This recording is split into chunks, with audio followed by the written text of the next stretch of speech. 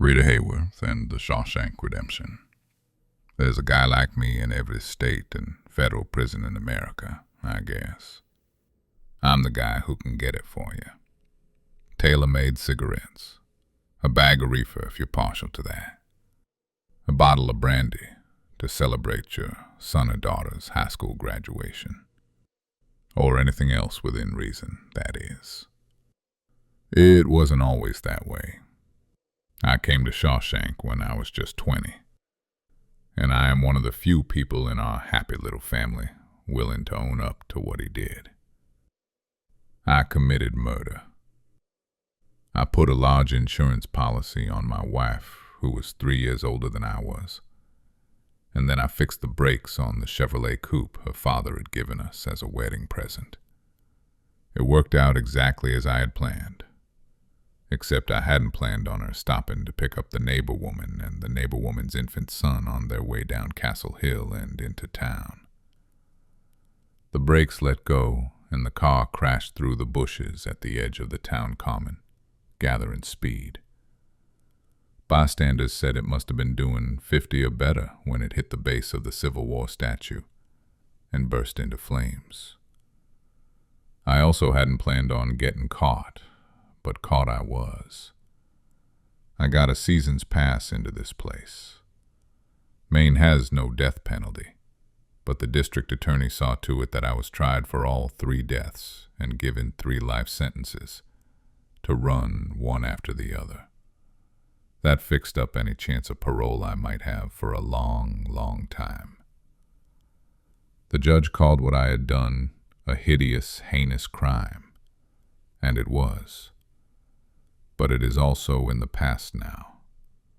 You can look it up in the yellowing files of the Castle Rock Call, where the big headlines announcing my conviction look sort of funny and antique next to the news of Hitler and Mussolini and FDR's alphabet soup agencies. Have I rehabilitated myself, you ask? I don't even know what that word means, at least as far as prisons and corrections go. I think it's a politician's word. It may have some other meaning, and it may be that I will have a chance to find out. But that is the future. Something cons teach themselves not to think about. I was young, good-looking, and from the poor side of town. I knocked up a pretty, sulky, headstrong girl who lived in one of the fine old houses on Carbine Street. Her father was agreeable to the marriage if I would take a job in the optical company he owned and work my way up. I found out that what he really had in mind was keeping me in his house and under his thumb, like a disagreeable pet that has not quite been housebroken, and which may bite. Enough hate eventually piled up to cause me to do what I did. Given a second chance, I would not do it again. But I'm not sure that means I am rehabilitated. Anyway, it's not me I want to tell you about. I want to tell you about a guy named Andy Dufresne. But before I can tell you about Andy, I have to explain a few other things about myself. It won't take long. As I said, I've been the guy who can get it for you here at Shawshank for damn near 40 years. And that doesn't just mean contraband items like extra cigarettes or booze, although those items always top the list. But I've gotten thousands of other items for men doing time here. Some of them perfectly legal, yet hard to come by in a place where you've supposedly been brought to be punished. There was one fella who was in for raping a little girl and exposing himself to dozens of others. I got him 3 pieces of pink Vermont marble, and he did 3 lovely sculptures out of them. A baby, a boy of about 12, and a bearded young man. He called them the 3 ages of Jesus, and those pieces of sculpture are now in the parlor of a man who used to be governor of this state. Or here's a name you may remember if you grew up north of Massachusetts. Robert Allen Cote. In 1951, he tried to rob the First Mercantile Bank of Mechanic Falls, and the holdup turned into a bloodbath. 6 dead in the end, 2 of them members of the gang, 3 of them hostages, one of them a young state cop who put his head up at the wrong time and got a bullet in the eye. Cote had a penny collection. Naturally, they weren't going to let him have it in here, but with a little help from his mother and a middleman who used to drive a laundry truck, I was able to get it for him. I told him, "Bobby, you must be crazy, wanting to have a coin collection in a stone hotel full of thieves." He looked at me and smiled and said, "I know where to keep them. They'll be safe enough. Don't you worry." And he was right. Bobby Cote died of a brain tumor in 1967, but that coin collection is never turned up. I've gotten men chocolates on Valentine's Day. I got 3 of those green milkshakes they serve at McDonald's around St. Paddy's Day for a crazy Irishman named O'Malley. I even arranged for a midnight showing of Deep Throat and the Devil and Miss Jones for a party of 20 men who had pooled their resources to rent the films. Although I ended up doing a week in solitary for that little escapade. It's the risk you run when you're the guy who can get it. I've gotten reference books and fuck books, joke novelties like hand buzzers and itching powder, and on more than one occasion I've seen that a long-timer has gotten a pair of panties from his wife or his girlfriend. And I guess you'll know what guys in here do with such items during the long nights when time draws out like a blade. I don't get all those things gratis, and for some items the price comes high. But I don't do it just for the money. What good is money to me? I'm never going to own a Cadillac car or fly off to Jamaica for 2 weeks in February. I do it for the same reason that a good butcher will only sell you fresh meat. I got a reputation, and I want to keep it. The only 2 things I refuse to handle are guns and heavy drugs. I won't help anyone kill himself or anyone else. I have enough killing on my mind to last me a lifetime. Yeah, I'm a regular Neiman Marcus. And so when Andy Dufresne came to me in 1949 and asked if I could smuggle Rita Hayworth into the prison for him, I said it would be no problem at all. And it wasn't. Chapter 2. When Andy came to Shawshank in 1948, he was 30 years old. He was a short, meek little man with sandy hair and small, clever hands. He wore gold-rimmed spectacles. His fingernails were always clipped and they were always clean. That's a funny thing to remember about a man, I suppose. But it seems to sum Andy up for me. He always looked as if he should have been wearing a tie. On the outside, he had been a vice president in the trust department of a large Portland bank. Good work for a man as young as he was, especially when you consider how conservative most banks are. And you have to multiply that conservatism by 10 when you get up into New England, where folks don't like to trust a man with their money unless he's bald, limping, and constantly plucking at his pants to get his truss around straight. Andy was in for murdering his wife and her lover.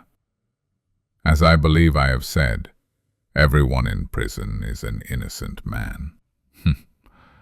Oh, they read that scripture the way those holy rollers on TV read the book of Revelation. They were the victims of judges with hearts of stone and balls to match, or incompetent lawyers, or police frame-ups, or bad luck.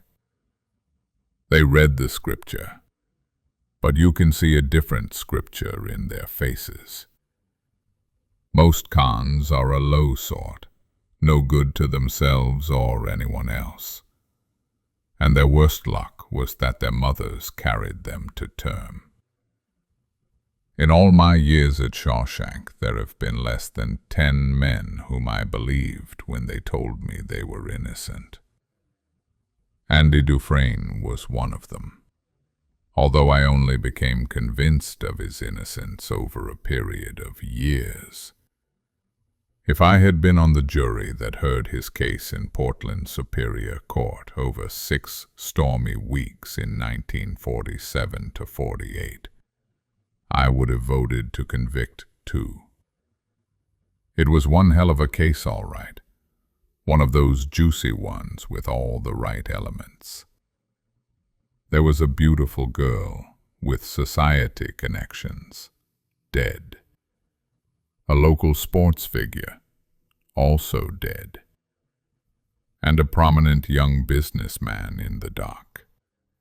There was this, plus all the scandal the newspapers could hint at. The prosecution had an open and shut case. The trial only lasted as long as it did because the DA was planning to run for the U.S. House of Representatives, and he wanted John Q. Public to get a good long look at his resume. It was a crackerjack legal circus, with spectators getting in line at 4 in the morning, despite the sub-zero temperatures, to assure themselves of a seat. The facts of the prosecution's case that Andy never contested were these: that he had a wife, Linda Collins Dufresne; that in June of 1947 she had expressed an interest in learning the game of golf at the Falmouth Hills Country Club; that she did indeed take lessons for 4 months; that her instructor was the Falmouth Hills golf pro, Glenn Quinton; that in late August of 1947, Andy learned that Quinton and his wife had become lovers; that Andy and Linda Dufresne argued bitterly on the afternoon of September 10th, 1947. That the subject of their argument was her infidelity. He testified that Linda professed to be glad he knew. The sneaking around, she said, was distressing. She told Andy that she planned to obtain a Reno divorce. Andy told her he would see her in hell before he would see her in Reno. She went off to spend the night with Quinton in Quinton's rented bungalow not far from the golf course. The next morning, his cleaning woman found both of them dead in bed. Each had been shot 4 times. It was that last fact that militated more against Andy than any of the others. The DA with the political aspirations made a great deal of it in his opening statement and his closing summation. Andrew Dufresne, he said, was not a wronged husband seeking a hot-blooded revenge against his cheating wife. That, the DA said, could be understood, if not condoned.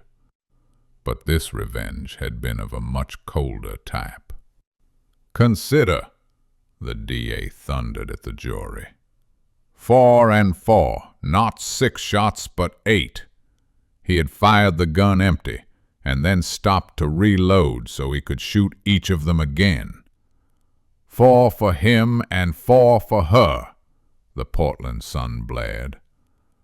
The Boston Register dubbed him the Even Steven Killer.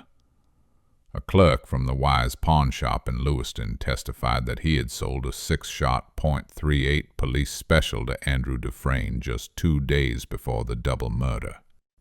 A bartender from the country club bar testified that Andy had come in around 7 o'clock on the evening of September 10th, had tossed off 3 straight whiskeys in a 20-minute period. When he got up from the bar stool, he told the bartender that he was going up to Glenn Quinton's house, and he, the bartender, could read about the rest of it in the papers. Another clerk, this one from the handy pick store a mile or so from Quinton's house, told the court that Dufresne had come in around 8:45 on that same night. He purchased cigarettes, 3 quarts of beer, and some dish towels. The county medical examiner testified that Quentin and the Dufresne woman had been killed between 11 p.m. and 2 a.m. on the night of September 10th to 11th. The detective from the Attorney General's office who had been in charge of the case testified that there was a turnout less than 70 yards from the bungalow, and that on the afternoon of September 11th, 3 pieces of evidence had been removed from that turnout. First item, 2 empty quart bottles of Narragansett beer with the defendant's fingerprints on them. Second item, 12 cigarette ends, all Cools, the defendant's brand. Third item, a plaster cast of a set of tire tracks, exactly matching the tread and wear pattern of the tires on the defendant's 1947 Plymouth. In the living room of Quentin's bungalow, 4 dish towels had been found lying on the sofa. There were bullet holes through them and powder burns on them. The detective theorized, over the agonized objections of Andy's lawyer, that the murderer had wrapped the towels around the muzzle of the murder weapon to muffle the sound of the gunshots. Andy Dufresne took the stand in his own defense and told his story. Calmly, coolly, and dispassionately. He said he had begun to hear distressing rumors about his wife and Glenn Quentin as early as the last week in July. In late August, he had become distressed enough to investigate a bit. On an evening when Linda was supposed to have gone shopping in Portland after her golf lesson, Andy had followed her and Quentin to Quentin's 2-story rented house, inevitably dubbed the Love Nest by the papers. He had parked in the turnout until Quentin drove her back to the country club where her car was parked, about 3 hours later. "Do you mean to tell this court that you followed your wife in your brand-new Plymouth sedan?" the DA asked him on cross-examination. "I swapped cars for the evening with a friend," Andy said, and this cool admission of how well-planned his investigation had been did him no good at all in the eyes of the jury. After returning the friend's car and picking up his own, he had gone home. Linda had been in bed reading a book. He asked her how her trip to Portland had been. She replied that it had been fun, but she hadn't seen anything she liked well enough to buy. "That's when I knew for sure," Andy told the breathless spectators. He spoke in the same calm, remote voice in which he delivered almost all of his testimony. "What was your frame of mind in the 17 days between then and the night your wife was murdered?" Andy's lawyer asked him. "I was in great distress," Andy said calmly, coldly, like a man reciting a shopping list. He said that he had considered suicide, and had even gone so far as to purchase a gun in Lewiston on September 8th. His lawyer then invited him to tell the jury what had happened after his wife left to meet Glenn Quentin on the night of the murders. Andy told them, and the impression he made was the worst possible. "I knew him for close to 30 years, and I can tell you he was the most self-possessed man I've ever known. What was right with him, he'd only give you a little at a time. What was wrong with him, he kept bottled up inside. If he ever had a dark night of the soul, as some writer or other has called it, you would never know. He was the type of man who, if he had decided to commit suicide, would do it without leaving a note, but not until his affairs had been put neatly in order. If he had cried on the witness stand, or if his voice had thickened and grown hesitant, even if he had started yelling at that Washington-bound district attorney, I don't believe he would have gotten the life sentence he wound up with. Even if he had have, he would have been out on parole by 1954. But he told his story like a recording machine, seeming to say to the jury, "This is it. Take it or leave it." They left it. They said he was drunk that night, that he'd been more or less drunk since August 24th, and that he was a man who didn't handle his liquor very well. Of course, that by itself would have been hard for any jury to swallow. They just couldn't see this coldly self-possessed young man in the neat double-breasted three-piece woolen suit ever getting fallen down drunk over his wife's sleazy little affair with some small-town golf pro. I believed it because I had a chance to watch Andy that those 6 men and 6 women didn't have. Andy Dufresne took just 4 drinks a year all the time I knew him. He would meet me in the exercise yard every year about a week before his birthday, and then again about 2 weeks before Christmas. On each occasion, he would arrange for a bottle of Jack Daniels. He bought it the way most cons arrange to buy their stuff the slaves' wages they pay in here, plus a little of his own. Up until 1965, what you got for your time was a dime an hour. In '65, they raised it all the way up to a quarter. My commission on liquor was and is 10%. And when you add on that surcharge to the price of a fine sipping whiskey like the Black Jack, you get an idea of how many hours of Andy Dufresne's sweat in the prison laundry was going to buy his 4 drinks a year. On the morning of his birthday, September 20th, he would have himself a big knock, and then he'd have another that night after lights out. The following day, he'd give the rest of the bottle back to me, and I would share it around. As for the other bottle, he dealt himself 1 drink Christmas night and another on New Year's Eve. Then that bottle would also come to me with instructions to pass it on. 4 drinks a year, and that is the behavior of a man who has been bitten hard by the bottle, hard enough to draw blood. He told the jury that on the night of the 10th he had been so drunk he could only remember what had happened in little isolated snatches. He had gotten drunk that afternoon. I took on a double helping of Dutch courage, is how he put it, before taking on Linda. After she left to meet Quentin, he remembered deciding to confront them. On the way to Quentin's bungalow, he swung into the country club for a couple of quick ones. He could not, he said, remember telling the bartender he could read about the rest of it in the papers, or saying anything to him at all. He remembered buying beer in the handy pick, but not the dish towels. Why would I want dish towels, he asked. And one of the papers reported that 3 of the lady jurors shuddered. Later, much later, he speculated to me about the clerk who had testified on the subject of those dish towels. And I think it's worth jotting down what he said. Suppose that during their canvass for witnesses, Andy said one day in the exercise yard, they stumble on this fella who sold me the beer that night. By then, 3 days have gone by. The facts of the case have been broadsided in all the papers. Maybe they ganged up on the guy. 5 or 6 cops, plus the dick from the Attorney General's office, plus the DA's assistant. Memory is a pretty subjective thing, Red. They could have started out with, "Isn't it possible that he purchased 4 or 5 dish towels?" and work their way up from there. If enough people want you to remember something, that can be a pretty powerful persuader. I agreed that it could. But there's one even more powerful, Andy went on in that musing way of his. I think it's at least possible that he convinced himself. It was the limelight. Reporters asking him questions, his picture in the papers, all topped, of course, by his star turn in court. I'm not saying that he deliberately falsified his story or perjured himself.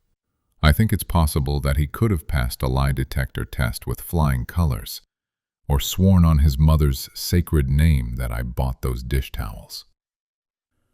But still, memory is such a goddamn subjective thing. I know this much. Even though my own lawyer thought I had to be lying about half my story, he never bought that business about the dish towels. It's crazy on the face of it. I was pig drunk, too drunk to have been thinking about muffling the gunshots. If I'd done it, I just would have let 'em rip. He went up to the turnout and parked there. He drank beer and smoked cigarettes. He watched the lights downstairs in Quentin's place go out. He watched a single light go on upstairs. And 15 minutes later, he watched that one go out. He said he could guess the rest. "Mr. Dufresne, did you then go up to Glenn Quentin's house and kill the two of them?" His lawyer thundered. "No, I did not," Andy answered. By midnight, he said, he was sobering up. He was also feeling the first signs of a bad hangover. He decided to go home and sleep it off, and think about the whole thing in a more adult fashion the next day. At that time, as I drove home, I was beginning to think that the wisest course would be to simply let her go to Reno and get a divorce. "Thank you, Mr. Dufresne." The DA popped up. "You divorced her in the quickest way you could think of, didn't you? You divorced her with a .38 revolver wrapped in dish towels, didn't you?" "No, sir, I did not," Andy said calmly. "And then you shot her lover." "No, sir." "You mean you shot Quentin first?" "I mean I didn't shoot either one of them. I drank 2 quarts of beer and smoked however many cigarettes the police found at the turnout. Then I drove home and went to bed." "You told the jury that between August 24th and September 10th you were feeling suicidal." "Yes, sir." "Suicidal enough to buy a revolver?" "Yes." "Would it bother you overmuch, Mr. Dufresne, if I told you that you do not seem to me to be the suicidal type?" "No," Andy said, "but you don't impress me as being terribly sensitive. And I doubt very much that if I were feeling suicidal, I would take my problem to you." There was a slight tense titter in the courtroom at this, but it won him no points with the jury. "Did you take your .38 with you on the night of September 10th? "No, as I've already testified." "Oh, yes." The DA smiled sarcastically. "You threw it into the river, didn't you? The Royal River, on the afternoon of September 9th. "Yes, sir." "One day before the murders?" "Yes, sir." "That's convenient, isn't it?" "It's neither convenient nor inconvenient. Only the truth." "I believe you heard Lieutenant Mincher's testimony." Mincher had been in charge of the party which had dragged the stretch of the Royal near Pond Road Bridge, from which Andy had testified he had thrown the gun. The police had not found it. "Yes, sir. You know I heard it." "Then you heard him tell the court that they found no gun, although they dragged for 3 days. That was rather convenient too, wasn't it?" "Convenience aside, it's a fact that they didn't find the gun," Andy responded calmly. "But I should like to point out to both you and the jury that the Pond Road Bridge is very close to where the Royal River empties into the Bay of Yarmouth.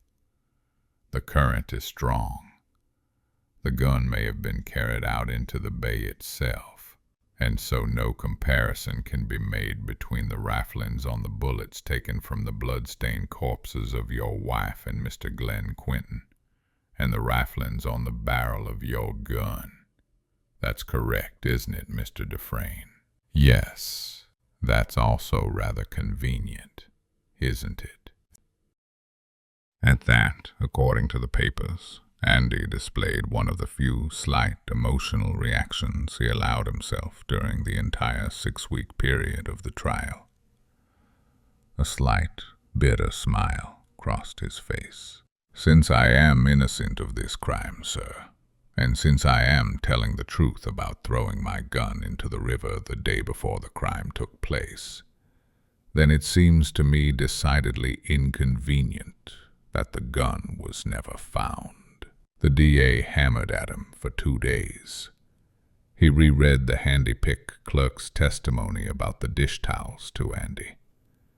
Andy repeated that he could not recall buying them, but admitted that he also couldn't remember not buying them. Was it true that Andy and Linda Dufresne had taken out a joint insurance policy in early 1947? Yes, that was true. And if acquitted, wasn't it true that Andy stood to gain $50,000 in benefits? True. And wasn't it true that 10 he had gone up to Glenn Quentin's house with murder in his heart?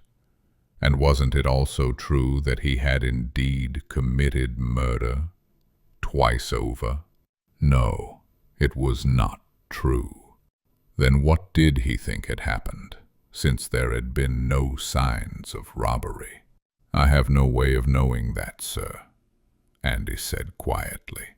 The case went to the jury at 1 p.m. on a snowy Wednesday afternoon. The 12 jurymen and women came back in at 3:30. The bailiff said they would have been back earlier, but they had held off in order to enjoy a nice chicken dinner from Bentley's restaurant at the county's expense. They found him guilty, and brother, if Maine had the death penalty, he would have done the air dance before that spring's crocuses poked their heads out of the snow. The DA had asked him what he thought had happened, and Andy slipped the question. But he did have an idea, and I got it out of him late one evening in 1955. It had taken those 7 years for us to progress from nodding acquaintances to fairly close friends. But I never felt really close to Andy until 1960 or so, and I believe I was the only one who ever did get really close to him. Both being long-timers, we were in the same cell block from beginning to end, although I was halfway down the corridor from him. What do I think? He laughed, but there was no humor in the sound.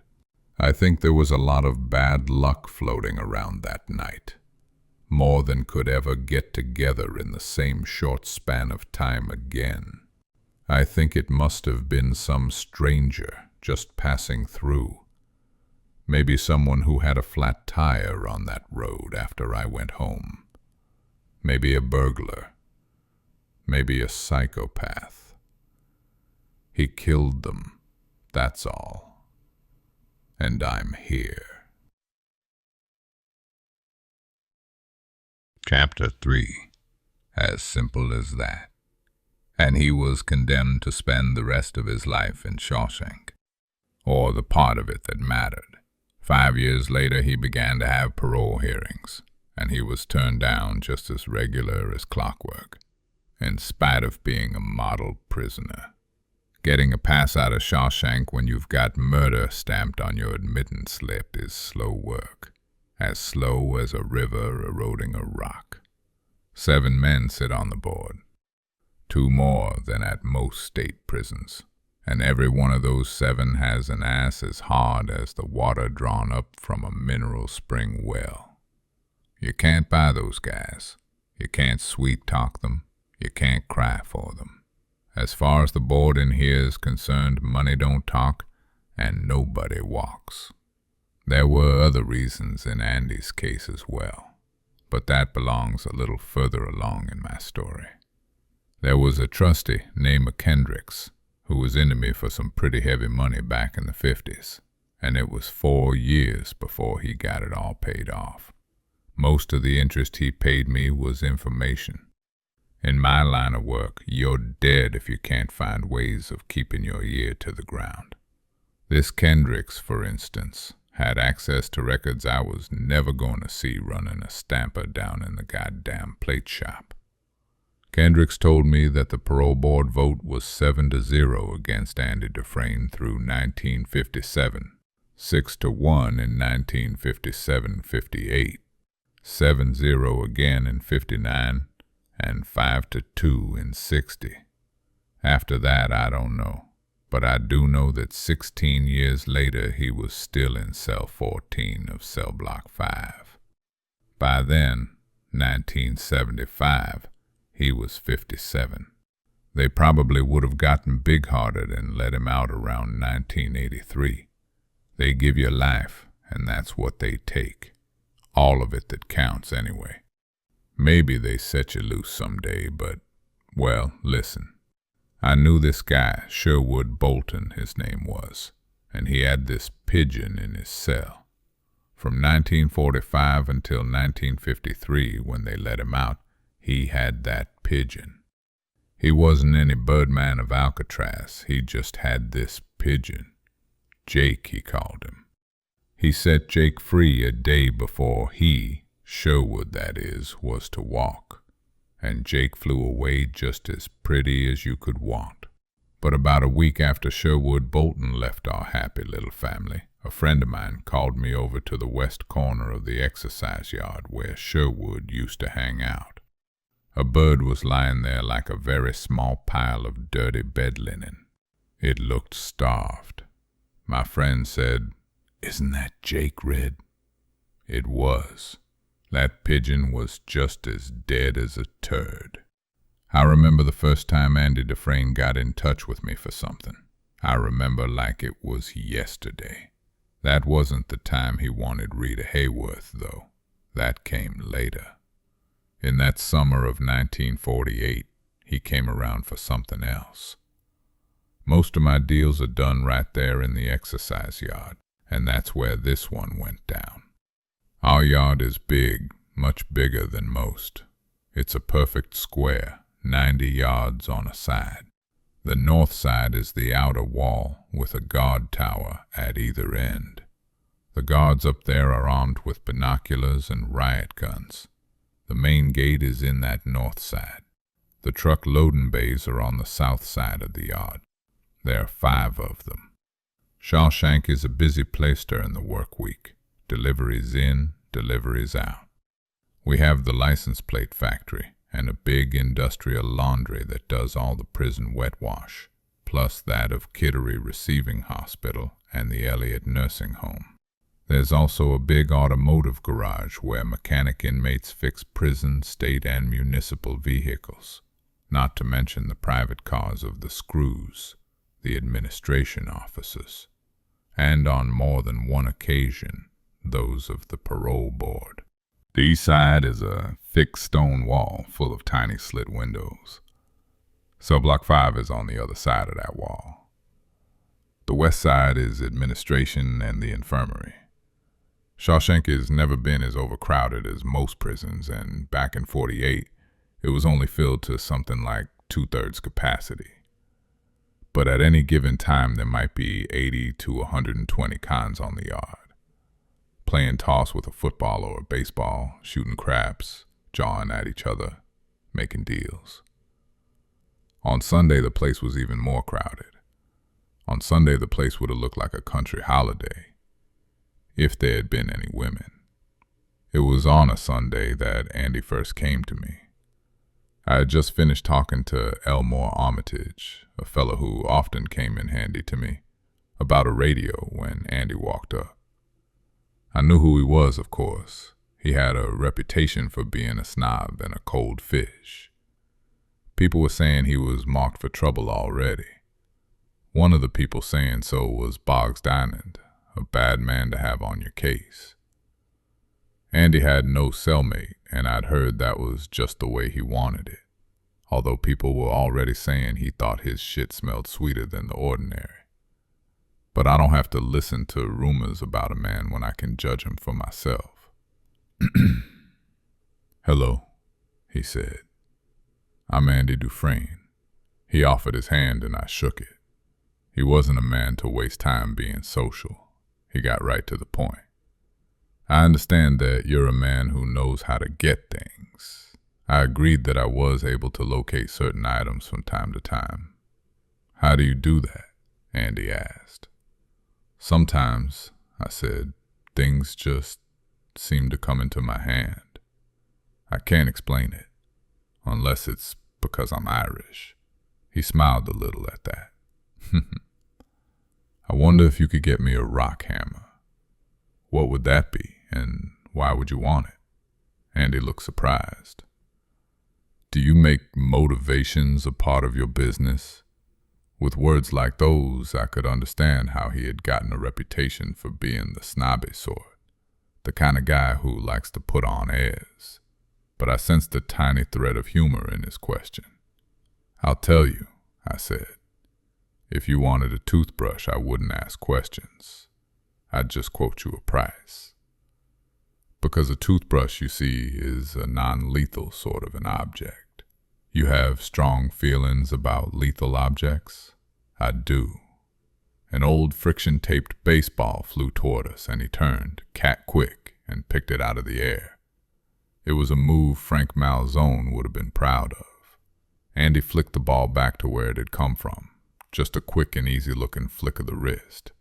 But that throw had some mustard on it just the same. I could see a lot of people were watching us with one eye as they went about their business. Probably the guards in the tower were watching too. I won't gild the lily. There are cons that swing weight in any prison. Maybe 4 or 5 in a small one, maybe 2 or 3 dozen in a big one. At Shawshank, I was one of those with some weight, and what I thought of Andy Dufresne would have a lot to do with how his time went. He probably knew it too, but it wasn't kowtowing or sucking up to me, and I respected him for that. "Fair enough. I'll tell you what it is and why I want it. A rock hammer looks like a miniature pickaxe, about so long." He held his hands about a foot apart, and that was when I first noticed how neatly kept his nails were. It's got a small, sharp pick on one end and a flat, blunt hammerhead on the other. I want it because I like rocks. "Rocks?" I said. "Squat down here a minute," he said. I humored him. We hunkered down on our haunches like Indians. Andy took a handful of exercise yard dirt and began to sift it between his neat hands, so it emerged in a fine cloud. Small pebbles were left over, 1 or 2 sparkly, the rest dull and plain. One of the dull ones was quartz, but it was only dull until you'd rubbed it clean. Then it had a nice milky glow. Andy did the cleaning and then tossed it to me. I caught it and named it. "Quartz. Sure," he said. "And look. Mica, shale, silted granite.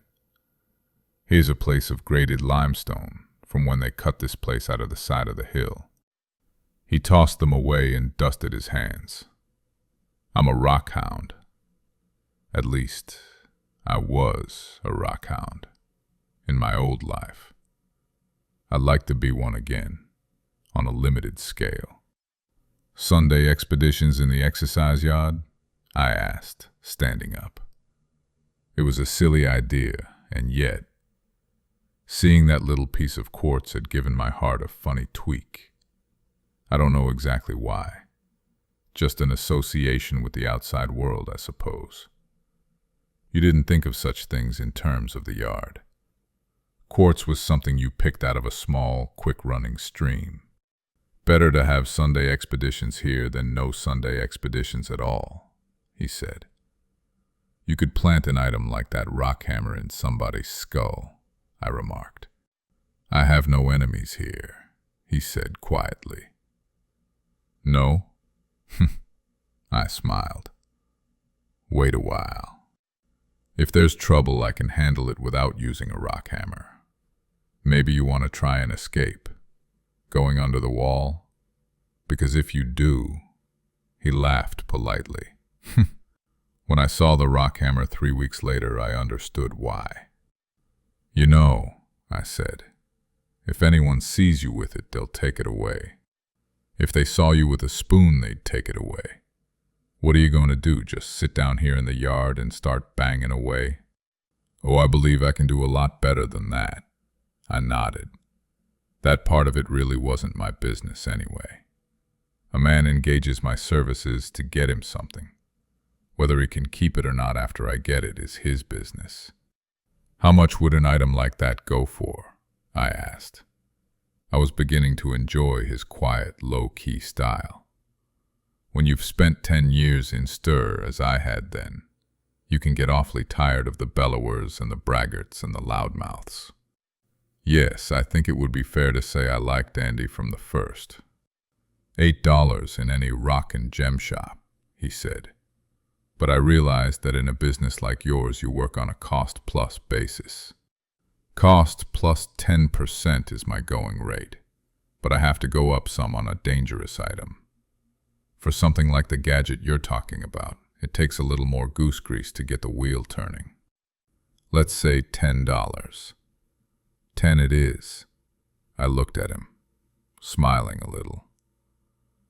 Have you got $10? I do, he said quietly. Chapter 4. A few words about the sisters. In a lot of pens, they are known as bull queers or jailhouse Susies. Just lately, the term in fashion is killer queens. But in Shawshank, they were always the sisters. I don't know why, but other than the name, I guess there was no difference. It comes as no surprise to most these days that there's a lot of buggery going on inside the walls. Except to some of the new fish, maybe, who have the misfortune to be young, slim, good-looking, and unwary. But homosexuality, like straight sex, comes in 100 different shapes and forms. There are men who can't stand to be without sex of some kind and turn to another man to keep from going crazy. Usually what follows is an arrangement between two fundamentally heterosexual men, although I've sometimes wondered if they are quite as heterosexual as they thought they were going to be when they get back to their wives or their girlfriends. There are also men who get turned in prison. In the current parlance, they go gay or come out of the closet. Mostly, but not always, they play the female, and their favors are competed for fiercely. And then there are the sisters. They are to prison society what the rapist is to the society outside the walls. They're usually long-timers, doing hard bullets for brutal crimes. Their prey is the young, the weak, and the inexperienced, or, as in the case of Andy Dufresne, the weak-looking. Their hunting grounds are the showers, the cramped tunnel-like area way behind the industrial washers and the laundry, sometimes the infirmary. On more than one occasion, rape has occurred in the closet-sized projection booth behind the auditorium. Most often what the sisters take by force they could have had for free if they wanted it that way. Those who have been turned always seem to have crushes on one sister or another, like teenage girls with their Sinatras, Presleys, or Redfords. But for the sisters, the joy has always been in taking it by force. And I guess it always will be. Because of his small size and fair good looks, and maybe also because of that very quality of self-possession I had admired, the sisters were after Andy from the day he walked in. If this was some kind of fairy story, I'd tell you that Andy fought the good fight until they left him alone. I wish I could say that, but I can't. Prison is no fairy tale world. The first time for him was in the shower, less than 3 days after he joined our happy Shawshank family. Just a lot of slap and tickle that time, I understand. They like to size you up before they make their real move, like jackals finding out if the prey is as weak and hamstrung as it looks. Andy punched back and bloodied the lip of a big hulking sister named Boggs Diamond, gone these many years since to who knows where. A guard broke it up before it could go any further, but Boggs promised to get him. And Boggs did. The second time was behind the washers in the laundry. A lot has gone on in that long, dusty, and narrow space over the years. The gods know about it, and just let it be. It's dim and littered with bags of washing and bleaching compound, drums of hexlite catalyst, as harmless as salt if your hands are dry, murderous as battery acid if they're wet. The gods don't like to go back there. There's no room to maneuver, and one of the first things they teach them when they come to work in a place like this is to never let the cons get you in a place where you can't back up. Boggs wasn't there that day, but Henley Backus, who had been washroom foreman down there since 1922, told me that 4 of his friends were. Andy held them at bay for a while with a scoop of burning hexlight, threatening to throw it in their eyes if they came any closer. But he tripped trying to back around one of the big Wash X4 pockets. That was all it took. They were on him.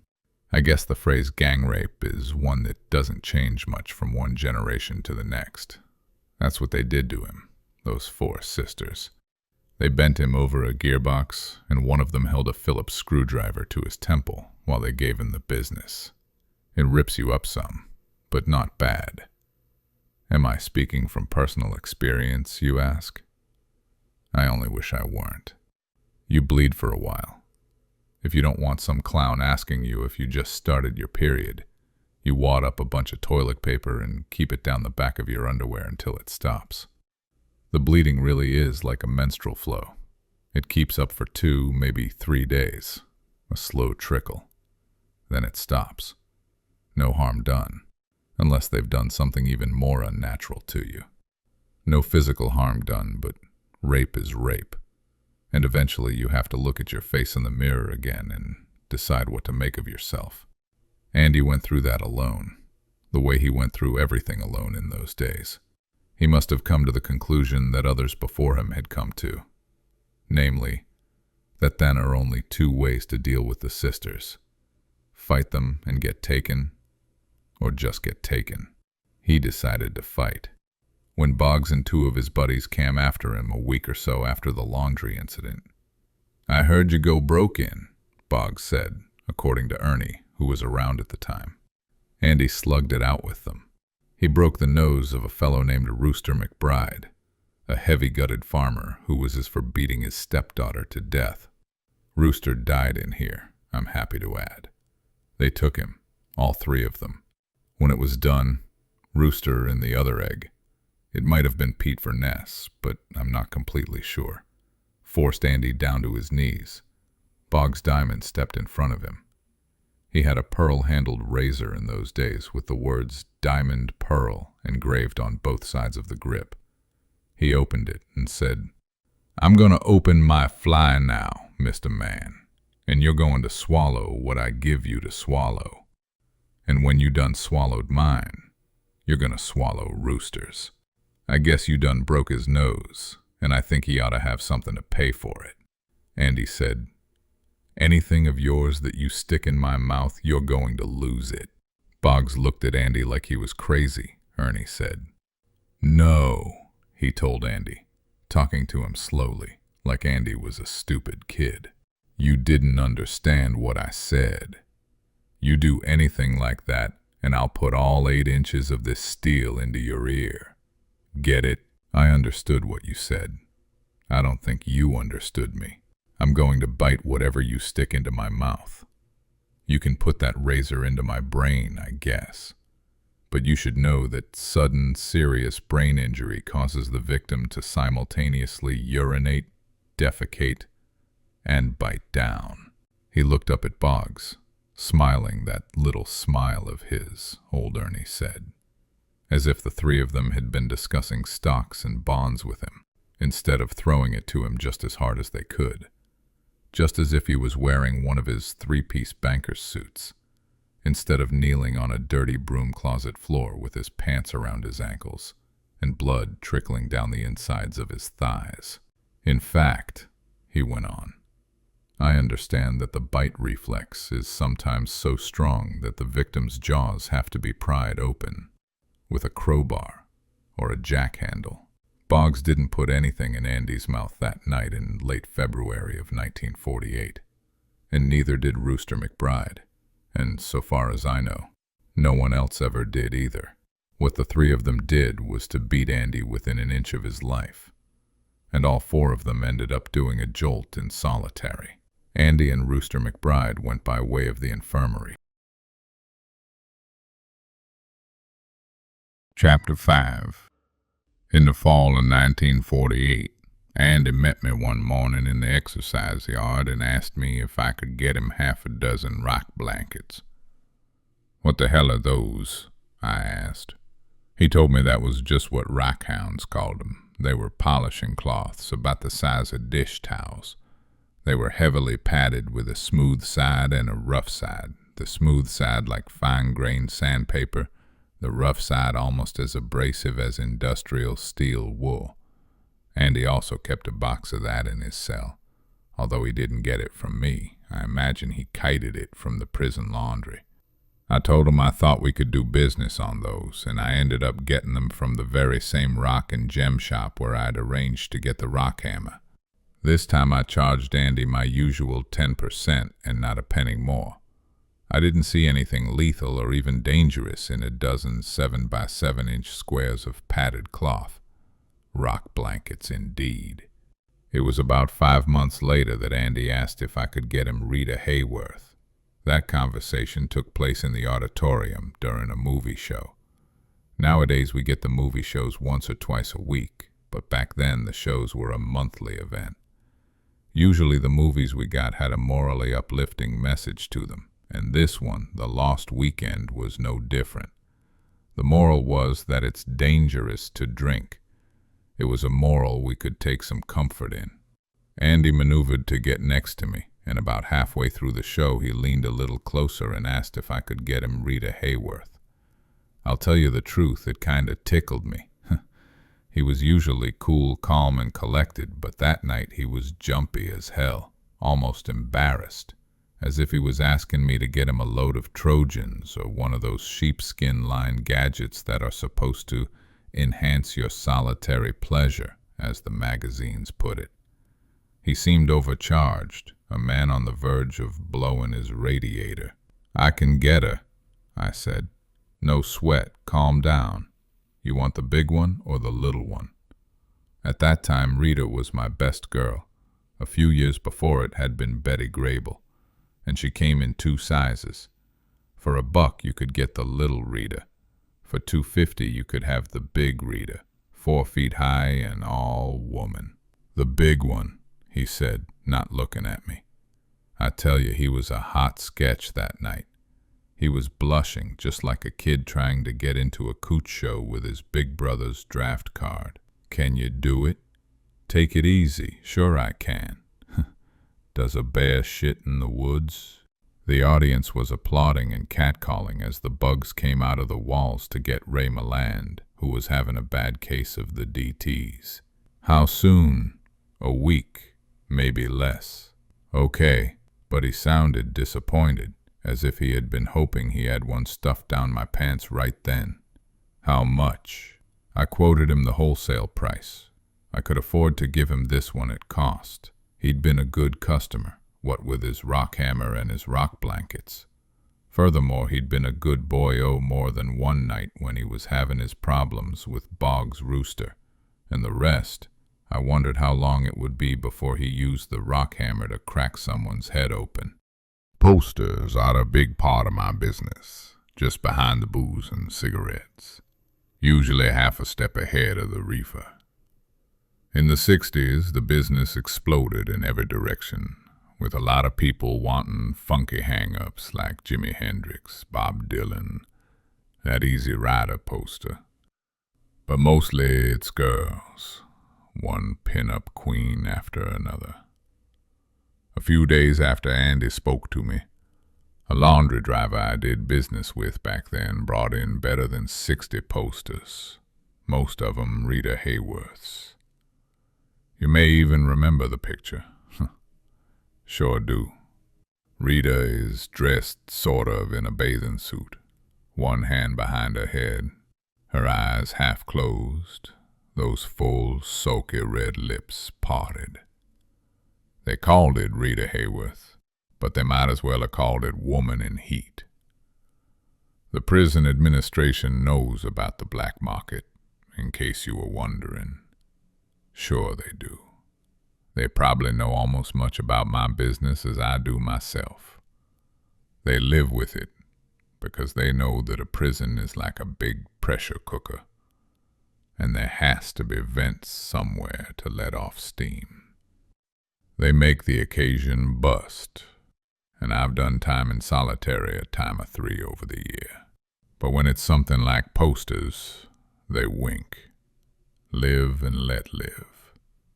And when a big Rita Hayworth went up in some fish's cell, the assumption was that it came in the mail from a friend or a relative. Of course, all the care packages from friends and relatives are opened and the contents inventoried. But who goes back and rechecks the inventory sheets for something as harmless as a Rita Hayworth or Ava Gardner pinup? When you're in a pressure cooker, you learn to live and let live, or somebody will carve you a brand new mouth just above the Adam's apple. You learn to make allowances. It was Ernie again who took the poster up to Andy's cell, 14 from my own 6. And it was Ernie who brought back the note, written in Andy's careful hand. Just one word. Thanks. A little while later, as they filed us out for morning chow, I glanced into his cell and saw Rita over his bunk in all her swimsuited glory. One hand behind her head, her eyes half closed, those soft, satiny lips parted. It was over his bunk where he could look at her nights, after lights out, in a glow of the arc sodium lights in the exercise yard. But in the bright morning sunlight, there were dark slashes across her face, the shadow of the bars on his single-slit window. Chapter 6. Now I'm going to tell you what happened in mid-May of 1950 that finally ended Andy's 3-year series of skirmishes with the sisters. It was also the incident which eventually got him out of the laundry and into the library, where he filled out his work time until he left our happy little family earlier this year. You may have noticed how much of what I've told you already is hearsay. Someone saw something and told me and I told you. Well, in some cases I've simplified it even more than it really was, and have repeated, or will repeat, 4th or 5th-hand information. That's the way it is here. The grapevine is very real, and you have to use it if you're going to stay ahead. Also, of course, you have to know how to pick out the grains of truth from the chaff of lies, rumors, and wish-it-had-beens. You may also have gotten the idea that I'm describing someone who's more legend than man, and I would have to agree that there's some truth to that. To us long-timers who knew Andy over a space of years, there was an element of fantasy to him, a sense almost of myth magic, if you get what I mean. That story I passed on about Andy refusing to give Boggs Diamond a head job is part of that myth. And how he kept on fighting the sisters is part of it. And how he got the library job is part of it too. But with one important difference. I was there, and I saw what happened. And I swear on my mother's name that it's all true. The oath of a convicted murderer may not be worth much, but believe this, I don't lie. Andy and I were on fair speaking terms by then. The guy fascinated me. Looking back to the poster episode, I see there's one thing I neglected to tell you, and maybe I should. 5 weeks after he hung Rita up, I'd forgotten all about it by then and had gone on to other deals. Ernie passed a small white box through the bars of my cell. "From Dufresne," he said, low, and never missed a stroke with his push-broom. "Thanks, Ernie," I said, and slipped him half a pack of Camels. Now what the hell was this, I was wondering as I slipped the cover from the box. There was a lot of white cotton inside, and below that, I looked for a long time. For a few minutes it was like I didn't even dare touch them, they were so pretty. There's a crying shortage of pretty things in the slam, and the real pity of it is that a lot of men don't even seem to miss them. There were 2 pieces of quartz in that box, both of them carefully polished. They had been chipped into driftwood shapes. There were little sparkles of iron pyrites in them, like flecks of gold. If they hadn't been so heavy, they would have served as a fine pair of men's cufflinks. They were that close to being a matched set. How much work went into creating those two pieces? Hours and hours after lights out, I knew that. First the chipping and shaping, and then the almost endless polishing and finishing with those rock blankets. Looking at them, I felt the warmth that any man or woman feels when he or she is looking at something pretty, something that has been worked and made. That's the thing that really separates us from the animals, I think. And I felt something else, too. A sense of awe for the man's brute persistence. But I never knew just how persistent Andy Dufresne could be until much later. In May of 1950, the powers that be decided that the roof of the license plate factory ought to be resurfaced with roofing tar. They wanted it done before it got too hot up there, and they asked for volunteers for the work, which was planned to take about a week. More than 70 men spoke up because it was outside work, and May is one damn fine month for outside work. 9 or 10 names were drawn out of a hat, and 2 of them happened to be Andy's and my own. For the next week we'd be marched out to the exercise yard after breakfast, with 2 guards up front and 2 more behind, plus all the guards in the towers keeping a weather eye on the proceedings through their field glasses for good measure. 4 of us would be carrying a big extension ladder on those morning marches. I always got a kick out of the way Dickie Betts, who was on that job, called that sort of ladder an extensible, and we'd put it up against the side of that low flat building. Then we'd start bucket brigading hot buckets of tar up to the roof. Spill that shit on you and you'd jitterbug all the way to the infirmary. There were 6 guards on the project, all of them picked on the basis of seniority. It was almost as good as a week's vacation because instead of sweating it out in the laundry or the plate shop or standing over a bunch of cons cutting pulp or brush somewhere out in the fields, they were having a regular May holiday in the sun, just sitting there with their backs up against the low parapet, shooting the bull back and forth. They didn't even have to keep more than half an eye on us because the south wall sentry post was close enough so that the fellas up there could have spit their chews on us if they'd wanted to. If anyone on the roof ceiling party had made one funny move, it would take 4 seconds to cut him smack in 2 with 45 caliber machine gun bullets. So those screws just sat there and took their ease. All they needed was a couple of 6-packs buried in crushed ice, and they would have been the lords of all creation. One of them was a fella named Byron Hadley, and in that year of 1950, he'd been at Shawshank longer than I had. Longer than the last 2 wardens put together, as a matter of fact. The fellow running the show in 1950 was a prissy-looking down-east Yankee named George Dunahee. He had a degree in penal administration. No one liked him as far as I could tell, except the people who had gotten him his appointment. I heard that he was only interested in 3 things: compiling statistics for a book, which was later published by a small New England outfit called Lightside Press, where he probably had to pay to have it done, which team won the intramural baseball championship each September, and getting a death penalty law passed in Maine.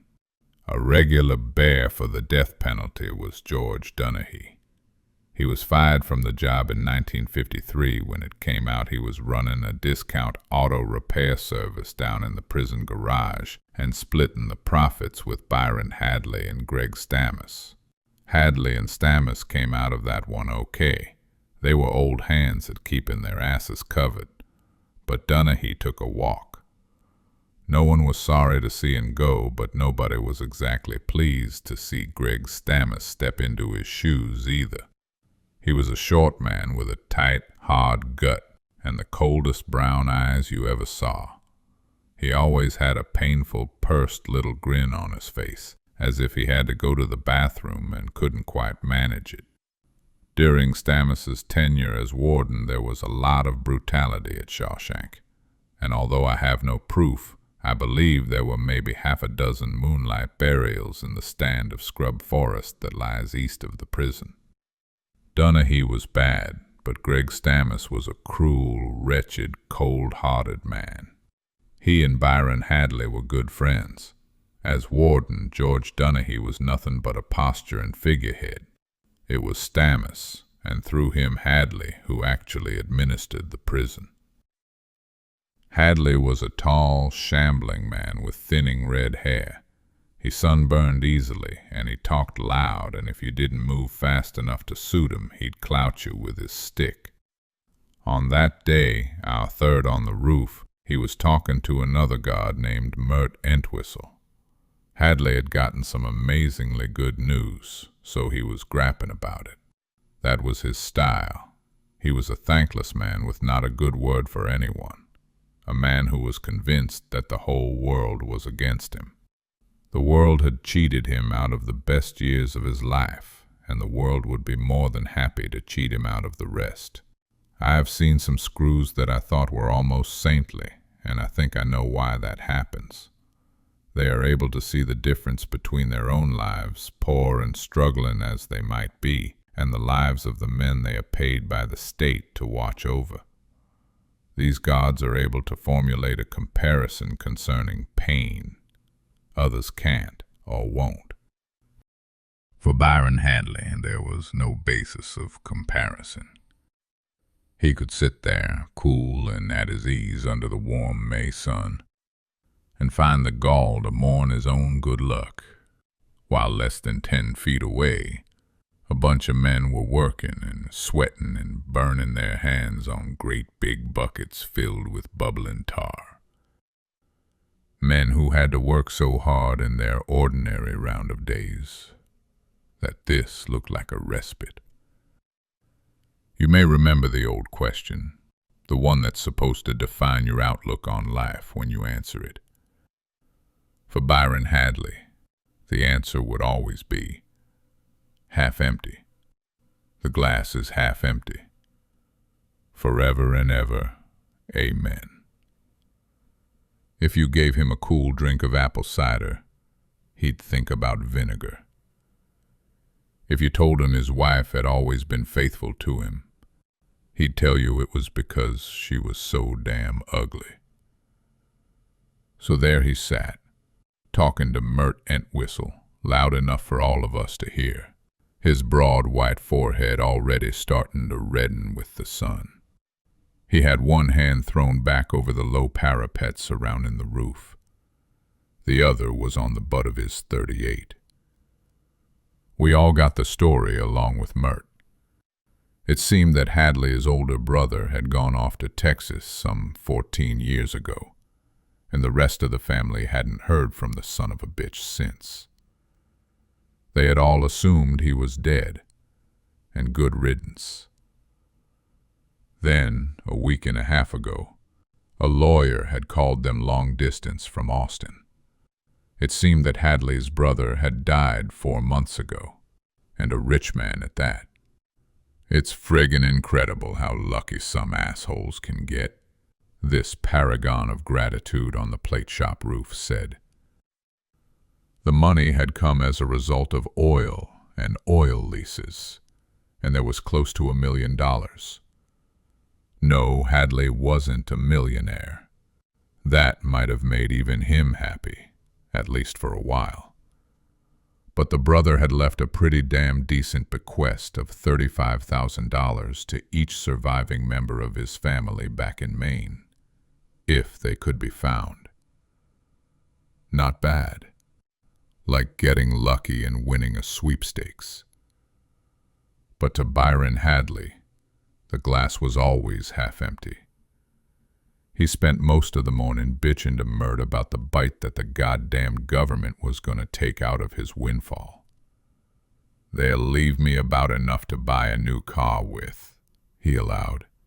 "And then what happens? You have to pay the damn taxes on the car, and the repairs and maintenance. You got your goddamn kids pestering you to take 'em for a ride with the top down. And to drive it, if they're old enough, Mert said. Old Mert Entwistle knew which side his bread was buttered on, and he didn't say what must have been as obvious to him as to the rest of us. If that money's worrying you so bad, Byron, old kid, old sock, I'll just take it off your hands.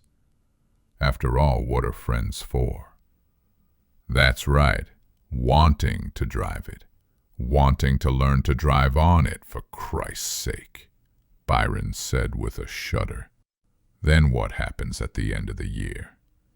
If you figured the tax wrong and you don't have enough left over to pay the overdraft, you got to pay out of your own pocket, or maybe even borrow it from one of those kikey loan agencies.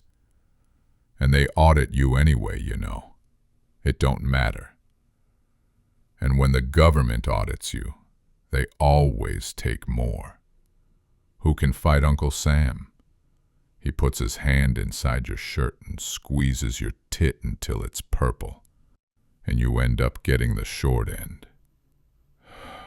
Christ. He lapsed into a morose silence, thinking of what terrible bad luck he'd had to inherit that $35,000.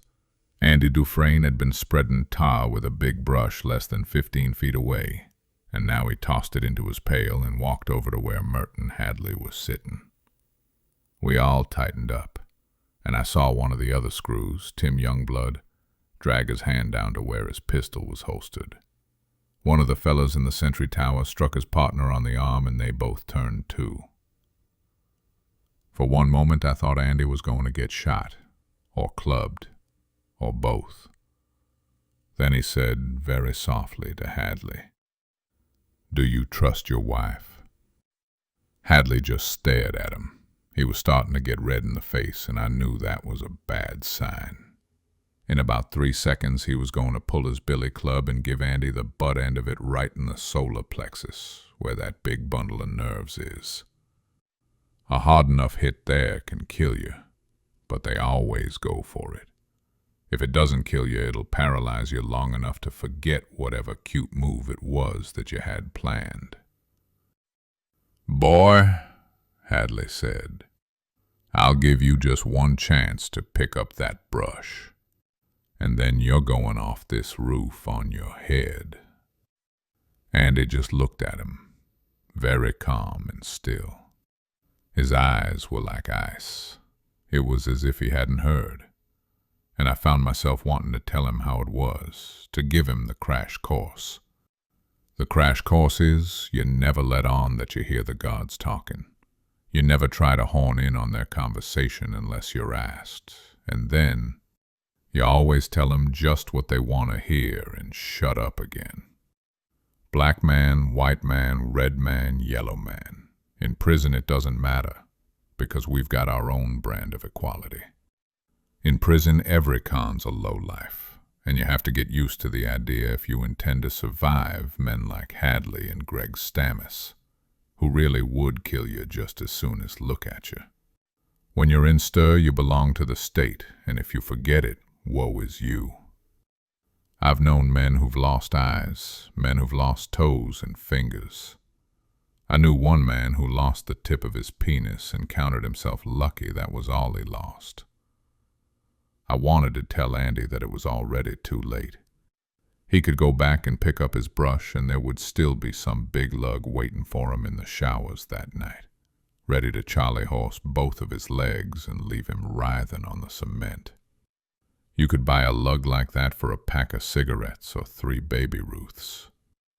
Most of all, I wanted to tell him not to make it any worse than it already was.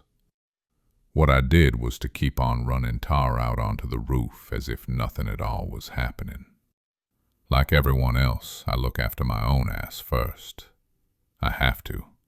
It's cracked already. And in Shawshank there have always been Hadleys willing to finish the job of breaking it. Andy said, "Maybe I put it wrong. Whether you trust her or not is immaterial.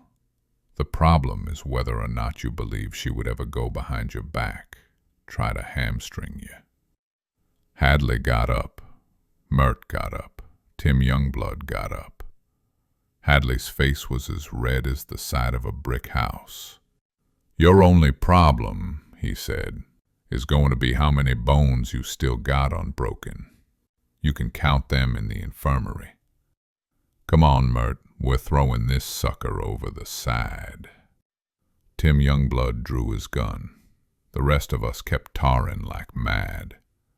The sun beat down. They were going to do it.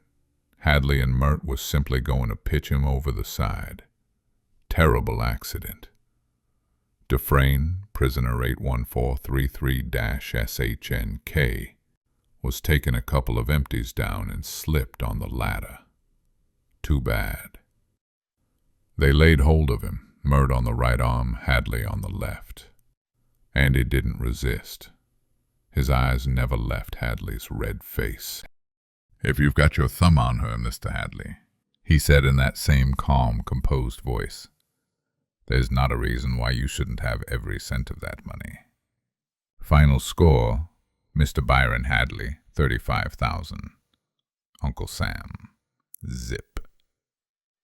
Mert started to drag him toward the edge. Hadley just stood there. For a moment, Andy was like a rope between them in a tug-of-war game. Then Hadley said, "Hold on 1 second, Mert." "What do you mean, boy?" "I mean, if you've got your thumb on your wife, you can give it to her," Andy said. "You better start making sense, boy, or you're going over." "The IRS allows you a one-time only gift to your spouse," Andy said. "It's good up to $60,000. Hadley was now looking at Andy as if he had been poleaxed. "Nah, that ain't right," he said. "Tax-free?" "Tax-free," Andy said. "IRS can't touch cent one." "How would you know a thing like that?" Tim Youngblood said, "He used to be a banker, Byron. I suppose he might—" "Shut your head, Trout," Hadley said without looking at him. Tim Youngblood flushed and shut up. Some of the guards called him Trout because of his thick lips and buggy eyes. Hadley kept looking at Andy. "You're the smart banker who shot his wife. Why should I believe a smart banker like you? So I can wind up in here breaking rocks right alongside you? You'd like that, wouldn't you?" Andy said quietly, "If you went to jail for tax evasion, you'd go to a federal penitentiary, not Shawshank. But you won't. The tax-free gift to the spouse is a perfectly legal loophole. I've done dozens. No, hundreds of them. It's meant primarily for people with small businesses to pass on, or for people who come into one-time only windfalls, like yourself." "I think you're lying," Hadley said, but he didn't. You could see he didn't. There was an emotion dawning on his face, something that was grotesque overlying that long, ugly countenance and that receding, sunburned brow. An almost obscene emotion when seen on the features of Byron Hadley. It was hope. "No, I'm not lying. There's no reason why you should take my word for it either. Engage a lawyer." "Ambulance chasing, highway robbing sobs," Hadley cried. Andy shrugged. "Then go to the IRS. They'll tell you the same thing for free. Actually, you don't need me to tell you at all. You would have investigated the matter for yourself." "You're right. I don't need any smart, wife-killing banker to show me where the bears go in the woods." "You'll need a tax lawyer or a banker to set up the gift for you, and that will cost you something," Andy said. "Or, if you were interested, I'd be glad to set it up for you, nearly free of charge. The price would be 3 beers apiece for my co-workers." "Co-workers," Mert said, and let out a rusty guffaw. He slapped his knee. A real knee slapper was old Mert, and I hope he died of intestinal cancer in a part of the world where morphine is as of yet undiscovered. Co-workers. Ain't that cute? Co-workers. You ain't got any. Shut your friggin' trap, Hadley growled, and Mert shut. Hadley looked at Andy again. What was you saying? I was saying that I'd only ask 3 beers apiece for my co-workers, if that seems fair, Andy said. I think a man feels more like a man when he's working out of doors in the springtime if he can have a bottle of suds. That's only my opinion. It would go down smooth, and I'm sure you'd have their gratitude. I have talked to some of the other men who were up there that day. Rennie Martin, Logan St. Pierre, and Paul Bonsaint were 3 of them. And we all saw the same thing then and felt the same thing. Suddenly it was Andy who had the upper hand. It was Hadley who had the gun on his hip and the billy in his hand. Hadley who had his friend Greg Stammis behind him and the whole prison administration behind Stammis. The whole power of the state behind that. But all at once in that golden sunshine it didn't matter. And I felt my heart leap up in my chest as it never had since the truck drove me and 4 others through the gate back in 1938. And I stepped out into the exercise yard. Andy was looking at Hadley with those cold, clear, calm eyes. And it wasn't just the 35,000 then. We all agreed on that. I've played it over and over in my mind, and I know. It was man against man. And Andy simply forced him, the way a strong man can force a weaker man's wrist to the table in a game of Indian wrestling. There was no reason, you see, why Hadley couldn't have given Mert the nod at that very minute, pitched Andy overside onto his head, and still taken Andy's advice. No reason. But he didn't. I could get you all a couple of beers if I wanted to, Hadley said. A beer does taste good while you're working. The colossal bastard even managed to sound magnanimous. I'd just give you one piece of advice the IRS wouldn't bother with, Andy said. His eyes were fixed unwinkingly on Hadley's. Make the gift to your wife, if you're sure. If you think there's even a chance she might double-cross you or backshoot you, we could work out something else. Double-cross me? Hadley asked. Double-cross me, Mr. Hotshot Banker. If she ate her way through a boxcar of X-Lax, she wouldn't dare fart unless I gave her the nod. Mert, Youngblood, and the other screws yucked it up dutifully. Andy never cracked a smile. I'll write down the forms you need, he said. You can get them at the post office, and I'll fill them out for your signature. That sounded suitably important, and Hadley's chest swelled. Then he glared around at the rest of us and, What are you Jimmies staring at? Move your asses, God damn it. He looked back at Andy. You come over here with me, Hotshot, and listen to me well. If you're messing me somehow, you're gonna find yourself chasing your own head around Shawshank before the week's out. Yes, I understand that, Andy said, and he did understand it. The way it turned out, he understood a lot more than I did, more than any of us did. That's how, on the second-to-last day of the job, the convict crew that togged the plate factory roof in 1950 ended up sitting in a row at 10 o'clock on a spring morning, drinking Black Label beer supplied by the hardest screw that ever walked a turn at Shawshank State Prison. That beer was warm, but it was still the best I ever had in my life. We sat and drank it and felt the sun on our shoulders, and not even the expression of half amusement, half contempt on Hadley's face, as if he were watching apes drink beer instead of men, could spoil it. It lasted 20 minutes, that beer break, and for those 20 minutes we felt like free men. We could have been drinking beer and tarring the roof of one of our own houses. Only Andy didn't drink. I already told you about his drinking habits. He sat hunkered down in the shade, hands dangling between his knees, watching us and smiling a little. It's amazing how many men remember him that way, and amazing how many men were on that work crew when Andy Dufresne faced down Byron Hadley. I thought there were 9 or 10 of us, but by 1955 there must have been 200 of us, maybe more, if you believed what you heard. So yeah, if you asked me to give you a flat-out answer to the question of whether I'm trying to tell you about a man or a legend that got made up around the man, like a pearl around a little piece of grit, I'd have to say that the answer lies somewhere in between.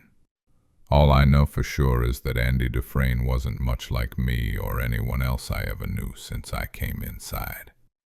He brought in $500 jammed up his back porch, but somehow that gray-meat son of a bitch managed to bring in something else as well. A sense of his own worth, maybe, or a feeling that he would be the winner in the end. Or maybe it was only a sense of freedom, even inside these goddamned gray walls. It was a kind of inner light he carried around with him. I only knew him to lose that light once, and that is also a part of this story. Chapter 7. My World Series time of 1950. This was the year the Philadelphia Whiz Kids dropped 4 straight, you will remember. Andy was having no more trouble from the sisters. Stammis and Hadley had passed the word. If Andy Dufresne came to either of them, or any of the other screws that formed a part of their coterie, and showed so much as a single drop of blood in his underpants, every sister in Shawshank would go to bed that night with a headache. They didn't fight it. As I have pointed out, there was always an 18-year-old car thief or a firebug or some guy who'd gotten his kicks handling little children. After the day on the plate shop roof, Andy went his way and the sisters went theirs. He was working in the library then, under a tough old con named Brooks Hatlin. Hatlin had gotten the job back in the late 20s because he had a college education. Brooksy's degree was in animal husbandry, true enough, but college educations in institutes of lower learning like the Shank are so rare that it's a case of beggars not being able to be choosers. In 1952, Brooksy, who had killed his wife and daughter after a losing streak at poker back when Coolidge was president, was paroled. As usual, the state in all its wisdom had let him go long after any chance he might have had to become a useful part of society was gone.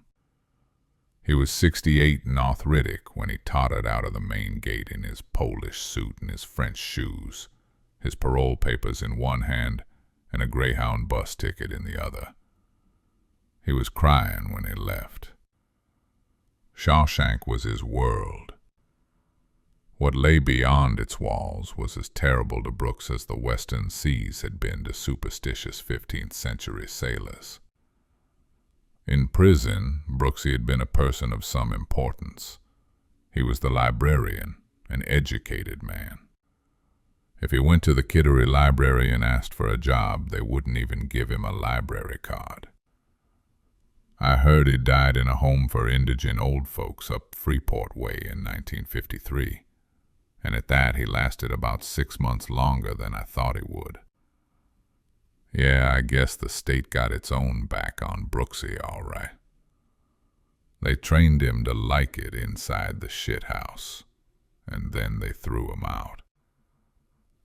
Andy succeeded to Brooksy's job, and he was librarian for 23 years.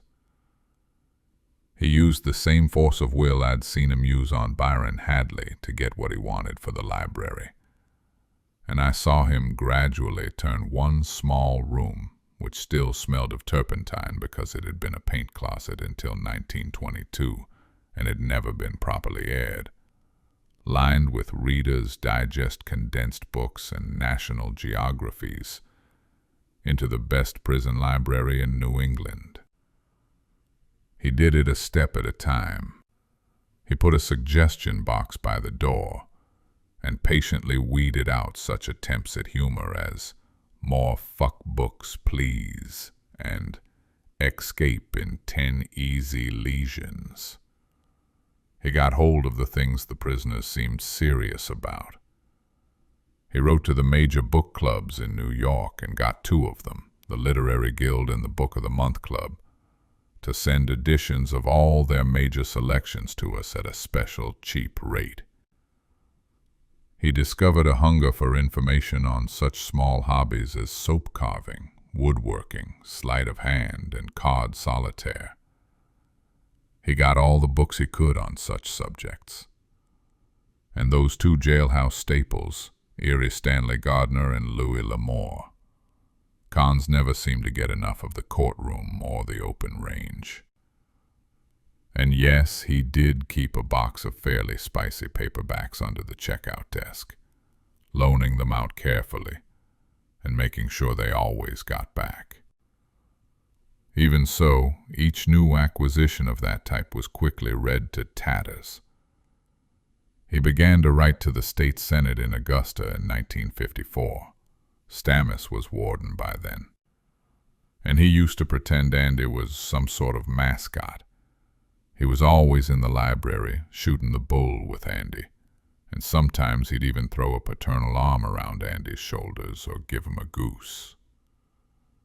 He didn't fool anybody. Andy Dufresne was no one's mascot. He told Andy that maybe he'd been a banker on the outside, but that part of his life was receding rapidly into his past, and he had better get a hold on the facts of prison life.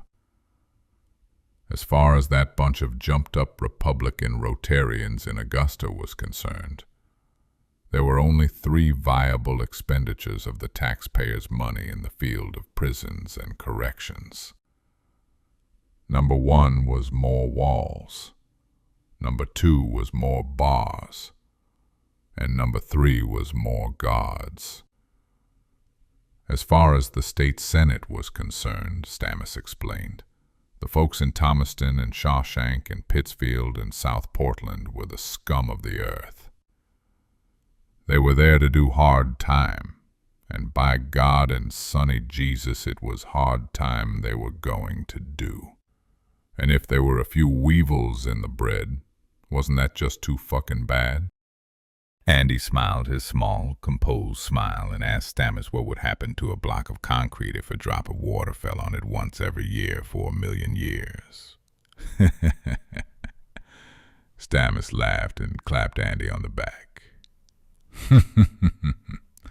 "You got no 1,000,000 years, old horse, but if you did, I believe you'd do it with that same little grin on your face. You go on and write your letters. I'll even mail them for you if you pay for the stamps." Which Andy did. And he had the last laugh, although Stammis and Hadley weren't around to see it. Andy's requests for library funds were routinely turned down until 1960, when he received a check for $200. The Senate probably appropriated it in hopes that he would shut up and go away. Vain hope. Andy felt that he had finally gotten one foot in the door, and he simply redoubled his efforts. 2 letters a week instead of 1. In 1962, he got $400, and for the rest of the decade, the library received $700 a year like clockwork. By 1971, that had risen to an even 1,000. Not much stacked up against what your average small-town library receives, I guess. But $1,000 can buy a lot of recycled Perry Mason stories and Jake Logan westerns. By the time Andy left, you could go into the library, expanded from its original paint locker to 3 rooms, and find just about anything you'd want. And if you couldn't find it, chances were good that Andy could get it for you. Now you're asking yourself if all this came about just because Andy told Byron Hadley how to save the taxes on his windfall inheritance. The answer is yes and no. You can probably figure out what happened for yourself. Word got around that Shawshank was housing its very own pet financial wizard. In the late spring and the summer of 1950, Andy set up 2 trust funds for guards who wanted to assure a college education for their kids. He advised a couple of others who wanted to take small flyers in common stock, and they did pretty damn well as things turned out. One of them did so well he was able to take an early retirement 2 years later. And I'll be damned if he didn't advise the warden himself, old Lemon Lips George Donaghy, on how to go about setting up a tax shelter for himself.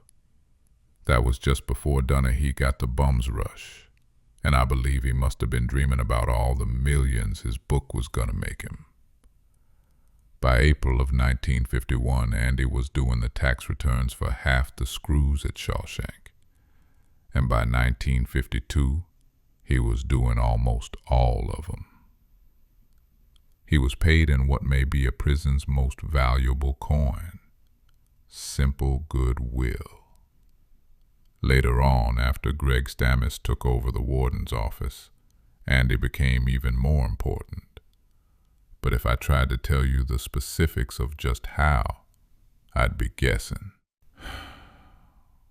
There are some things I know about, and others I can only guess at. I know that there were some prisoners who received all sorts of special considerations. Radios in their cells, extraordinary visiting privileges, things like that. And there were people on the outside who were paying for them to have those privileges. Such people are known as angels by the prisoners. All at once some fellow would be excused from working in the plate shop on Saturday forenoons, and you'd know that fella had an angel out there who'd coughed up a chunk of dough to make sure it happened. The way it usually works is that the angel will pay the bribe to some middle-level screw, and the screw will spread the grease both up and down the administrative ladder. Then there was the discount auto repair service that laid Warden Donaghy low. It went underground for a while and then emerged stronger than ever in the late 50s. And some of the contractors that worked at the prison from time to time were paying kickbacks to the top administration officials, I'm pretty sure. And the same was almost certainly true of the companies whose equipment was bought and installed in the laundry and the license plate shop and the stamping mill that was built in 1963. By the late 60s, there was also a booming trade in pills, and the same administrative crowd was involved in turning a buck on that. All of it added up to a pretty good-sized river of illicit income. Not like the pile of clandestine bucks that must fly around a really big prison like Attica or San Quentin, but not peanuts either. And money itself becomes a problem after a while. You can't just stuff it into your wallet and then shell out a bunch of crumpled 20s and dog-eared 10s when you want a pool built in your backyard or an addition put on your house. Once you get past a certain point, you have to explain where that money came from. And if your explanations aren't convincing enough, you're apt to wind up wearing a number yourself. So there was a need for Andy's services. They took him out of the laundry and installed him in the library. But if you wanted to look at it another way, they never took him out of the laundry at all. They just set him to work washing dirty money instead of dirty sheets. He funneled it into stocks, bonds, tax-free municipals, you name it. He told me once about 10 years after that day on the plate shop roof that his feelings about what he was doing were pretty clear, and that his conscience was relatively untroubled. The rackets would have gone on with him or without him. He had not asked to be sent to Shawshank, he went on. He was an innocent man who had been victimized by colossal bad luck, not a missionary or a do-gooder. Besides, Red, he told me with that same half grin, what I'm doing in here isn't all that different from what I was doing outside. I'll hand you a pretty cynical axiom. The amount of expert financial help an individual or company needs rises in direct proportion to how many people that person or business is screwing. The people who run this place are stupid, brutal monsters for the most part.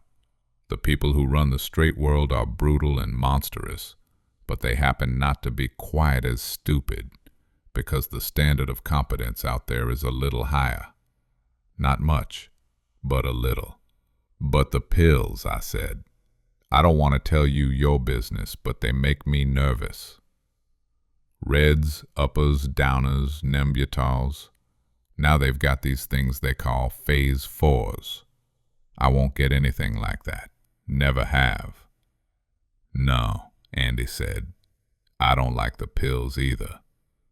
Never have, but I'm not much of a one for cigarettes or booze either. But I don't push the pills. I don't bring them in and I don't sell them once they are in. Mostly it's the screws who do that. But yeah, I know. There's a fine line there. What it comes down to, Red, is some people refuse to get their hands dirty at all.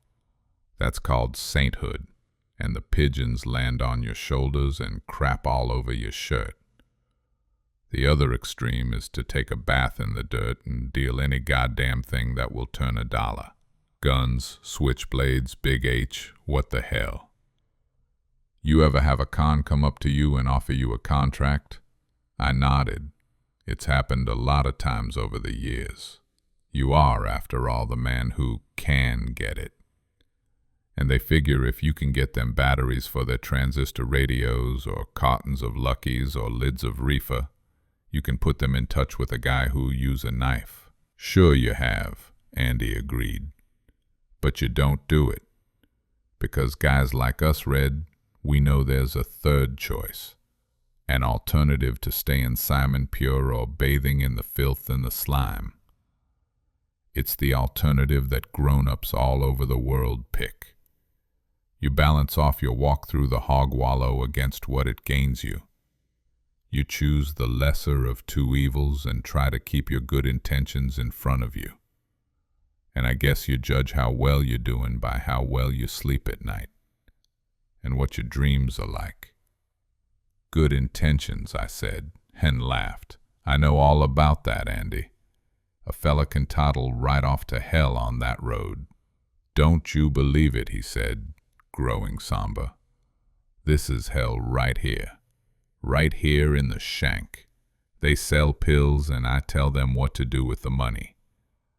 But I've also got the library, and I know of over 24 guys who have used the books in there to help them pass their high school equivalency tests.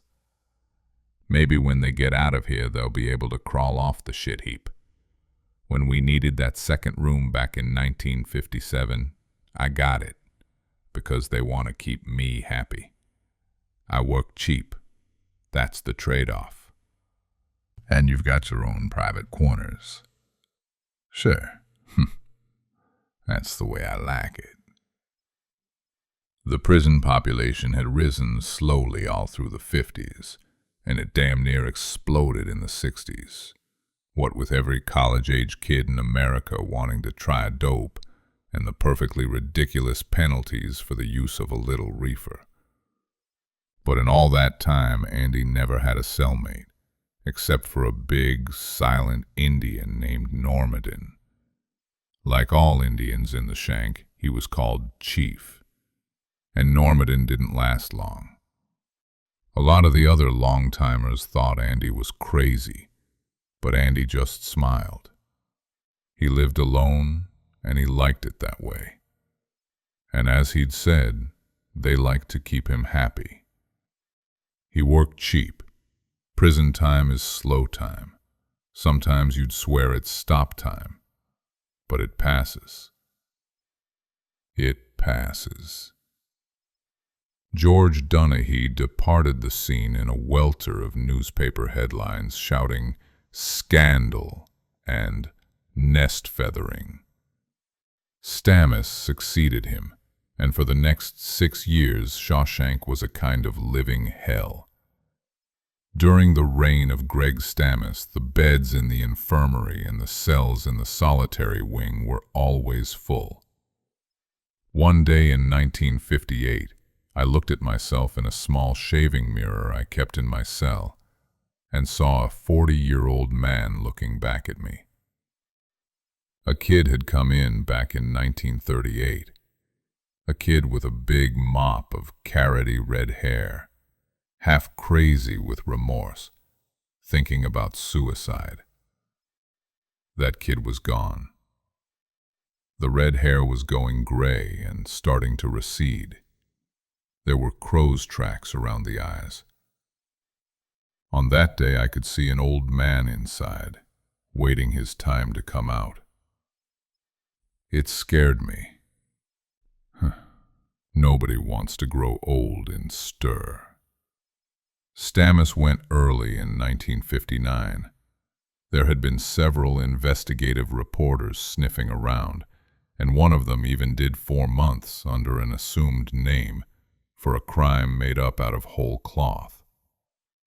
They were getting ready to drag out scandal and nest feathering again, but before they could bring the hammer down on him, Stammis ran. I can understand that. Boy, can I ever. If he had been tried and convicted, he could have ended up right in here. If so, he might have lasted all of 5 hours. Byron Hadley had gone 2 years earlier. The sucker had a heart attack and took an early retirement. Andy never got touched by the Stammis affair. In early 1959, a new warden was appointed, and a new assistant warden, and a new chief of guards. For the next 8 months or so, Andy was just another con again. It was during that period that Normandy, the big half-breed Passamaquoddy, shared Andy's cell with him. Then everything just started up again. Normandy was moved out, and Andy was living in solitary splendor again. The names at the top change, but the rackets never do. I talked to Normandy once about Andy. "Nice Della," Normandy said. It was hard to make out anything he said because he had a hare lip and a cleft palate. His words all came out in a slush. "I liked it there." He never made fun, but he didn't want me there. I could tell. Big shrug. I was glad to go, me. Bad draft in that cell. All the time cold. He don't let nobody touch his things. That's okay. Nice man. Never made fun. But big draft. Chapter 8. Rita Hayworth hung in Andy's cell until 1955, if I remember right. Then it was Marilyn Monroe. That picture from the 7-Year Itch where she's standing over a subway grating and the warm air is flipping her skirt up. Marilyn lasted until 1960. And she was considerably tattered about the edges when Andy replaced her with Jane Mansfield. Jane was, you should pardon the expression, a bust. After only a year or so, she was replaced with an English actress. Might have been Hazel Court, but I'm not sure. In 1966, that one came down and Raquel Welch went up for a record-breaking 6-year engagement in Andy's cell. The last poster to hang there was a pretty country rock singer whose name was Linda Ronstadt. I asked him once what the posters meant to him, and he gave me a peculiar, surprised sort of look. "Why, they mean the same thing to me as they do to most cons, I guess," he said. "Freedom. You look at those pretty women and you feel like you could almost, not quite, but almost, step right through and be beside them. Be free. I guess that's why I always liked Raquel Welch the best.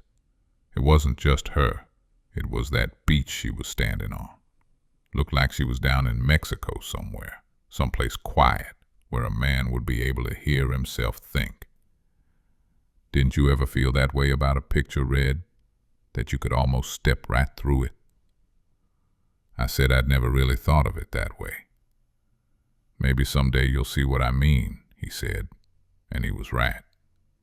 Years later, I saw exactly what I meant, and when I did, the first thing I thought of was Normandy, and about how he'd said it was always cold in Andy's cell. A terrible thing happened to Andy in late March or early April of 1963. I have told you that he had something that most of the other prisoners, myself included, seemed to lack. Call it a sense of equanimity or a feeling of inner peace, maybe even a constant and unwavering faith that someday the long nightmare would end. Whatever you want to call it, Andy Dufresne always seemed to have his act together. There was none of that sullen desperation about him that seems to afflict most lifers after a while. You could never smell hopelessness on him. Until that late winter of '63. We had another warden by then, a man named Samuel Norton. The Mathers, Cotton, and Increase would have felt right at home with Sam Norton. So far as I know, no one had ever seen him so much as crack a smile. He had a 30-year pin from the Baptist Advent Church of Elliott. His major innovation as the head of our happy family was to make sure that each incoming prisoner had a New Testament. He had a small plaque on his desk, gold letters inlaid in teakwood, which said, "Christ is my Savior." A sampler on the wall, made by his wife, read, "His judgment cometh, and that right early." This latter sentiment cut zero ice with most of us. We felt that the judgment had already occurred, and we would be willing to testify with the best of them that the rock would not hide us, nor the dead tree give us shelter. He had a Bible quote for every occasion, did Mr. Sam Norton. And whenever you meet a man like that, my best advice to you would be to grin big and cover up your balls with both hands. There were less infirmary cases than in the days of Greg Stammis, and so far as I know, the moonlight burials ceased altogether. But this is not to say that Norton was not a believer in punishment. Solitary was always well populated. Men lost their teeth not from beatings, but from bread and water diets. It began to be called grain and drain, as in, "I'm on the Sam Norton grain and drain train, boys." The man was the foulest hypocrite that I ever saw in a high position. The rackets I told you about earlier continued to flourish, but Sam Norton added his own new wrinkles. Andy knew about them all, and because we had gotten to be pretty good friends by that time, he let me in on some of them. When Andy talked about them, an expression of amused, disgusted wonder would come over his face, as if he were telling me about some ugly, predatory species of bug that was, by its very ugliness and greed, somehow more comic than terrible. It was Warden Norton who instituted the Inside Out program you may have read about some 16 or 17 years back. It was even written up in Newsweek. In the press, it sounded like a real advance in practical corrections and rehabilitation. There were prisoners out cutting pulpwood, prisoners repairing bridges and causeways, prisoners constructing potato cellars. Norton called it Inside Out, and was invited to explain it to damn near every Rotary and Kiwanis club in New England, especially after he got his picture in Newsweek. The prisoners called it road ganging, but so far as I know, none of them were ever invited to express their views to the Kiwanians or the Loyal Order of Moose. Norton was right in there on every operation. 30-year church pen and all. From cutting pulp to digging storm drains to laying new culverts under state highways, there was Norton, skimming off the top. There were 100 ways to do it, men, materials, you name it.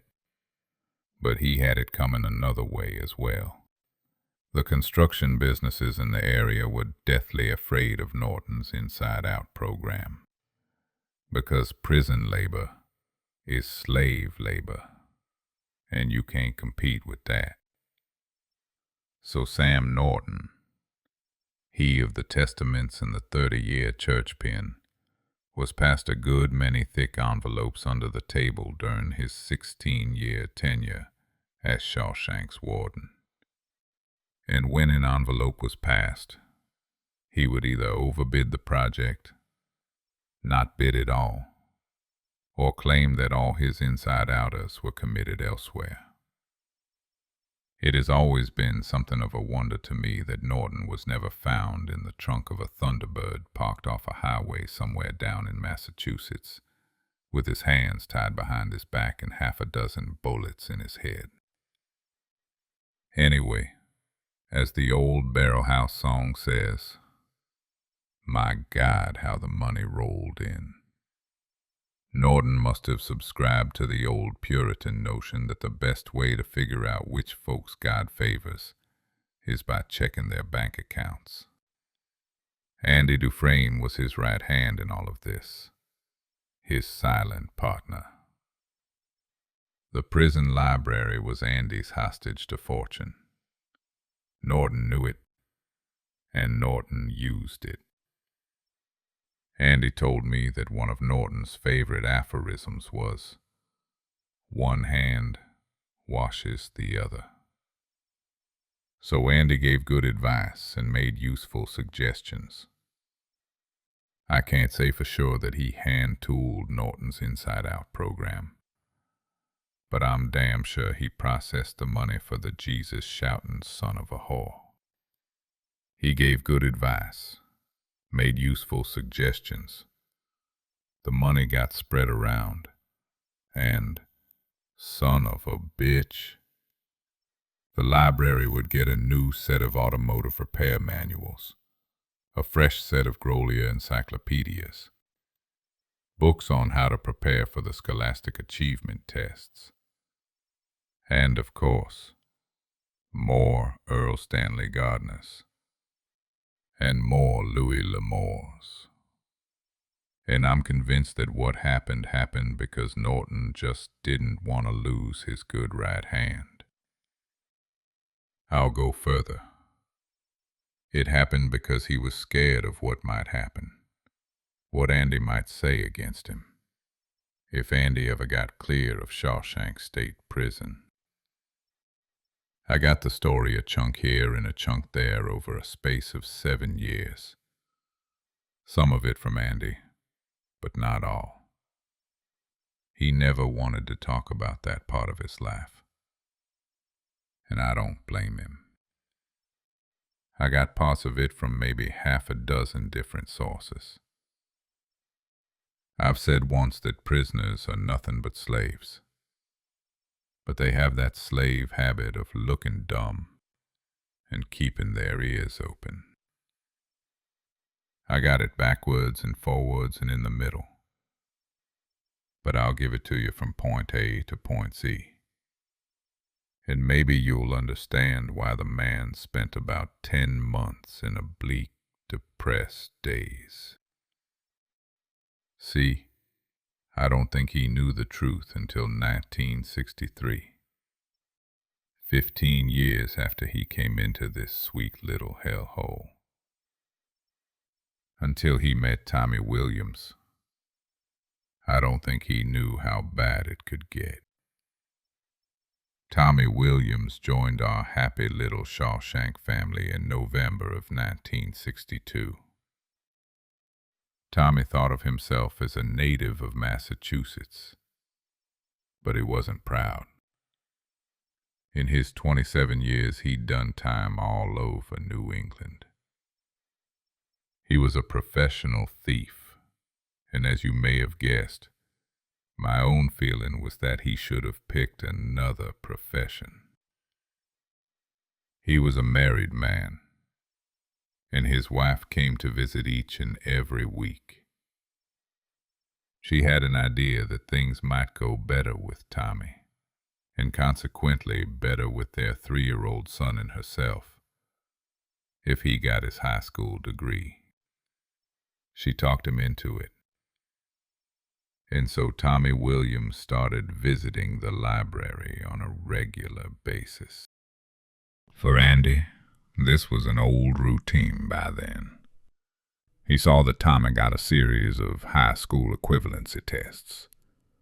Tommy would brush up on the subjects he had passed in high school, there weren't many, and then take the test. Andy also saw that he was enrolled in a number of correspondence courses, covering the subjects he had failed in school or just missed by dropping out. He probably wasn't the best student Andy ever took over the jumps, and I don't know if he ever did get his high school diploma, but that forms no part of my story. The important thing was that he came to like Andy Dufresne very much, as most people did after a while. On a couple of occasions he asked Andy what a smart guy like you is doing in the joint, a question which is the rough equivalent of that one that goes, what's a nice girl like you doing in a place like this? But Andy wasn't the type to tell him. He would only smile and turn the conversation into some other channel. Quite normally, Tommy asked someone else, and when he finally got the story, I guess he also got the shock of his young life. The person he asked was his partner on the laundry's steam ironer and folder. The inmates call this device the mangler, because that's exactly what it will do to you if you aren't paying attention and get your bad self caught in it. His partner was Charlie Lathrop, who had been in for about 12 years on a murder charge. He was more than glad to reheat the details of the Dufresne murder trial for Tommy. It broke the monotony of pulling freshly pressed bed sheets out of the machine and tucking them into the basket. He was just getting to the jury waiting until after lunch to bring in their guilty verdict when the trouble whistle went off and the mangle grated to a stop. They had been feeding in freshly washed sheets from the Elliott nursing home at the far end. These were spat out dry and neatly pressed at Tommy's and Charlie's end, at the rate of 1 every 5 seconds. Their job was to grab them, fold them, and slap them into the cart, which had already been lined with clean brown paper. But Tommy Williams was just standing there, staring at Charlie Lathrop, his mouth unhinged all the way to his chest. He was standing in a drift of sheets that had come through clean, and which were now sopping up all the wet muck on the floor. And in a laundry wet wash there's plenty of muck. So the head bull that day, Homer Jessup, comes rushing over, bellowing his head off and on the prod for trouble. Tommy took no notice of him. He spoke to Charlie as if old Homer, who had busted more heads than he could probably count, hadn't been there. What did you say that golf pro's name was? Quentin, Charlie answered back, all confused and upset by now. He later said that the kid was as white as a truce flag. Glenn Quentin, I think. Something like that anyway. Here now, Homer Jessup roared, his neck as red as a rooster's comb. Get them sheets in cold water, get quick. Get quick, by Jesus, you—" "Glenn Quentin, oh my God," Tommy Williams said. And that was all he got to say, because Homer Jessup, that least peaceable of men, brought his billy down behind his ear. Tommy hit the floor so hard he broke off 3 of his front teeth. When he woke up, he was in solitary and confined to same for a week, riding a boxcar on Sam Norton's famous grain and drain train, plus a black mark on his report card. That was in early February of 1963, and Tommy Williams went around to 6 or 7 other long-timers after he got out of solitary, and got pretty much the same story. I know. I was one of them. But when I asked him why he wanted it, he just clammed up. Then one day he went to the library and spilled one hell of a big budget of information to Andy Dufresne. And for the first and last time, at least since he had approached me about the Rita Hayworth poster like a kid buying his first pack of Trojans, Andy lost his cool. Only this time he blew it entirely. I saw him later that day, and he looked like a man who has stepped on the business end of a rake and given himself a good one. Whap between the eyes. His hands were trembling, and when I spoke to him, he didn't answer. Before that afternoon was out, he had caught up with Billy Hanlon, who was the head screw, and set up an appointment with Warden Norton for the following day. He told me later that he didn't sleep a wink all that night. He just listened to a cold winter wind howling outside, watched the searchlights go around and around, putting long moving shadows on the cement walls of the cage he had called home since Harry Truman was president, and tried to think it all out. He said it was as if Tommy had produced a key which fit a cage in the back of his mind, a cage like his own cell. Only instead of holding a man, that cage held a tiger, and that tiger's name was Hope. Williams had produced the key that unlocked the cage, and the tiger was out, willy-nilly, to roam his brain. 4 years before, Tommy Williams had been arrested in Rhode Island, driving a stolen car that was full of stolen merchandise.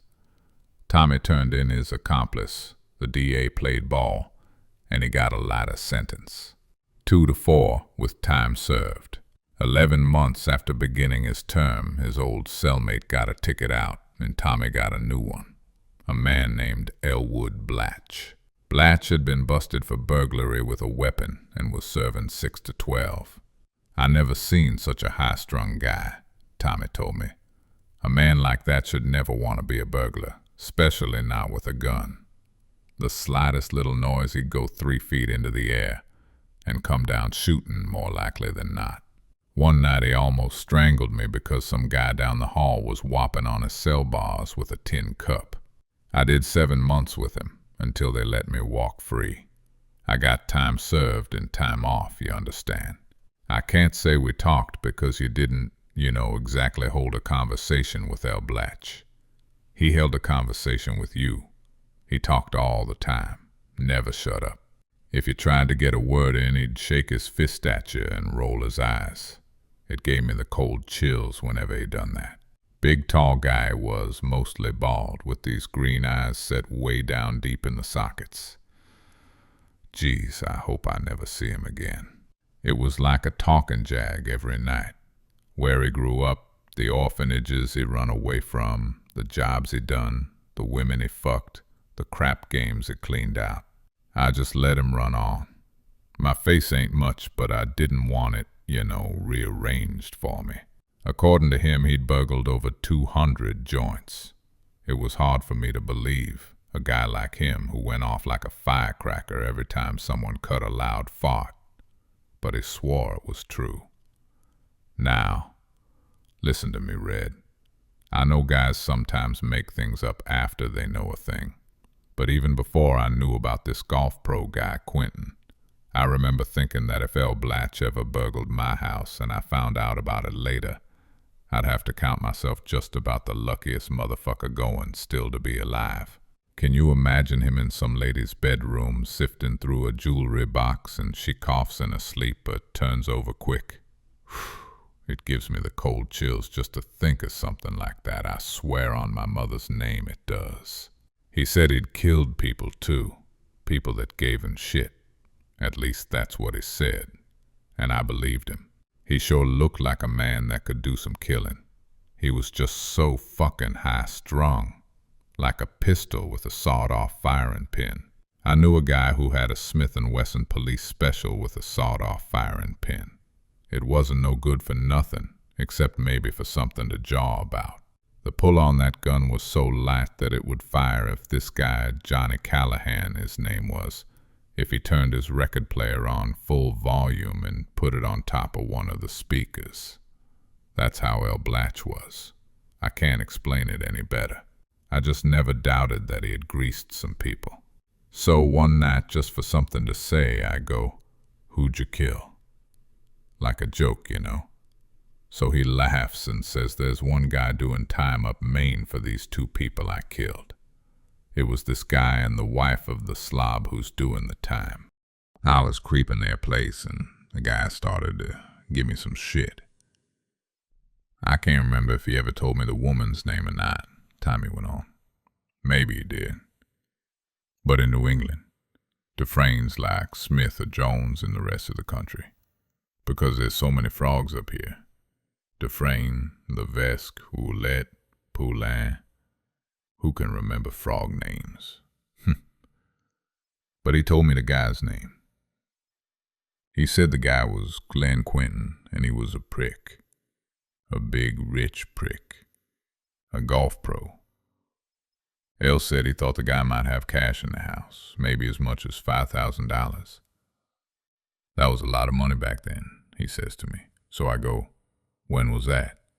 And he goes, "After the war. Just after the war." So we went in and he did the joint and they woke up and the guy gave him some trouble. That's what L said. Maybe the guy just started to snore, that's what I say. Anyway, L said Quentin was in the sack with some hotshot lawyer's wife and they sent the lawyer up to Shawshank State Prison. Then he laughs, this big laugh.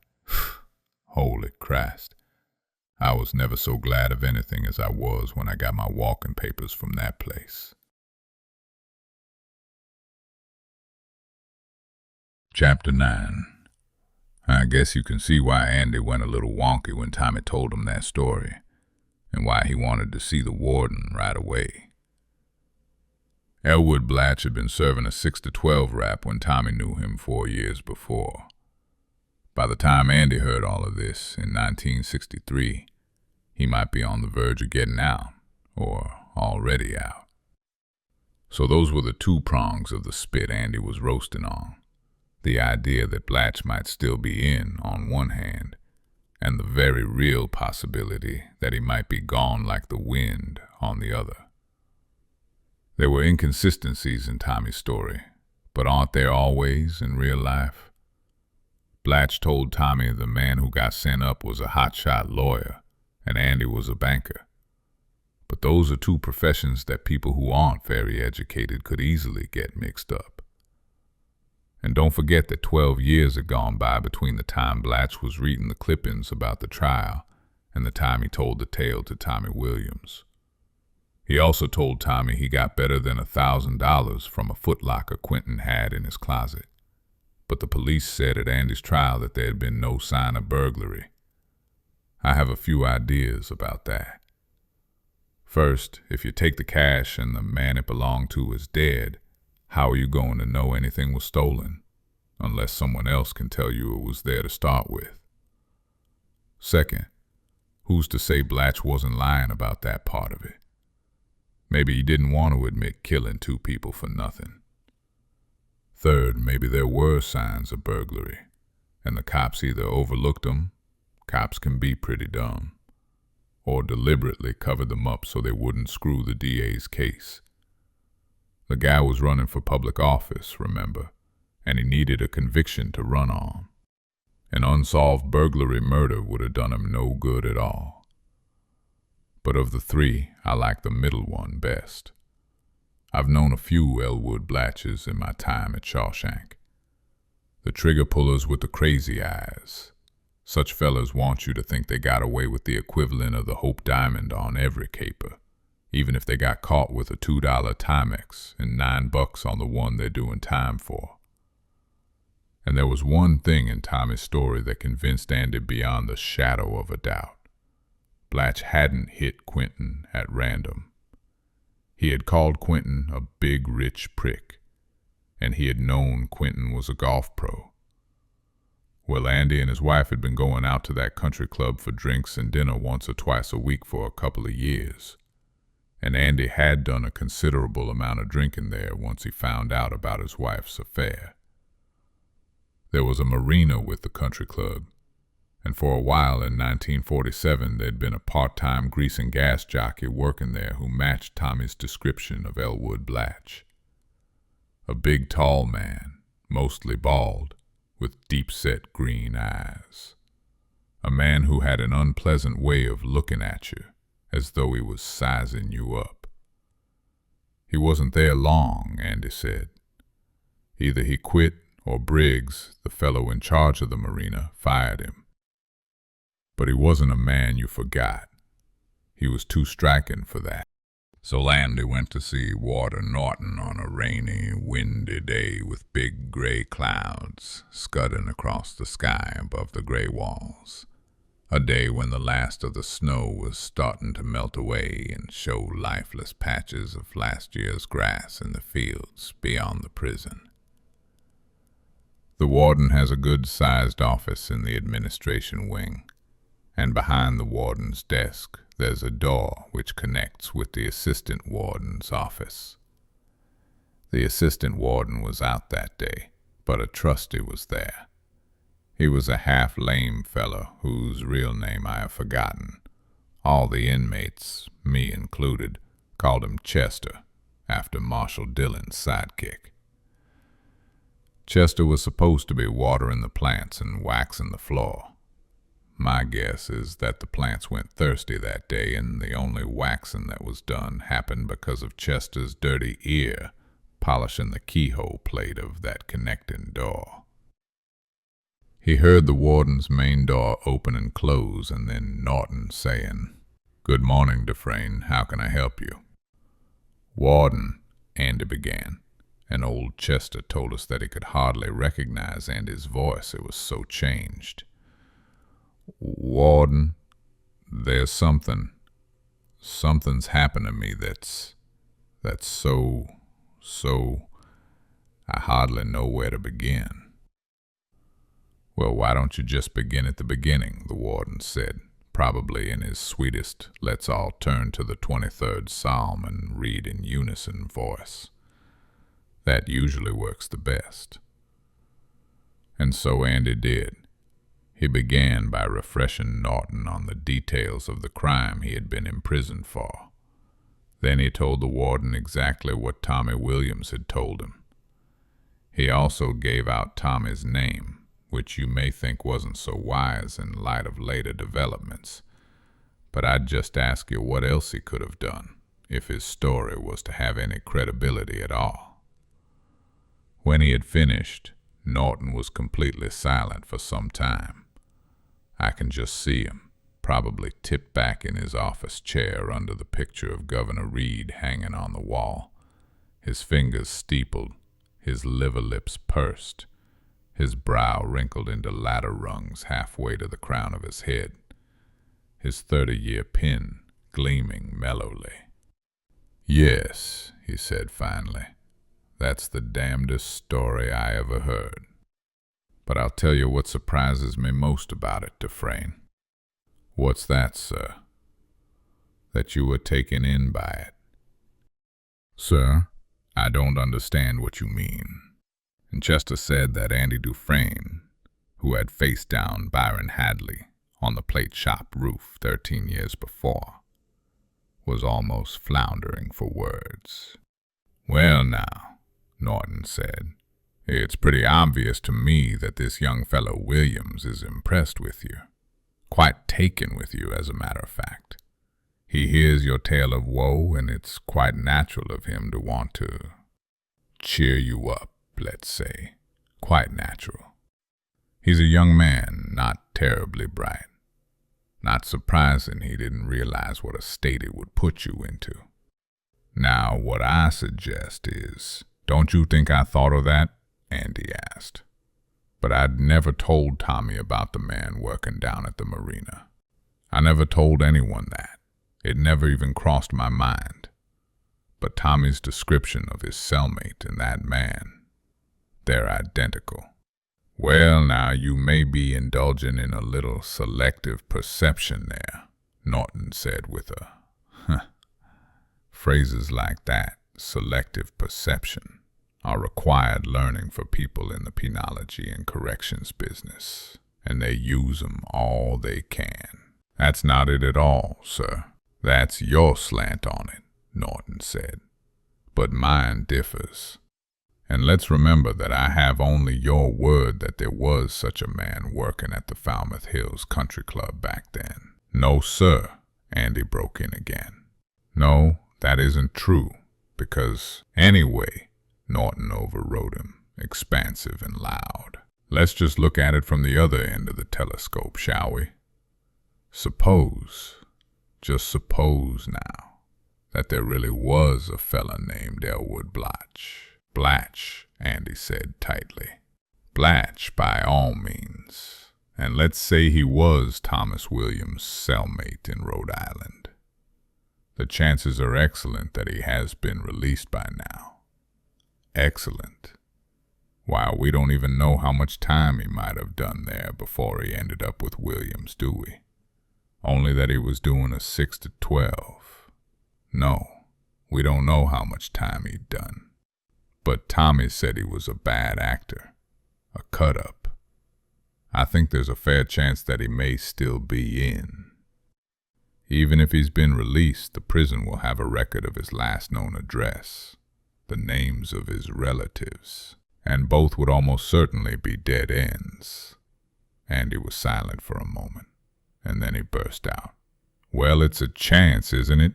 "Yes, of course it is. So just for a moment, Dufresne, let's assume that Blatch exists, and that he is still safely ensconced in the Rhode Island State Penitentiary. Now, what is he going to say if we bring this kettle of fish to him in a bucket? Is he going to fall down on his knees, roll his eyes, and say, 'I did it, by all means add a life term onto my charge?' ? "How can you be so obtuse?" Andy said, so low that Chester could barely hear, but he heard the warden just fine. "What? What did you call me?"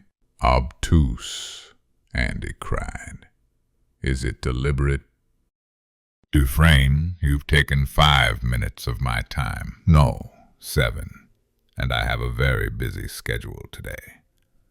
So I believe we'll just declare this little meeting closed, and the country club will have all the old time cards. Don't you realize that?" Andy shouted. "They'll have tax forms and W-2s and unemployment compensation forms, all with his name on them. There will be employees there now that were there then, maybe Briggs himself. It's been 15 years, not forever. They'll remember him. They will remember Blatch. If I've got Tommy to testify to what Blatch told him, and Briggs to testify that Blatch was there, actually working at the country club, I can get a new trial. I can— God, take this man away." "What's the matter with you?" Andy said, and Chester told me he was very nearly screaming by then. "It's my life, my chance to get out. Don't you see that? And you won't make a single long-distance call to at least verify Tommy's story? Listen, I'll pay for the call. I'll pay for—" Then there was a sound of thrashing as the guards grabbed him and started to drag him out. "Solitary," Warden Norton said dryly. He was probably fingering his 30-year pin as he said it. Bread and water. And so they dragged Andy away, totally out of control now, still screaming at the warden. Chester said you could hear him even after the door was shut. "It's my life. It's my life. Don't you understand it's my life?" 20 days on the grain and drain train for Andy down there in solitary. It was his second jolt in solitary, and his dust-up with Norton was his first real black mark since he had joined our happy little family. I'll tell you a little bit about Shawshank solitary while we're on the subject. It's something of a throwback to those hardy pioneer days of the early to mid-17th century in Maine. In those days, no one wasted much time with such things as penology and rehabilitation and selective perception. In those days, you were taken care of in terms of absolute black and white. You were either guilty or innocent. If you were guilty, you were either hung or put in jail, and if you were sentenced to jail, you did not go to an institution. No, you dug our own jail with a spade provided by the province of Maine. You dug it as wide and as deep as you could during the period between sunup and sundown. Then they gave you a couple of skins and a bucket, and down you went. Once down, the gazer would bar the top of your hole, throw down some grain or maybe a piece of maggoty meat once or twice a week. And maybe there would be a dipper full of barley soup on Sunday night. You pissed in the bucket, and you held up the same bucket for water when the gazer came around at 6 in the morning. When it rained, you used the bucket to bail out your jail cell, unless, that is, you wanted to drown like a rat in a rain barrel. No one spent a long time in the hole, as it was called.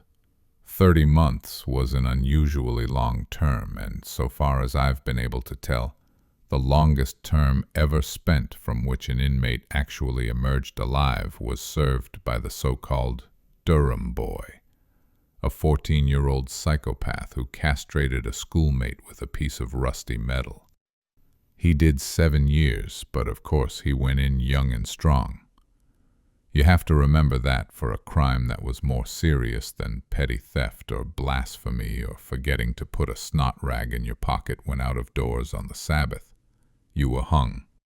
For low crimes such as those just mentioned, and for others like them, you'd do your 3 or 6 or 9 months in the hole and come out fish-belly white, cringing from the wide-open spaces, your eyes half-blind, your teeth more than likely rocking and rolling in their sockets from the scurvy, your feet crawling with fungus. Jolly old province of Maine. Yo-ho-ho and a bottle of rum. Shawshank's solitary wing was nowhere as bad as that, I guess. Things come in 3 major degrees in the human experience, I think. There's good, bad, and terrible. And as you go down into progressive darkness toward terrible, it gets harder and harder to make subdivisions. To get to solitary wing, you were led down 23 steps to a basement level where the only sound was the drip of water. The only light was supplied by a series of dangling 60-watt bulbs. The cells were keg-shaped, like those wall safes rich people sometimes hide behind a picture. Like a safe, the round doorways were hinged and solid instead of barred. You got ventilation from above, but no light except for your own 60-watt bulb, which was turned off from a master switch promptly at 8 p.m., an hour before lights out in the rest of the prison. The light bulb wasn't in a wire mesh cage or anything like that. The feeling was that if you wanted to exist down there in the dark, you were welcome to it. Not many did. But after 8, of course, you had no choice. You had a bunk bolted to the wall and a can with no toilet seat. You had 3 ways to spend your time: sitting, shitting, or sleeping. Big choice. 20 days could get to seem like a year. 30 days could seem like 2, and 40 days like 10. Sometimes you could hear rats in the ventilation system. In a situation like that, subdivisions of terrible tend to get lost. If anything at all can be said in favor of solitary, it's just that you get time to think. Andy had 20 days in which to think while he enjoyed his grain and drain. And when he got out, he requested another meeting with the warden. Request denied. Such a meeting, the warden told him, would be counterproductive. That's another of those phrases you have to master before you can go to work in the prisons and corrections held. Patiently, Andy renewed his request, and renewed it, and renewed it. He had changed, had Andy Dufresne. Suddenly, as that spring of 1963 bloomed around us, there were lines in his face and sprigs of gray showing in his hair. He had lost that little trace of a smile that always seemed to linger around his mouth. His eyes stared out into space more often, and you get to know that when a man stares that way, he is counting up the years served, the months, the weeks, the days. Chapter 10. He renewed his request and renewed it. He was patient. He had nothing but time. It got to be summer.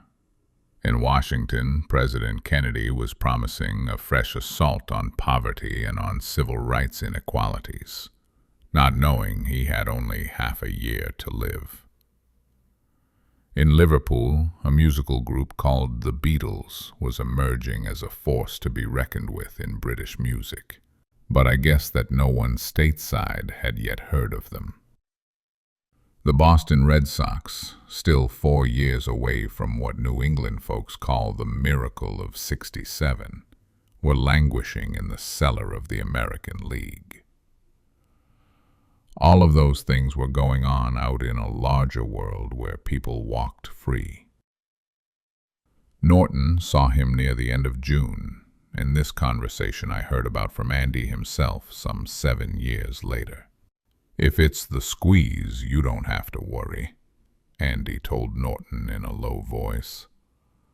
"Do you think I'd talk that up? I'd be cutting my own throat. I'd be just as indictable as—" "That's enough," Norton interrupted. His face was as long and cold as a slate gravestone. He leaned back in his office chair until the back of his head almost touched the sampler reading, "His judgment cometh, and that right early." "But don't you ever mention money to me again," Norton said. "Not in this office, not anywhere. Not unless you want to see that library turned back into a storage room and paint locker again. Do you understand? I was trying to set your mind at ease, that's all.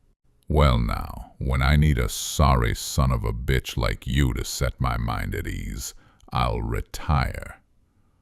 I agreed to this appointment because I got tired of being pestered, Dufresne. I want it to stop. If you want to buy this particular Brooklyn Bridge, that's your affair. Don't make it mine. I could hear crazy stories like yours twice a week if I wanted to lay myself open to them. Every sinner in this place would be using me for a crying towel. I had more respect for you, but this is the end. The end.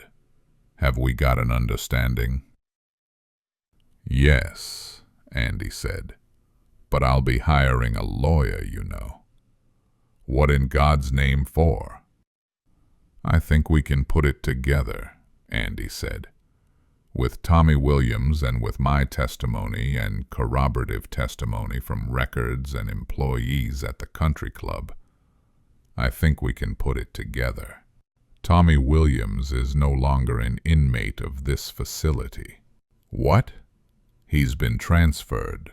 Transferred where? Cashman. At that, Andy fell silent. He was an intelligent man, but it would have taken an extraordinarily stupid man not to smell deal all over that. Cashman was a minimum security prison far up north in Aroostook County.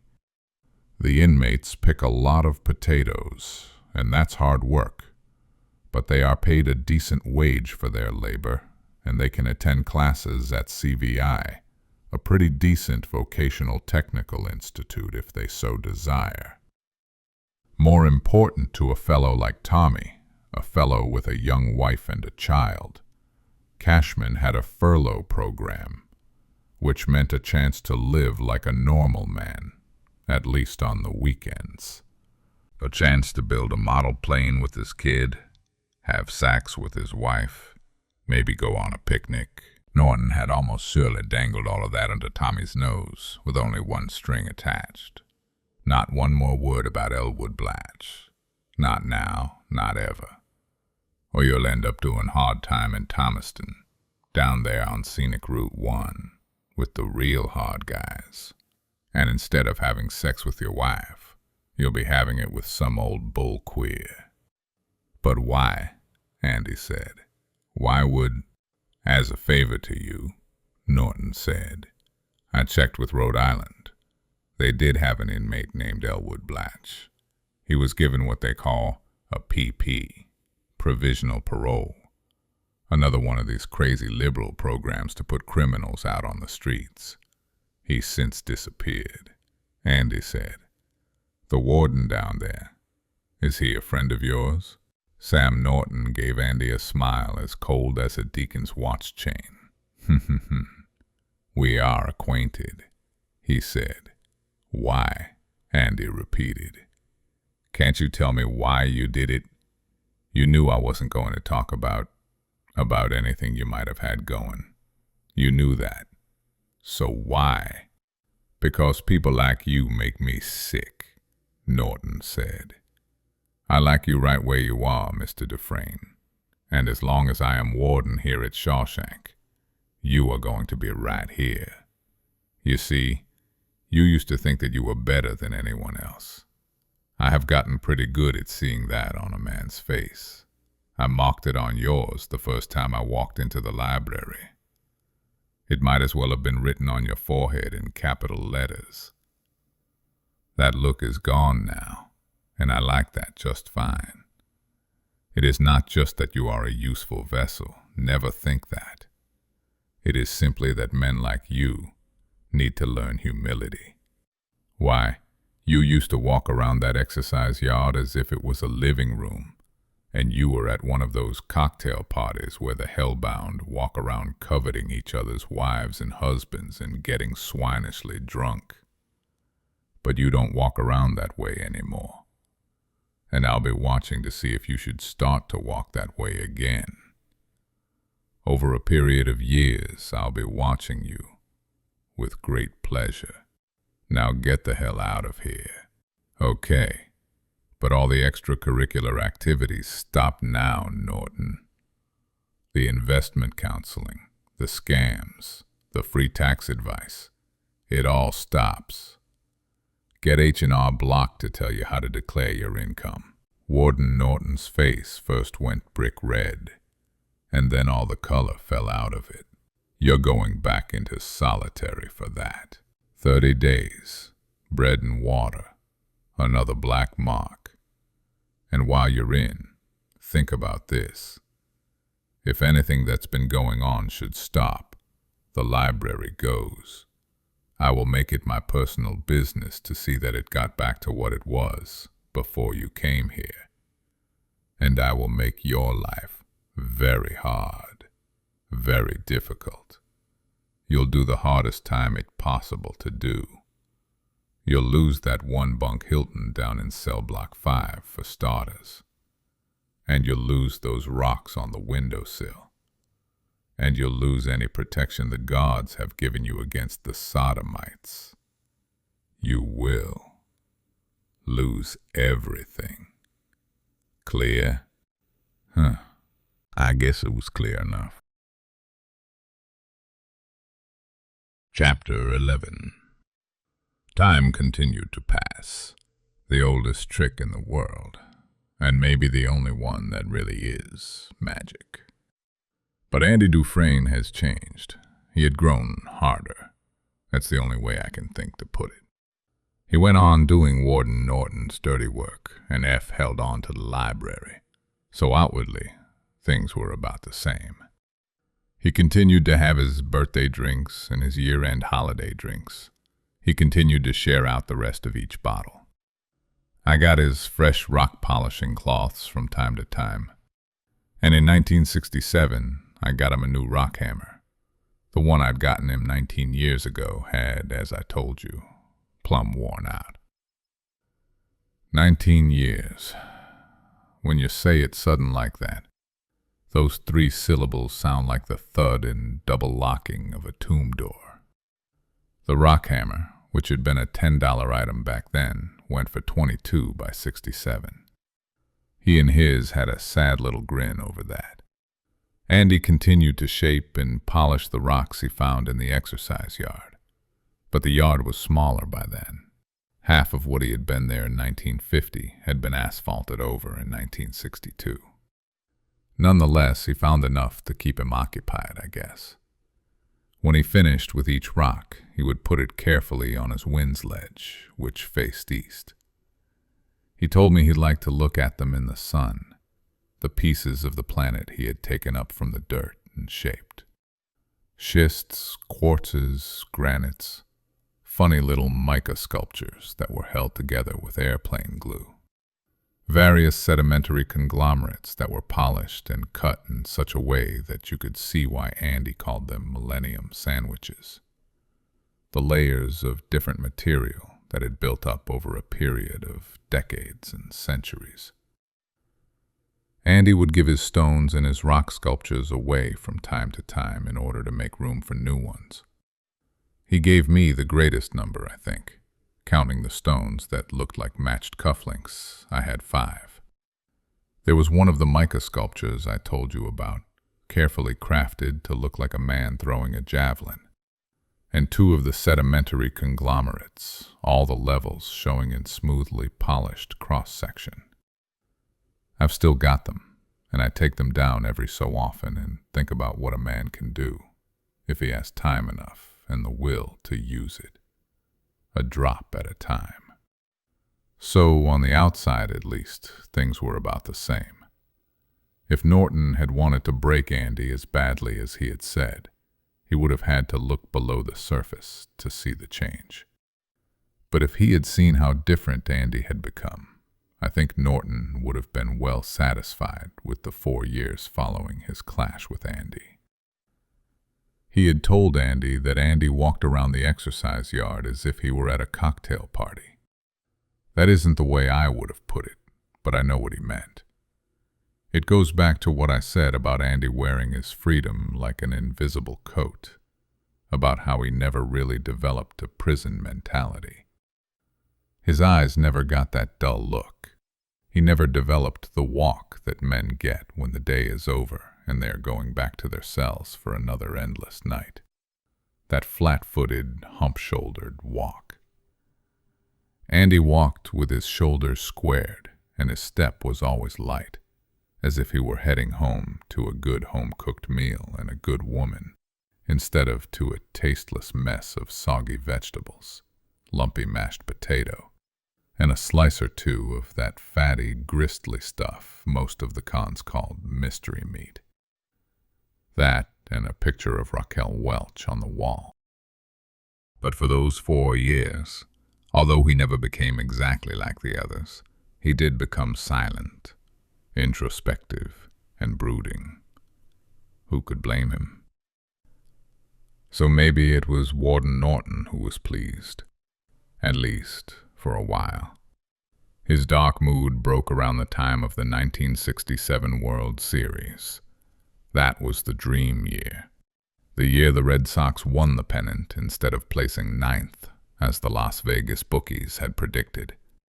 When it happened, when they won the American League pennant, a kind of ebullience engulfed the whole prison. There was a goofy sort of feeling that if the dead Sox could come to life, then maybe anybody could do it. I can't explain that feeling now, any more than an ex-Beatlemaniac could explain that madness, I suppose. But it was real. Every radio in the place was tuned to the games as the Red Sox pounded down the stretch. There was gloom when the Sox dropped a pair in Cleveland near the end, and a nearly riotous joy when Rico Petrocelli put away the pop fly that clinched it. And then there was the gloom that came when Lonborg was beaten in the 7th game of the series, to end the dream, just sort of complete fruition. It probably pleased Norton to no end, the son of a bitch. He liked his prison wearing sackcloth and ashes. But for Andy, there was no tumble back down into gloom. He wasn't much of a baseball fan anyway, and maybe that was why. Nevertheless, he seemed to have caught the current of good feeling, and for him, it didn't peter out again after the last game of the series. He had taken that invisible coat out of the closet and put it on again. I remember one bright gold fall day in very late October, a couple of weeks after the World Series had ended. It must have been a Sunday, because the exercise yard was full of men walking off the week, tossing a frisbee or two, passing around a football, bartering what they had to barter. Others would be at the long table in the visitors' hall, under the watchful eyes of the screws, talking with their relatives, smoking cigarettes, telling sincere lies, receiving their picked-over care packages. Andy was squatting Indian fashion against the wall, chunking 2 small rocks together in his hands, his face turned up into the sunlight. It was surprisingly warm, that sun, for a day so late in the year. "Hello, Red," he called. "Come on and sit a spell." I did. "You want this?" he asked, and handed me one of the 2 carefully polished Millennium sandwiches I just told you about. "I sure do," I said. "It's very pretty. Thank you." He shrugged and changed the subject. "Big anniversary coming up for you next year." I nodded. Next year would make me a 30-year-old man. 60% of my life spent in Shawshank State Prison. "Think you'll ever get out?" "Sure. When I have a long white beard and just about 3 B marbles left rolling around upstairs." He smiled a little, and then turned his face up into the sun again. His eyes closed. "Feels good. I think it always does when you know the damn winter's almost right on top of you." He nodded, and we were silent for a while. "When I get out of here," Andy said finally, "I'm going where it's warm all the time." He spoke with such calm assurance you would have thought he had only a month or so left to serve. "You know where I'm going, Red?" "Nope." "Zihuatanejo," he said, rolling the word softly from his tongue like music. "Down in Mexico. It's a little place maybe 20 miles from Playa Azul and Mexico Highway 37. It's 100 miles northwest of Acapulco on the Pacific Ocean. You know what the Mexicans say about the Pacific?" I told him I didn't. "They say it has no memory. And that's where I want to finish out my life, Red. In a warm place that has no memory." He had picked up a handful of pebbles as he spoke. Now he tossed them, one by one, and watched them bounce and roll across the baseball diamond's dirt infield, which would be under a foot of snow before long. "Zihuatanejo. I'm going to have a little hotel down there. 6 cabanas along the beach and 6 more set further back for the highway trade. I'll have a guy who'll take my guests out charter fishing. There'll be a trophy for the guy who catches the biggest marlin of the season, and I'll put his picture up in the lobby. It won't be a family place. It'll be a place for people on their honeymoons, first or second varieties. And where are you going to get the money to buy this fabulous place? I asked. Your stock account? He looked at me and smiled. That's not so far wrong, he said. Sometimes you startle me, Red. What are you talking about? There are really only 2 types of men in the world when it comes to bad trouble, Andy said, cupping a match between his hands and lighting a cigarette. Suppose there was a house full of rare paintings and sculptures and fine old antiques, Red. And suppose the guy who owned the house heard that there was a monster of a hurricane headed right at it. One of those 2 kinds of men just hopes for the best. The hurricane will change course, he says to himself. No right-thinking hurricane would ever dare wipe out all these Rembrandts, my 2 Degas horses, my Grant Woods, and my Bentons. Furthermore, God wouldn't allow it. And if worst comes to worst, they're insured. That's one sort of man. The other sort just assumes that hurricane is going to tear right through the middle of his house. If the Weather Bureau says the hurricane just changed course, this guy assumes it'll change back in order to put his house on ground zero again. This second type of guy knows there's no harm in hoping for the best, as long as you're prepared for the worst. I lit a cigarette of my own. Are you saying you prepared for the eventuality? Yes, I prepared for the hurricane. I knew how bad it looked. I didn't have much time, but in the time I had, I operated. I had a friend, just about the only person who stood by me, who worked for an investment company in Portland. He died about 6 years ago. Sorry. Yeah. Andy tossed his butt away. Linda and I had about $14,000. Not a big bundle, but hell, we were young. We had our whole lives ahead of us. He grimaced a little, then laughed. When the shit hit the fan, I started lugging my Rembrandts out of the path of the hurricane.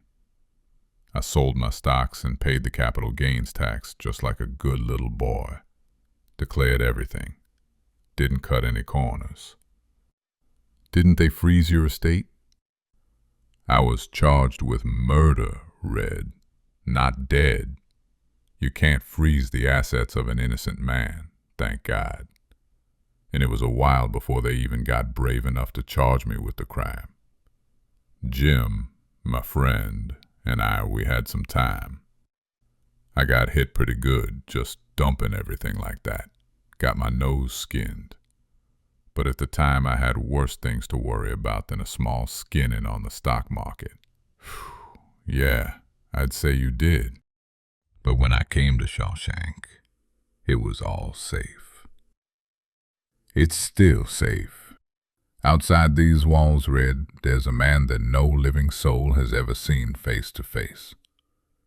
He has a social security card and a Maine driver's license. He's got a birth certificate. Name of Peter Stevens. Nice anonymous name, huh? Who is he? I asked. I thought I knew what he was going to say, but I couldn't believe it. Me. You're not going to tell me that you had time to set up a false identity while the bulls were sweating you, I said, or that you finished the job while you were on trial for... No, I'm not going to tell you that. My friend Jim was the one who set up the false identity. He started after my appeal was turned down, and the major pieces of identification were in his hands by the spring of 1950. He must have been a pretty close friend, I said. I was not sure how much of this I believed, a little, a lot, or none. But the day was warm and the sun was out, and it was one hell of a good story. All of that's 100% illegal, setting up a false ID like that. He was a close friend, Andy said. We were in the war together. France, Germany, the occupation. He was a good friend. He knew it was illegal, but he also knew that setting up a false identity in this country is very easy and very safe. He took my money with all the taxes on it, paid so the IRS wouldn't get too interested, and invested it for Peter Stevens. He did that in 1950 and 1951.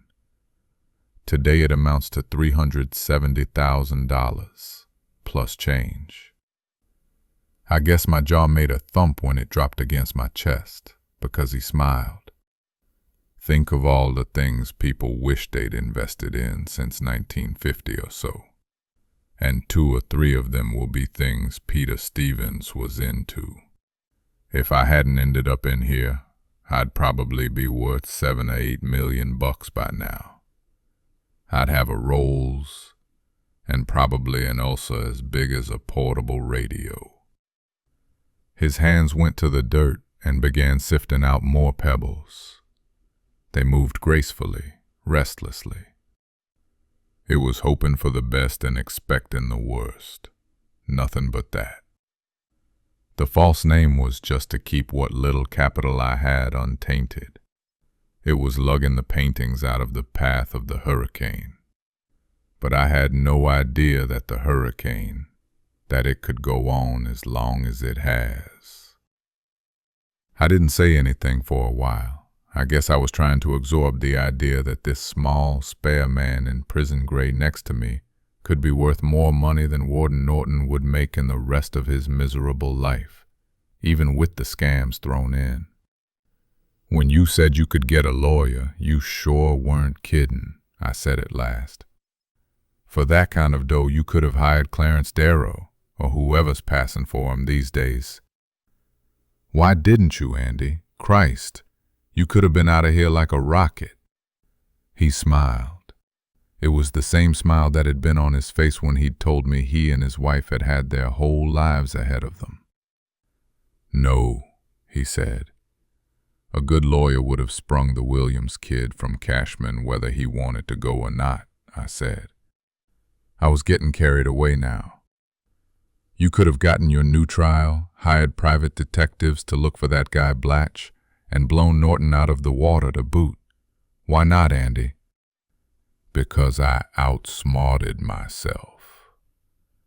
If I ever try to put my hands on Peter Stevens's money from inside here, I'll lose every cent of it. My friend Jim could have arranged it, but Jim's dead. You see the problem? I saw it. For all the good that money could do, Andy, it might as well have really belonged to another person. In a way, it did. And if the stuff it was invested in suddenly turned bad, all Andy could do would be to watch the plunge, to trace it day after day on the stocks and bonds page of the Press Herald. It's a tough life if you don't weaken, I guess. I'll tell you how it is, Red. There's a big hayfield in the town of Buxton. You know where Buxton is at, don't you? I said I did. It lies right next door to Scarborough. That's right. And at the north end of this particular hayfield, there's a rock wall, right out of a Robert Frost poem. And somewhere along the base of that wall is a rock that has no business in a main hayfield. It's a piece of volcanic glass, and until 1947 it was a paperweight on my office desk. My friend Jim put it in that wall. There's a key underneath it. The key opens a safe deposit box in the Portland branch of the Casco Bank. I guess you're in a peck of trouble, I said. When your friend Jim died, the IRS must have opened all of his safe deposit boxes, along with the executor of his will, of course. Andy smiled and tacked the side of my head. Not bad. There's more up there than marshmallows, I guess. But we took care of the possibility that Jim might die while I was in the slam. The box is in the Peter Stevens name, and once a year the firm of lawyers that served as Jim's executors sends a check to the Casco to cover the rental of the Stevens box. Peter Stevens is inside that box, just waiting to get out. His birth certificate, his social security card, and his driver's license. The license is 6 years out of date because Jim died 6 years ago, true, but it's still perfectly renewable for a $5 fee.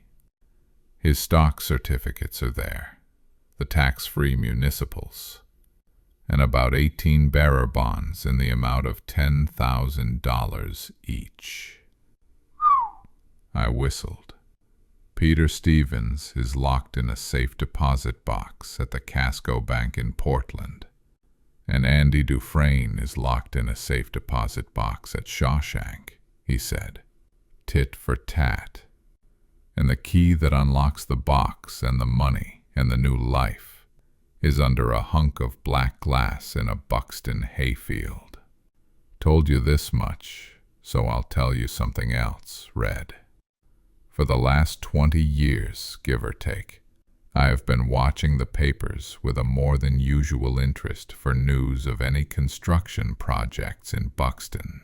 I keep thinking that someday soon I'm going to read that they're putting a highway through there, or erecting a new community hospital, or building a shopping center, burying my new life under 10 feet of concrete, or spitting it into a swamp somewhere with a big load of fill. I blurted, "Jesus Christ, Andy. If all of this is true, how do you keep from going crazy?" He smiled. So far, all quiet on the Western Front. But it could be years, it will be. But maybe not as many as the state and Warden Norton think it's going to be. I just can't afford to wait that long. I keep thinking about Zihuatanejo and that small hotel. That's all I want from my life now, Red. And I don't think that's too much to want. I didn't kill Glenn Quentin, and I didn't kill my wife. And that hotel, it's not too much to want. To swim and get a tan and sleep in a room with open windows and space. That's not too much to want. He slung the stones away.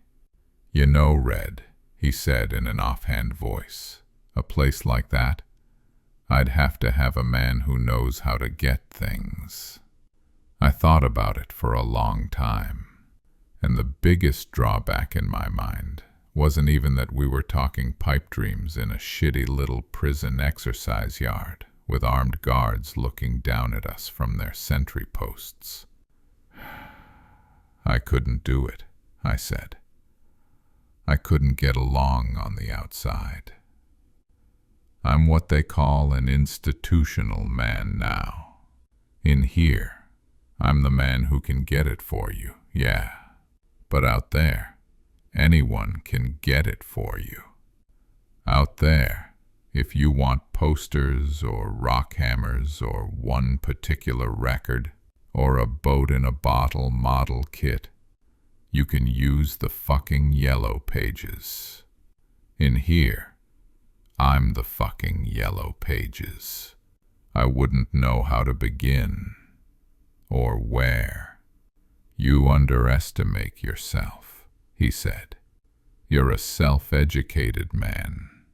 A self-made man. A rather remarkable man, I think. Hell, I don't even have a high school diploma. I know that, he said.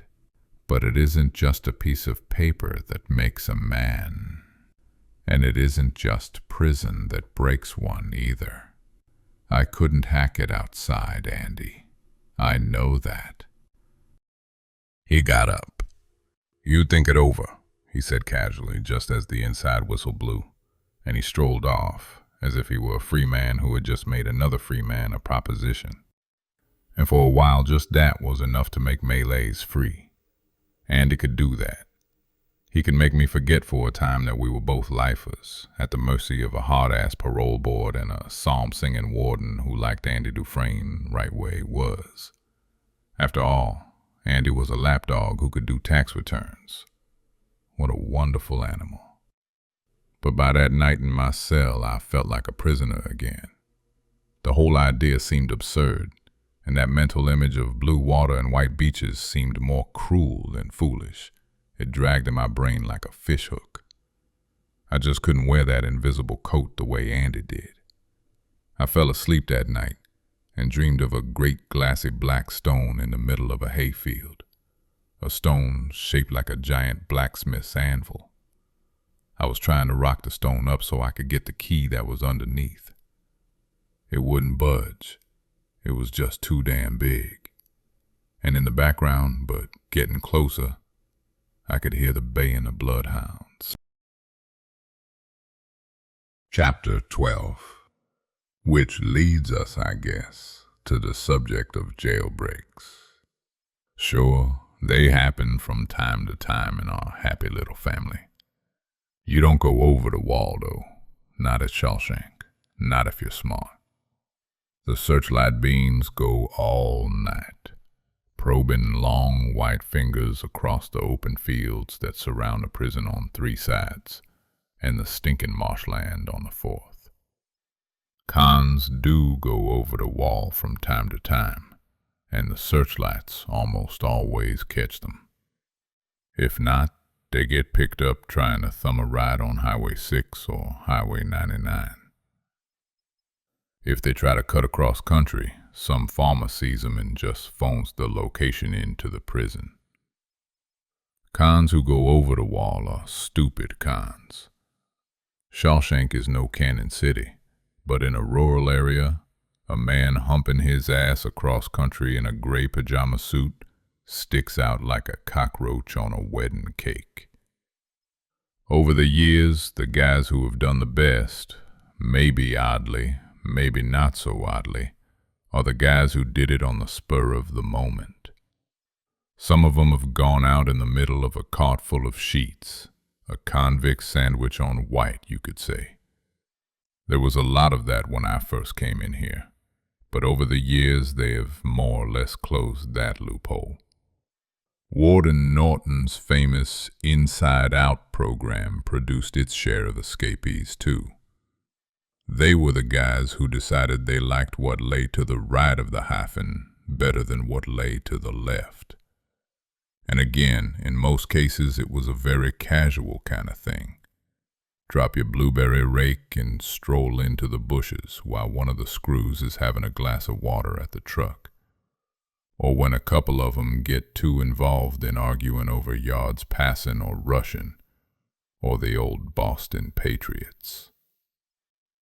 In 1969, the inside-outers were picking potatoes in Sabattis.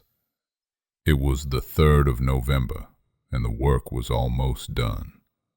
There was a guard named Henry Pugh, and he is no longer a member of our happy little family, believe me. Sitting on the back bumper of one of the potato trucks and having his lunch, with his carbine across his knees, when a beautiful, or so it was told to me, but sometimes these things get exaggerated, 10-point buck strolled out of the cold, early afternoon mist. Pugh went after it with visions of just how that trophy would look mounted in his rec room, and while he was doing it, 3 of his charges just walked away. 2 were recaptured in a Lisbon Falls pinball parlor. The 3rd has not been found to this day. I suppose the most famous case of all was that of Sid Nedo.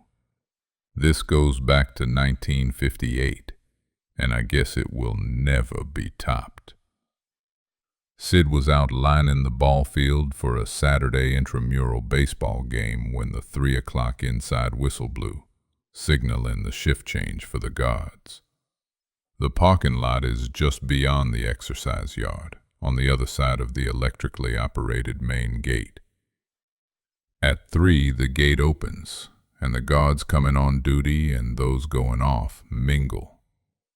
There's a lot of backslapping and bully-ragging, comparison of league bowling scores, and the usual number of tired old ethnic jokes.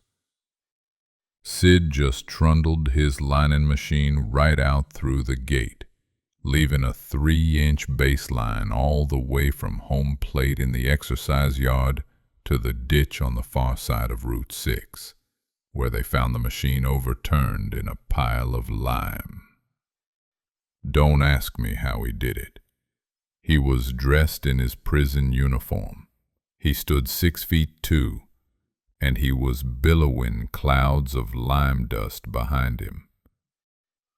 All I can figure is that, it being Friday afternoon and all, the guards going off were so happy to be going off, and the guards coming on were so downhearted to be coming on, that the members of the former group never got their heads out of the clouds, and those in the latter never got their noses off their shoe tops. And old Sid Nedo just sort of slipped out between the two. So far as I know, Sid is still at large. Over the years, Andy Dufresne and I had a good many laughs over Sid Nedo's great escape. And when we heard about that airline hijacking for ransom, the one where the guy parachuted from the back door of the airplane, Andy swore up and down that D.B. Cooper's real name was Sid Nedo. And he probably had a pocket full of baseline lime in his pocket for good luck. Andy said, "That lucky son of a bitch."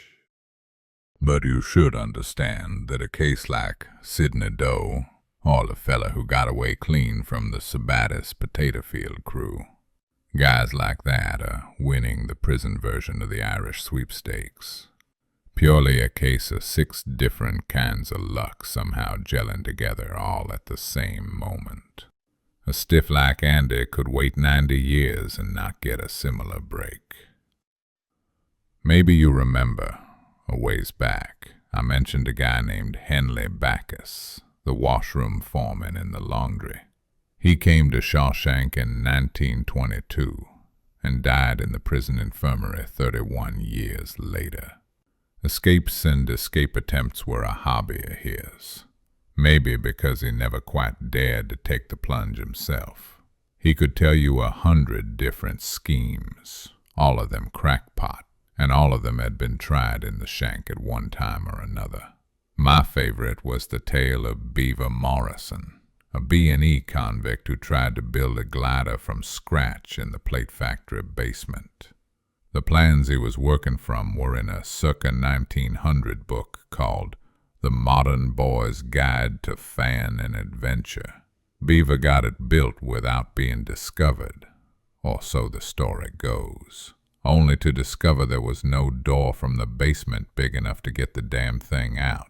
When Henley told that story, you could bust a gut laughing, and he knew 2 dozen, almost as funny. When it came to detailing Shawshank bust-outs, Henley had it down chapter and verse.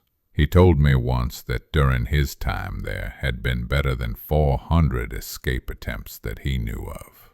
Really think about that for a moment before you just nod your head and read on. 400 escape attempts. That comes out to 12.9 escape attempts for every year Henley Backus was in Shawshank, and keeping track of them. The Escape Attempt of the Month Club. Of course, most of them were pretty slipshod affairs, the sort of thing that ends up with a guard grabbing some poor sidling slob's arm and growling, "Where do you think you're going, you happy asshole?" Henley said he'd class maybe 60 of them as more serious attempts. and he included the prison break of 1937, the year before I arrived at the Shank. The new administration wing was under construction then, and 14 cons got out, using construction equipment in a poorly locked shed. The whole of southern Maine got into a panic over those 14 hardened criminals, most of whom were scared to death and had no more idea of where they should go than a jackrabbit does when its headlight pinned to the highway with a big truck bearing down on it. Not one of those 14 got away. 2 of them were shot dead by civilians, not police officers or prison personnel, but none got away. How many had gotten away between 1938 when I came here and that day in October when Andy first mentioned Zihuatanejo to me? Putting my information and Henley's together, I'd say 10. 10 that got away clean. And although it isn't the kind of thing you can know for sure, I'd guess that at least half of those 10 are doing time in other institutions of lower learning like the Shank. Because you do get institutionalized. When you take away a man's freedom and teach him to live in a cell, he seems to lose his ability to think in dimensions. He's like that jackrabbit I mentioned, frozen in the oncoming lights of the truck that is bound to kill it. More often than not, a con who's just out will pull some dumb job that hasn't a chance in hell of succeeding. And why? Because it'll get him back inside, back where he understands how things work. Andy wasn't that way, but I was. The idea of seeing the Pacific sounded good, but I was afraid that actually being there would scare me to death. The bigness of it. Anyhow, the day of that conversation about Mexico and about Mr. Peter Stevens, that was the day I began to believe that Andy had some idea of doing a disappearing act.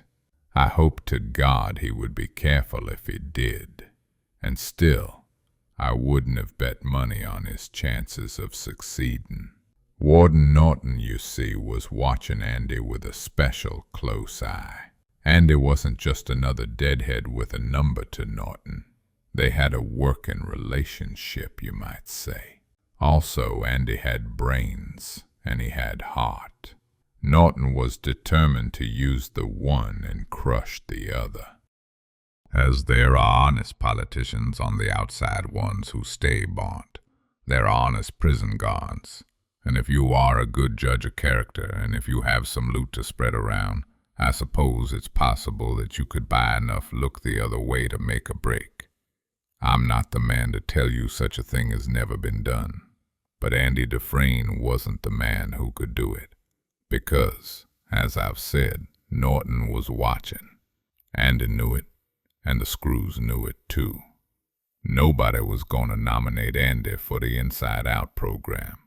Not as long as Warden Norton was evaluating the nominations.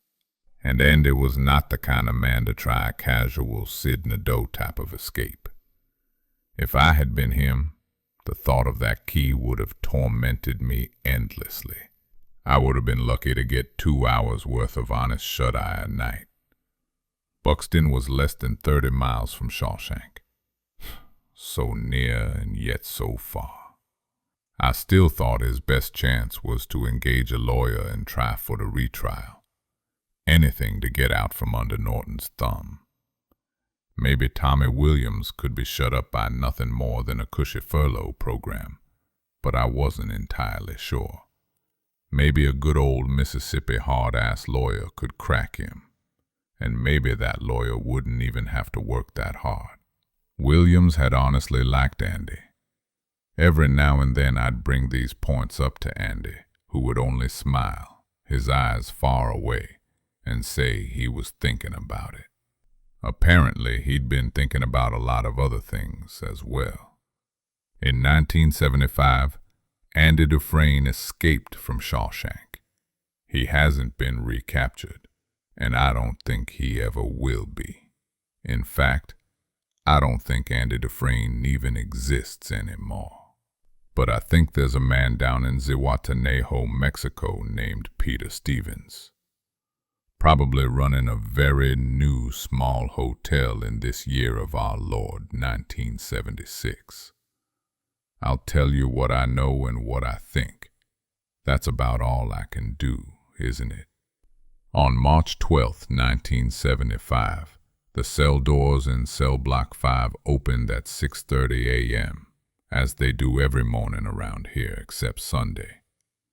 And as they do every day except Sunday, the inmates of those cells stepped forward into the corridor and formed two lines as the cell doors slammed shut behind them. They walked up to the main cell block gate, where they were counted off by two guards before being sent on down to the cafeteria for a breakfast of oatmeal, scrambled eggs, and fatty bacon.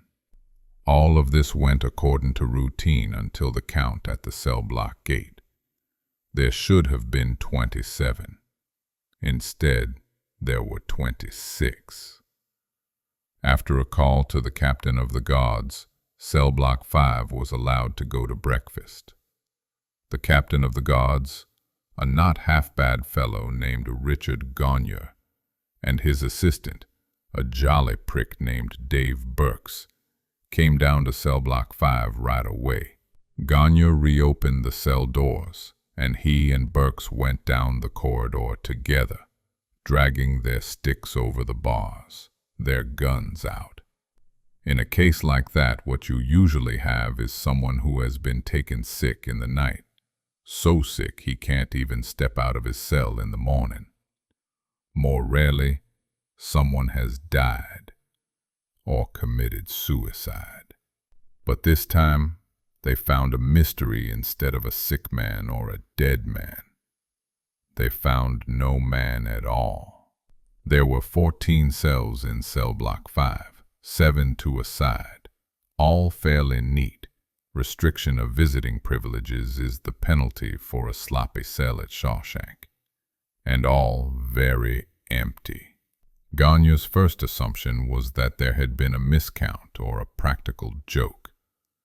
So instead of going off to work after breakfast, the inmates of cell block 5 were sent back to their cells, joking and happy. Any break in the routine was always welcome. Cell doors opened. Prisoners stepped in. Cell doors closed. "I want my lawyer. I want my lawyer. You guys run this place just like a friggin' prison. Shut up in there, or I'll rank you. I ranked your wife, Berkey. Shut up, all of you, or you'll spend the day in there." He and Burks went up the line again, counting noses. They didn't have to go far. "Who belongs in this cell?" Gagne asked the right side night guard. "Andrew Dufresne," the right side answered. And that was all it took. Everything stopped being routine right then. The balloon went up. In all the prison movies I've seen, this wailing horn goes off when there's been a break. That never happens at Shawshank. The first thing Gagne did was to get in touch with the warden. The second thing was to get a search of the prison going. The third was to alert the state police in Scarborough to the possibility of a breakout. That was the routine. It didn't call for them to search the suspected escapee's cell, and so no one did. Not then. Why would they? It was a case of what you see is what you get. It was a small square room, bars on the window and bars on the sliding door, rocks on the windowsill.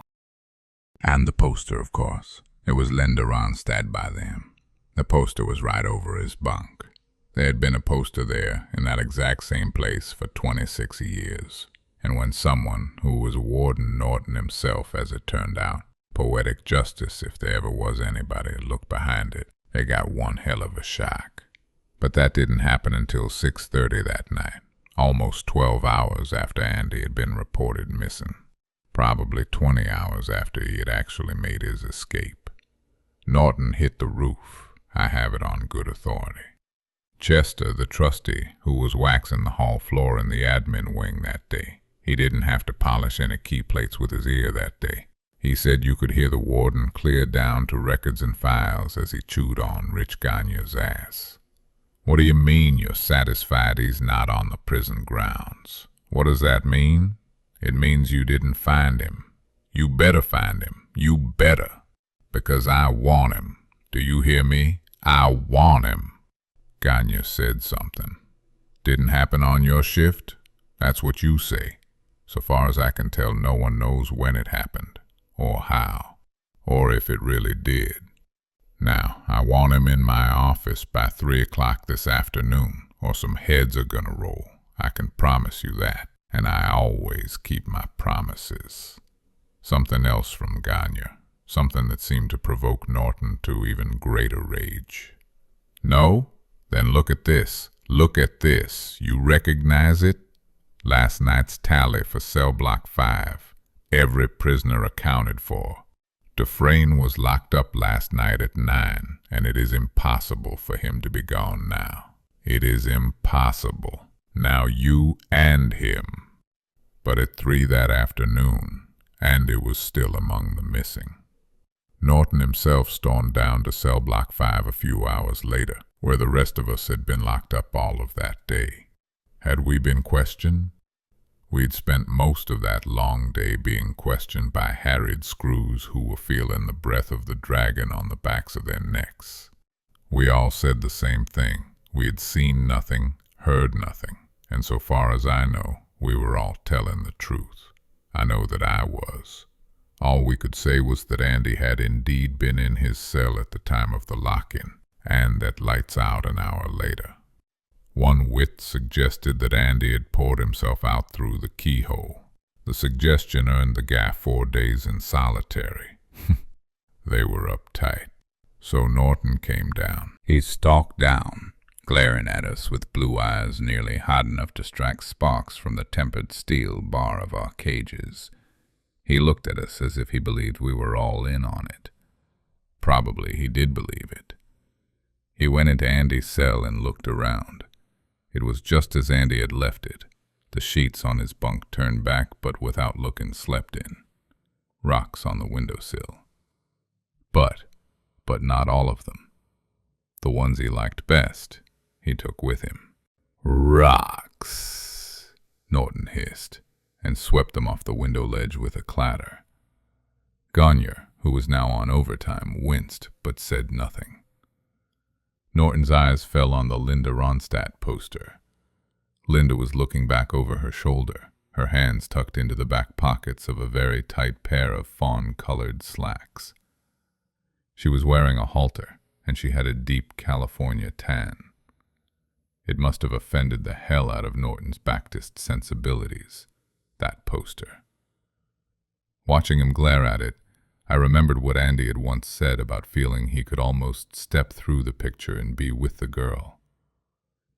In a very real way, that was exactly what he did, as Norton was only seconds from discovering. "Wretched thing," he grunted, and ripped the poster from the wall with a single swipe of his hand, and revealed the gaping, crumbled hole in the concrete behind it. Gagne wouldn't go in. Norton ordered him.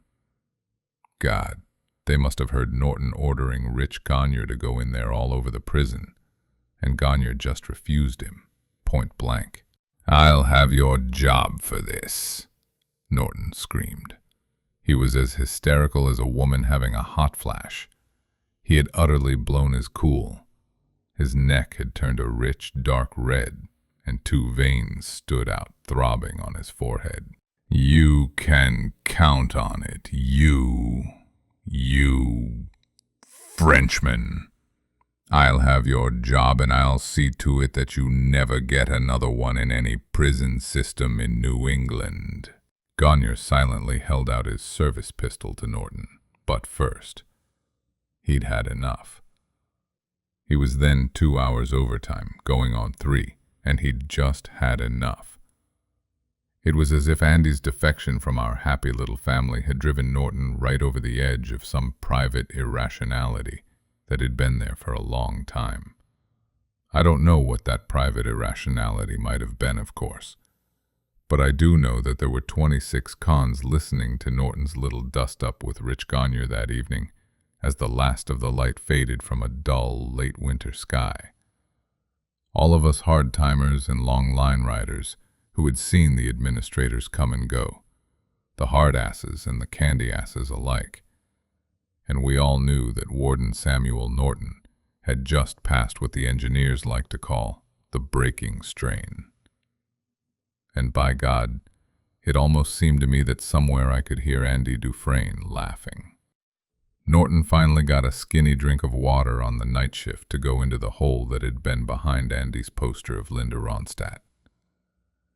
The skinny guard's name was Rory Tremont, and he was not exactly a ball of fire in the brains department. Maybe he thought he was going to win a Bronze Star or something. As it turned out, it was fortunate that Norton got someone of Andy's approximate height and build to go in there. If they had sent a big-assed fellow, as most prison guards seem to be, the guy would have stuck in there as sure as God made green grass, and he might be there still. Tremont went in with a nylon filament rope, which someone had found in the trunk of his car, tied around his waist and a big 6-battery flashlight in one hand. By then Gagne, who had changed his mind about quitting, and who seemed to be the only one there still able to think clearly, had dug out a set of blueprints. I knew well enough what they showed him, a wall which looked, in cross-section, like a sandwich. The entire wall was 10 feet thick. The inner and outer sections were each about 4 feet thick. In the center was 2 feet of pipe space, and you want to believe that was the meat of the thing, in more ways than one. Tremont's voice came out of the hole, sounding hollow and dead. "Something smells awful in here, Warden." "Never mind that. Keep going." Tremont's lower legs disappeared into the hole. A moment later, his feet were gone too. His light flashed dimly back and forth. "Warden, it smells pretty damn bad." "Never mind," I said. "Norton," Tremont's voice floated back. "Smells like shit." "Oh God, that's what it is. It's shit. Oh my God, let me out of here. I'm gonna blow my groceries. Oh shit, it's shit. Oh my God." And then came the unmistakable sound of Rory Tremont losing his last couple of meals. Well, that was it for me. I couldn't help myself. The whole day, hell no, the last 30 years all came up on me at once, and I started, fit to split. A laugh such as I'd never had since I was a free man. The kind of laugh I never expected to have inside these gray walls. And oh dear God, didn't it feel good? "Get that man out of here!" Warden Norton was, and I was, so hard I didn't know if he meant me or Tremont. I just went on laughing and kicking my feet and holding on to my belly. I couldn't have stopped if Norton had threatened to shoot me dead bang on the spot. "Get him out!" Well, friends and neighbors, I was the one who went. Straight down to solitary, and there I stayed for 15 days. A long shot. But every now and then I'd think about poor old not-too-bright Rory Tremont. Oh shit, it's shit. And then I'd think about Andy Dufresne, heading south in his own car, dressed in a nice suit, and I'd just have to laugh. I did that 15 days in solitary, practically standing on my head.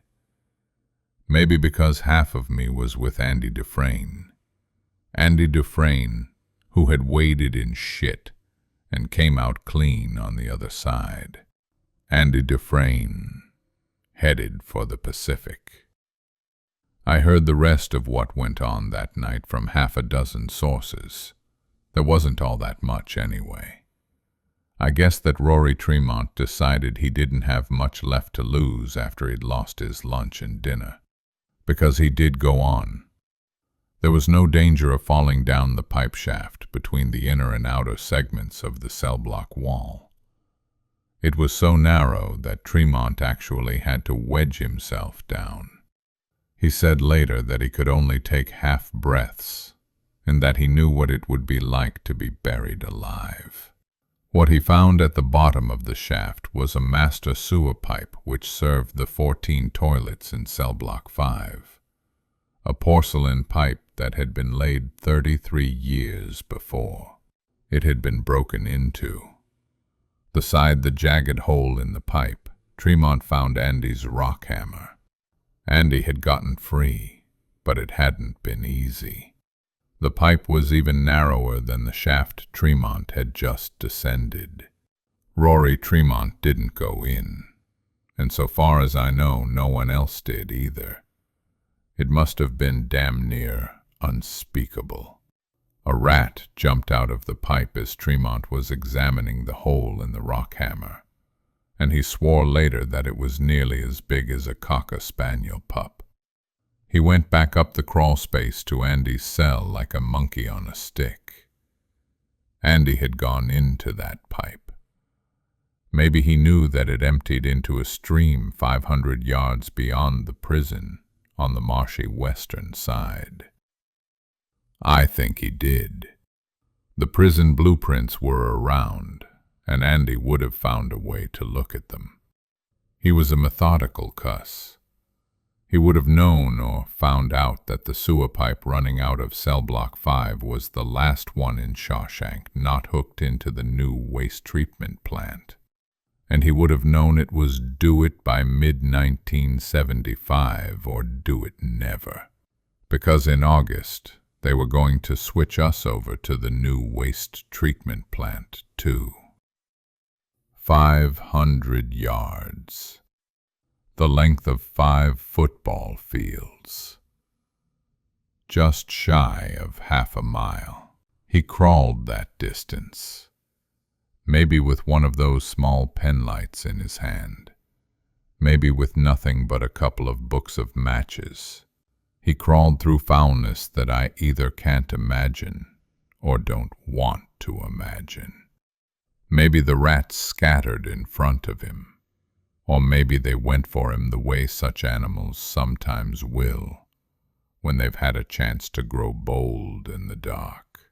He must have had just enough clearance at the shoulders to keep moving, and he probably had to shove himself through the places where the lengths of pipe were joined. If it had been me, the claustrophobia would have driven me mad a dozen times over. But he did it. At the far end of the pipe, they found a set of muddy footprints leading out of the sluggish, polluted creek the pipe fed into. 2 miles from there, a search party found his prison uniform. That was a day later. 3 months after that memorable day, Warden Norton resigned.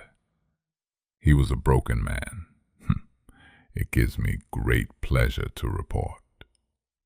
The spring was gone from his step. On his last day, he shuffled back with his head down like an old con shuffling down to the infirmary for his codeine pills. It was Gagne who took over, and to Norton that must have seemed like the unkindest cut of all. For all I knew, Sam Norton is down there in Elliott now, attending services at the Baptist church every Sunday, and wondering how the hell Andy Dufresne ever could have gotten the better of him. I could have told him, the answer to the question is simplicity itself.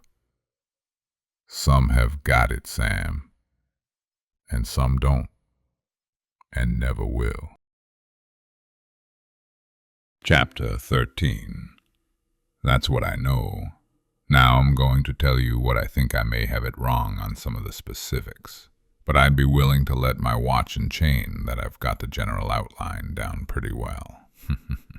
Because, with Andy being the sort of man that he was, there's only 1 or 2 ways that it could have been. And every now and then, when I think it out, I think of Normandy, that half-crazy Indian. "Nice, Della," Normandy had said after selling with Andy for 8 months. I was glad to go, me. Bad draft in that cell, all the time cold. He don't let nobody touch his things. That's okay. Nice man. Never made fun. But big draft. Poor crazy Normandy. B knew more than all the rest of us, and he knew it sooner. And it was 8 long months before Andy could get him out of there and have the cell to himself again. If it hadn't been for the 8 months Normandy had spent with him after Warden Norton first came in, I do believe that Andy would have been free before Nixon resigned. I believe now that it began in 1949, way back then, not with the Rockhammer, but with the Rita Hayworth poster. I told you how nervous he seemed when he asked for that. Nervous and filled with suppressed excitement. At the time, I thought it was just embarrassment, that Andy was the sort of guy who'd never want someone else to know that he had feet of clay and wanted a woman, especially if it was a fantasy woman. But I think now that I was wrong. I think now that Andy's excitement came from something else altogether. What was responsible for the hole that Warden Norton eventually found behind the poster of a girl that hadn't even been born when that photo of Rita Hayworth was taken? Andy Dufresne's perseverance and hard work, yeah, I don't take any of that away from him. But there were 2 other elements in the equation. A lot of luck and WPA concrete. You don't need me to explain the luck, I guess. The WPA concrete I checked out for myself. I invested some time and a couple of stamps, and wrote first to the University of Maine History Department, and then to a fellow whose address they were able to give me. This fellow had been foreman of the WPA project that built the Shawshank Max Security Wing. The wing, which contains cell blocks 3, 4, and 5, was built in the years 1934 to 1937. Now, most people don't think of cement and concrete as technological developments, the way we think of cars and oil furnaces and rocket ships, but they really are. There was no modern cement until 1870 or so, and no modern concrete until after the turn of the century. Mixing concrete is as delicate a business as making bread. You can get it too watery, or not watery enough. You can get the sand mix too thick or too thin, and the same is true of the gravel mix. And back in 1934, the science of mixing the stuff was a lot less sophisticated than it is today. The walls of cell block 5 were solid enough, but they weren't exactly dry and toasty. As a matter of fact, they were and are pretty damned dank. After a long wet spell, they would sweat and sometimes even drip. Cracks had a way of appearing, some an inch deep. They were routinely mortared over. Now here comes Andy Dufresne into cell block 5. He's a man who graduated from the University of Maine's School of Business, but he's also a man who took 2 or 3 geology courses along the E-way. Geology had, in fact, become his chief hobby. I imagine it appealed to his patient, meticulous nature. A 10,000-year ice age here, 1,000,000 years of mountain building there, plates of bedrock grinding against each other deep under the Earth's skin over the millennia. Pressure. Andy told me once that all of geology is the study of pressure. And time, of course. He had time to study those walls. Plenty of time. When the cell door slams and the lights go out, there's nothing else to look at. First-timers usually have a hard time adjusting to the confinement of prison life. They get screw fever. Sometimes they have to be hauled down to the infirmary and sedated a couple of times before they get on the beam. It's not unusual to hear some new member of our happy little family banging on the bars of his cell and screaming to be let out. And before the cries have gone on for long, the chant starts up along the cell block. Fresh fish, hey little fishy, fresh fish, got fresh fish today. Andy didn't flip out like that when he came to the shank in 1948, but that's not to say that he didn't feel many of the same things. He may have come close to madness. Some do, and some go sailing right over the edge. Old life blown away in the wink of an eye. Indeterminate nightmare stretching out ahead. A long season in hell. So what did he do, I ask you? He searched almost desperately for something to divert his restless mind. Oh, there are all sorts of ways to divert yourself, even in prison. It seems like the human mind is full of an infinite number of possibilities when it comes to diversion. I told you about the sculptor and his 3 ages of Jesus. There were coin collectors who were always losing their collections to thieves. Stamp collectors, one fellow who had postcards from 35 different countries, and let me tell you, he would have turned out your lights if he'd caught you diddling with his postcards. Andy got interested in rocks and the walls of his cell. I think that his initial intention might have been to do no more than to carve his initials into the wall where the poster of Rita Hayworth would soon be hanging. His initials, or maybe a few lines from some poem. Instead, what he found was that interestingly weak concrete. Maybe he started to carve his initials and a big chunk of the wall just fell out. I can see him lying there on his bunk looking at that broken chunk of concrete, turning it over in his hands. Never mind the wreck of your whole life. Never mind that you got railroaded into this place by a whole trainload of bad luck. Let's forget all that and look at this piece of concrete. Some months further along, he might have decided it would be fun to see how much of that wall he could take out.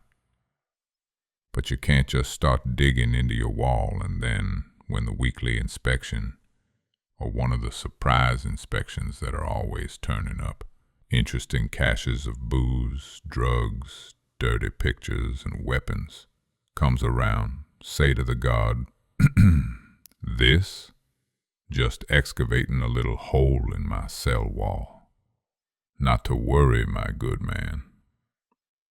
Nah, he couldn't have that. So he came to me and asked if I could get him a Rita Hayworth poster. Not a little one, but a big one. And of course, he had the rock hammer.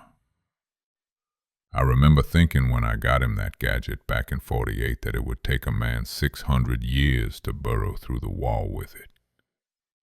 True enough. But Andy only had to go through half the wall. And even with the soft concrete, it took him 2 rock hammers and 27 years to do it. Of course, he lost most of one of those years to Normandy, and he could only work at night, preferably late at night, when almost everybody is asleep, including the guards who work the night shift. But I suspect the thing which slowed him down the most was getting rid of the wall as he took it out. He could muffle the sound of his work by wrapping the head of his hammer in rock polishing cloths. But what to do with the pulverized concrete and the occasional chunks that came out whole? I think he must have broken up the chunks into pebbles, and I remember the Sunday after I had gotten him the rock hammer. I remember watching him walk across the exercise yard, his face puffy from his latest go-round with the sisters. I saw him stoop, pick up a pebble, and it disappeared up his sleeve. That inside sleeve pocket is an old prison trick. Up your sleeve or just inside the cuff of your pants.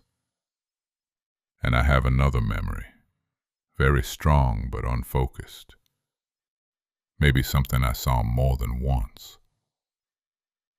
This memory is of Andy Dufresne walking across the exercise yard on a hot summer day when the air was utterly still.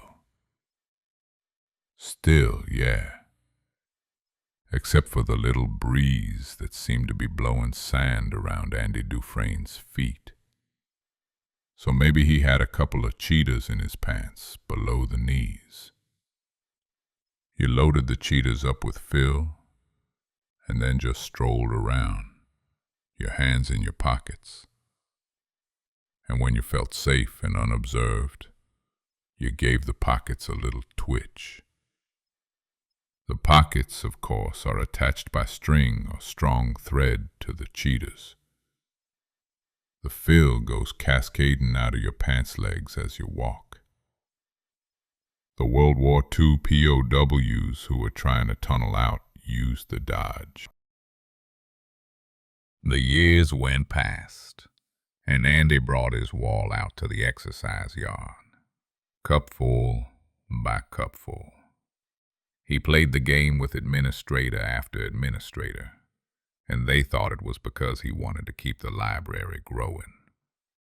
I have no doubt that was part of it. But the main thing Andy wanted was to keep cell 14 in cell block 5 a single occupancy. I doubt if he had any real plans or hopes of breaking out, at least not at first. He probably assumed the wall was 10 feet of solid concrete, and that if he succeeded in boring all the way through it, he'd come out 30 feet over the exercise yard. But like I say, I don't think he was worried over much about breaking through. His assumption could have run this way. I'm only making a foot of progress every 7 years or so.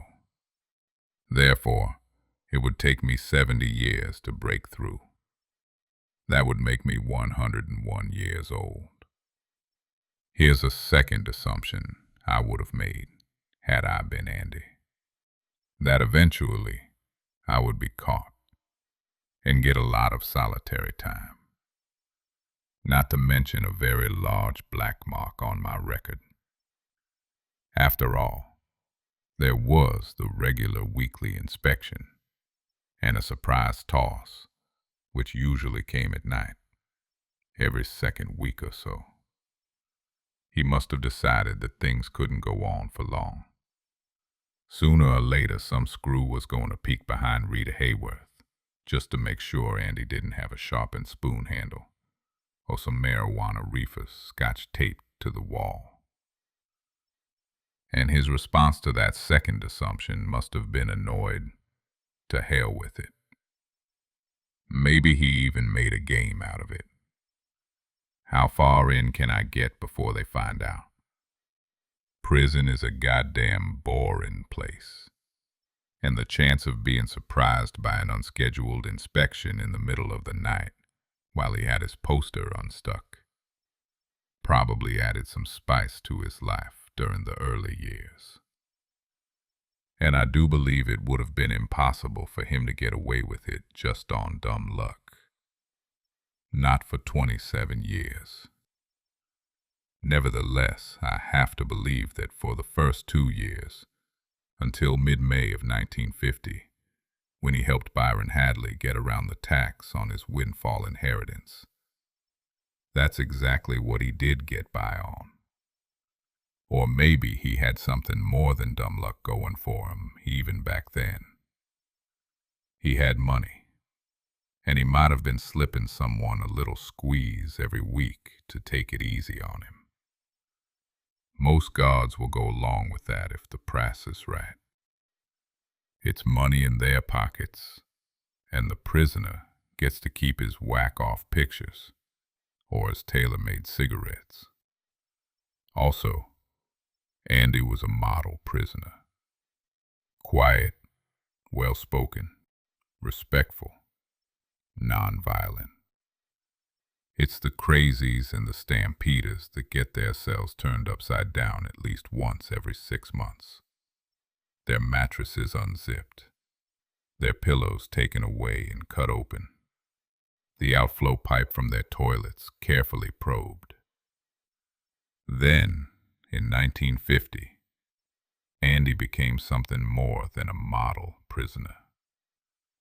In 1950, he became a valuable commodity, a murderer who did tax returns better than H&R Block. He gave gratis estate planning advice, set up tax shelters, filled out loan applications, sometimes creatively.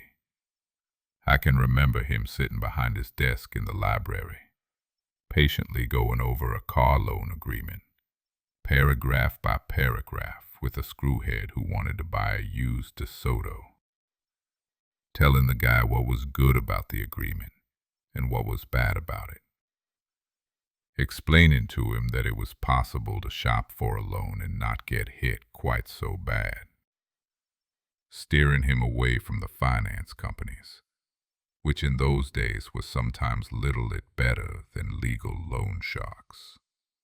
When he'd finished, the screwhead started to put out his hand, and then drew it back to himself quickly.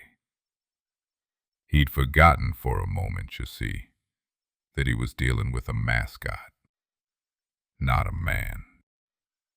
Andy kept up on the tax laws and the changes in the stock markets, and so his usefulness didn't end after he'd been in cold storage for a while, as it might have done. He began to get his library money. His running war with the sisters had ended, and nobody tossed his cell very hard. He was a good nigger.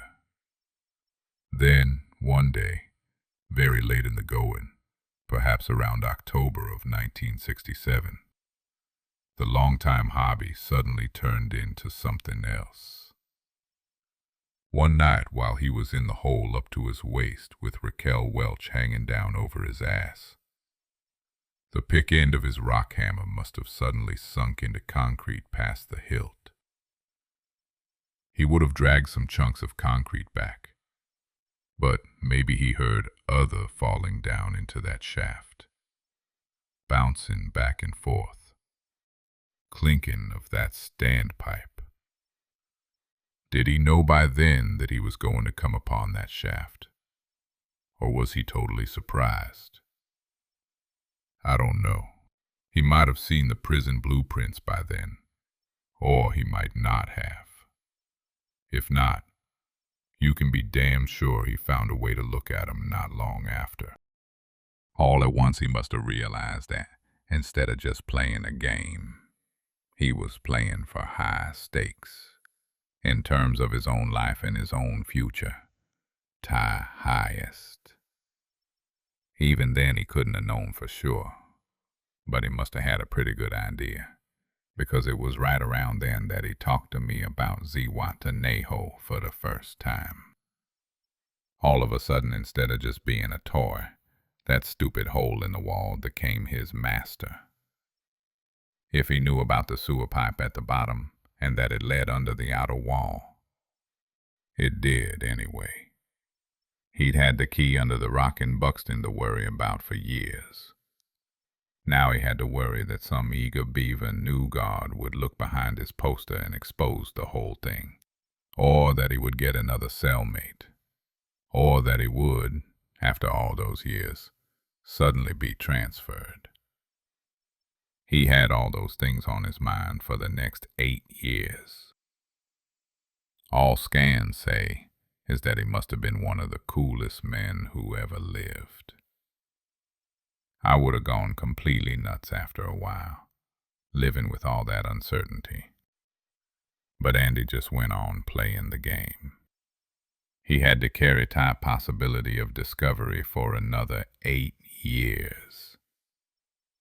The probability fit, you might say, because no matter how carefully he stacked tie cards in his favor, as an inmate of a state prison, he just didn't have that many to stack. And the gods had been kind to him for a very long time. Some 19 years. The most ghastly irony I can think of would have been if he had been offered a parole. Can you imagine it?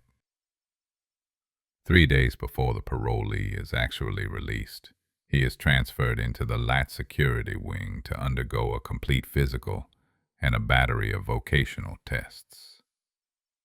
While he's there, his old cell is completely cleaned out. Instead of getting his parole, Andy would have gotten a long turn downstairs in solitary, followed by some more time upstairs. but in a different cell. If he broke into the shaft in 1967, how come he didn't escape until 1975? I don't know for sure, but I can advance some pretty good guesses. First, he would have become more careful than ever. He was too smart to just push ahead at flank speed and try to get out in 8 months, or even in 18. He must have gone on widening the opening on the crawl space a little at a time. A hole as big as a teacup by the time he took his New Year's Eve drink that year. A hole as big as a dinner plate by the time he took his birthday drink in 1968. As big as a serving tray by the time the 1969 baseball season opened. For a time I thought it should have gone much faster than it apparently did. After he broke through, I mean. It seemed to me that, instead of hating to pulverize the crap and take it out of his cell in the cheetah gadgets I have described, he could simply let it drop down the shaft. The length of time he took makes me believe that he didn't dare do that. He might have decided that the noise would arouse someone's suspicions. Or if he knew about the sewer pipe, as I believe he must have, he would have been afraid that a falling chunk of concrete would break it before he was ready, screwing up the cell block sewage system and leading to an investigation. And an investigation, needless to say, would lead to ruin. Still in all, I'd guess that by the time Nixon was sworn in for his second term, the hole would have been wide enough for him to wriggle through. And probably sooner than that. Andy was a small guy. Why didn't he go then? That's where my educated guesses run out, folks. From this point, they become progressively wilder. One possibility is that the crawl space itself was clogged with crap and he had to clear it out. But that wouldn't account for all the time. So what was it? I think that maybe Andy got scared. I've told you as well as I can how it is to be an institutional man. At first you can't stand those four walls. Then you get so you can abide them. Then you get so you accept them. And then, as your body and your mind and your spirit adjust to life on an HO scale, you get to love them. You are told when to eat, when you can write letters, when you can smoke. If you're at work in the laundry or the plate shop, you're assigned 5 minutes of each hour when you can go to the bathroom. For 35 years, my time was 25 minutes after the hour. And after 35 years, that's the only time I ever felt the need to take a piss or have a crap. 25 minutes past the hour. And if for some reason I couldn't go, the need would pass at 30 after, and come back at 25 past the next hour. I think Andy may have been wrestling with that tiger, that institutional syndrome, and also with the bulking fears that all of it might have been for nothing. How many nights must he have lain awake under his poster, thinking about that sewer line, knowing that the one chance was all he'd ever get? The blueprints might have told him how big the pipe's bore was, but a blueprint couldn't tell him what it would be like inside that pipe, if he would be able to breathe without choking, if the rats were big enough and mean enough to fight instead of retreating. And a blueprint couldn't have told him what he'd find at the end of the pipe, when and if he got there. Here's a joke even funnier than the parole would have been. Andy breaks into the sewer line, crawls through 500 yards of choking, shit-smelling darkness, and comes up against a heavy-gauge mesh screen at the end of it all. Ha ha, very funny. That would have been on his mind. And if the long shot actually came in and he was able to get out, would he be able to get some civilian clothes and get away from the vicinity of the prison undetected? Last of all, suppose he got out of the pipe. Got away from Shawshank before the alarm was raised. Got to Buxton, overturned the right rock, and found nothing beneath. Not necessarily something so dramatic as arriving at the right field and discovering that a high-rise apartment building had been erected on the spot, or that it had been turned into a supermarket parking lot. It could have been that some little kid who liked rocks noticed that piece of volcanic glass, turned it over, saw the deposit box key, and took both it and the rock back to his room as souvenirs. Maybe a November hunter kicked the rock, left the key exposed, and a squirrel or a crow with a liking for bright shiny things had taken it away. Maybe there had been spring floods one year, breaching the wall, washing the key away. Maybe anything. So, I think, wild guess or not, that Andy just froze in place for a while. After all, you can't lose if you don't bet. What did he have to lose, you ask? His library, for one thing. The pores and peace of institutional life, for another. Any future chance to grab his safe identity. But he finally did it, just as I have told you. He tried. And my, didn't he succeed in spectacular fashion, you tell me.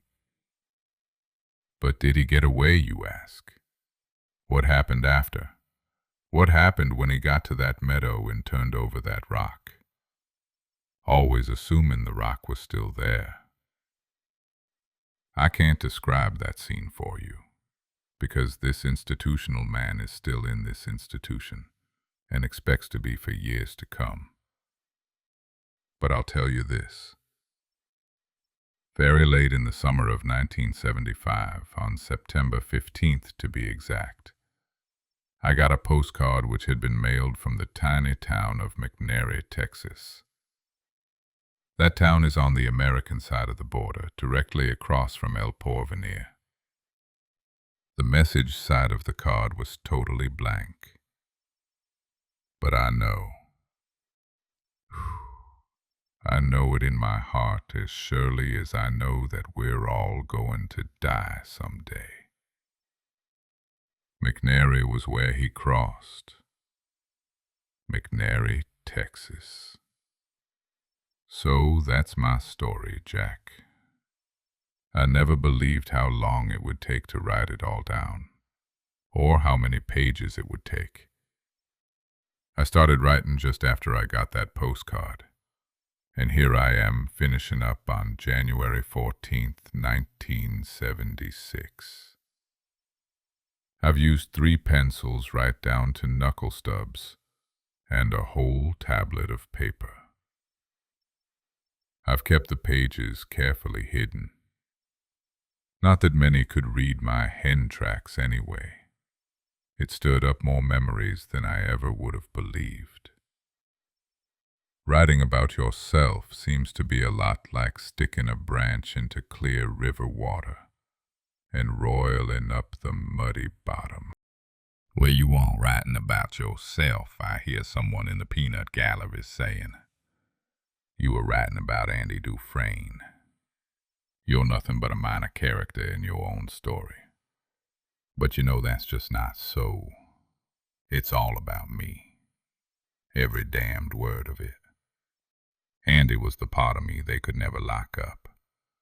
The part of me that will rejoice when the gates finally open for me and I walk out in my cheap suit with my $20 of mad money in my pocket. That part of me will rejoice, no matter how old and broken and scared the rest of me is. I guess it's just that Andy had more of that part than me, and used it better. There are others here like me, others who remember Andy. We're glad he's gone, but a little sad, too. Some birds are not meant to be caged, that's all. Their feathers are too bright. their songs too sweet and wild. So you let them go, or when you open the cage to feed them, they somehow fly out past you. And the part of you that knows it was wrong to imprison them in the first place rejoices. But still, the place where you live is that much more drab and empty for their departure. That's the story, and I'm glad I told it, even if it is a bit inconclusive.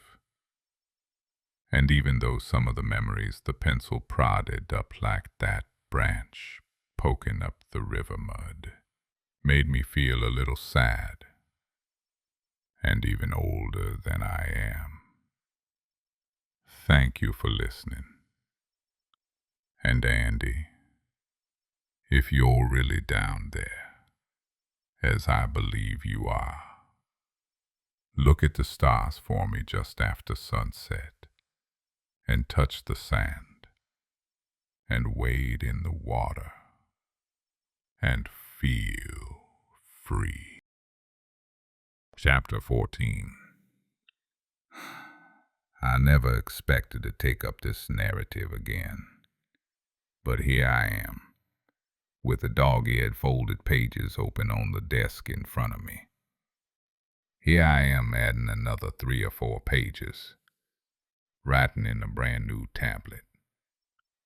A tablet I bought in a store. I just walked into a store on Portland's Congress Street and bought it. I thought I had put finish to my story in a Shawshank prison cell on a bleak January day in 1976. Now it's May of 1977, and I'm sitting in a small, cheap room of the Brewster Hotel in Portland, adding to it. The window was open, and the sound of the traffic floating in seemed huge, exciting, and intimidating. I have to look constantly over at the window and reassure myself that there are no bars on it. I sleep poorly at night, because the bed in this room, as cheap as the room is, seems much too big and luxurious. I snap awake every morning promptly at 6:30, feeling disoriented and frightened. Dreams are bad. I have a crazy feeling of free fall. The sensation is as terrifying as it is exhilarating. What has happened in my life? Can't you guess? I was paroled. After 38 years of routine hearings and routine denials, in the course of those 38 years, 3 lawyers died on me. My parole was granted. I suppose they decided that at the age of 58 I was finally used up enough to be deemed safe. I came very close to burning the document you have just read. They search outgoing parolees almost as carefully as they search incoming new fish. And beyond containing enough dynamite to assure me of a quick turnaround and another 6 or 8 years inside, my memoirs contain something else.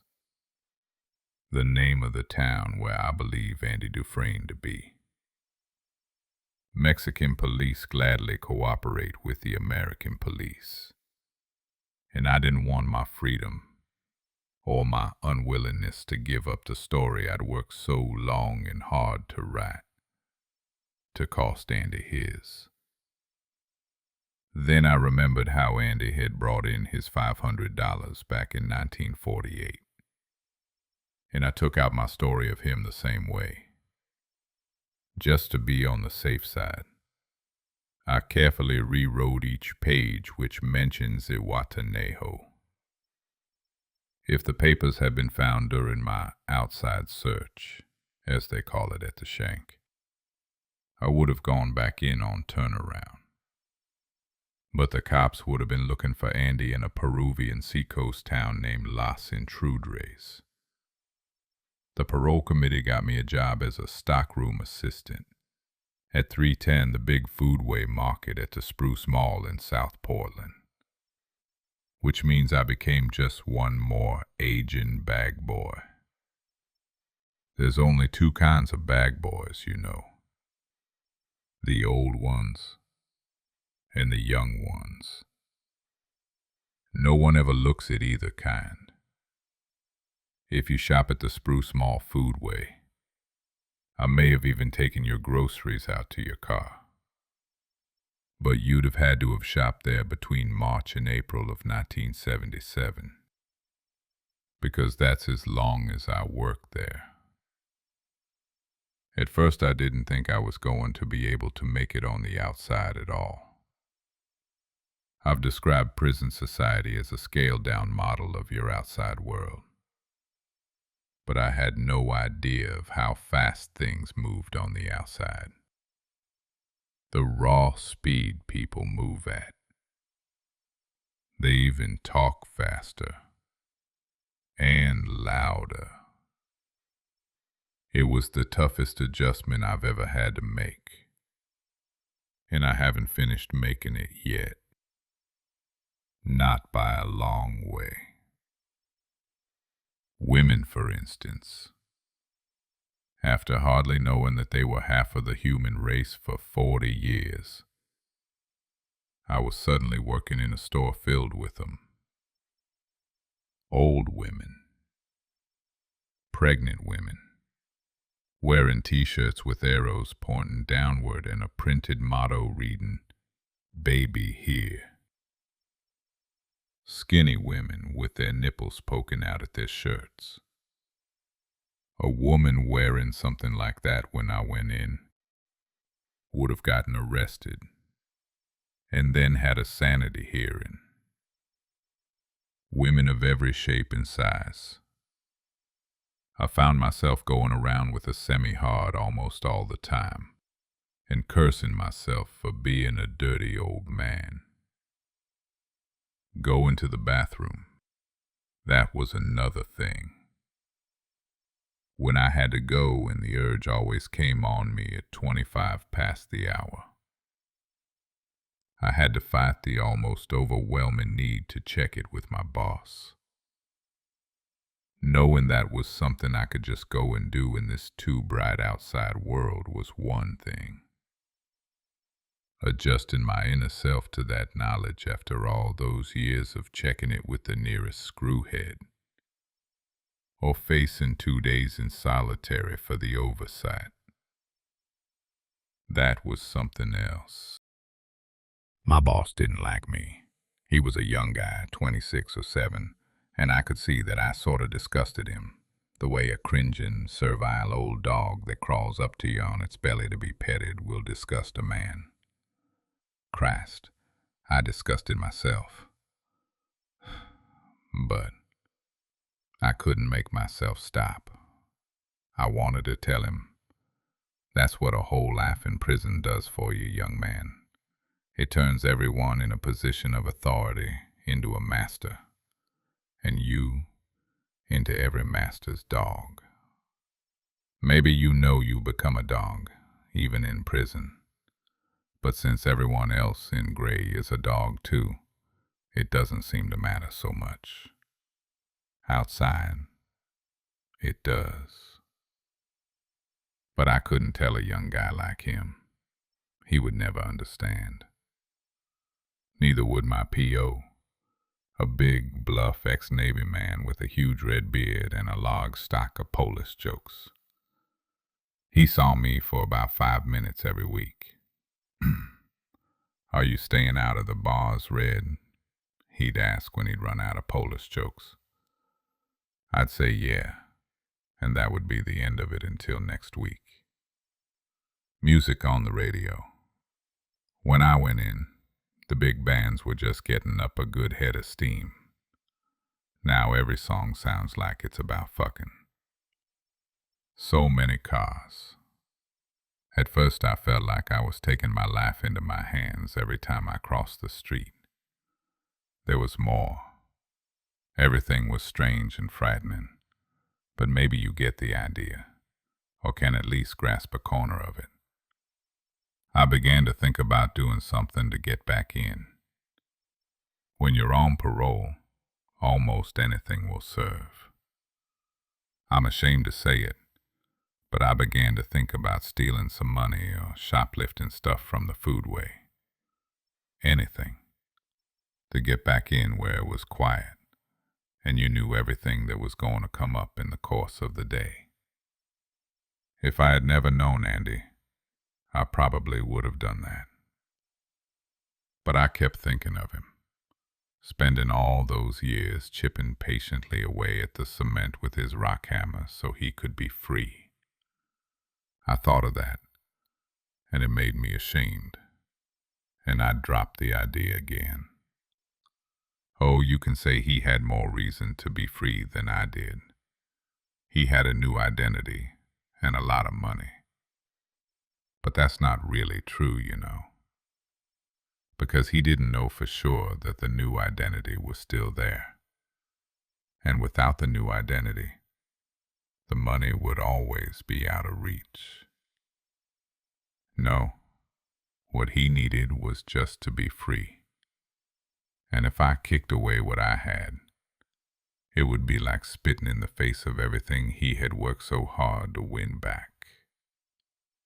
So what I started to do on my time off was to hitchhike rides down to the little town of Buxton. This was in the early April of 1977. The snow just starting to melt off the fields, the air just beginning to be warm. The baseball team's coming north to start a new season, playing the only game I'm sure God approves of. When I went on these trips, I carried a silver compass in my pocket. There's a big hayfield in Buxton, Andy had said, and at the north end of that hayfield there's a rock wall, right out of a Robert Frost poem. And somewhere along the base of that wall is a rock that has no earthly business in a main hayfield. A fool's errand, you say. How many hayfields are there in a small rural town like Buxton? 50? 100? Speaking from personal experience, I'd put it at even higher than that. If you add in the fields now cultivated, which might have been hay grass when Andy went in. And if I did find the right one, I might never know it, because I might overlook that black piece of volcanic glass.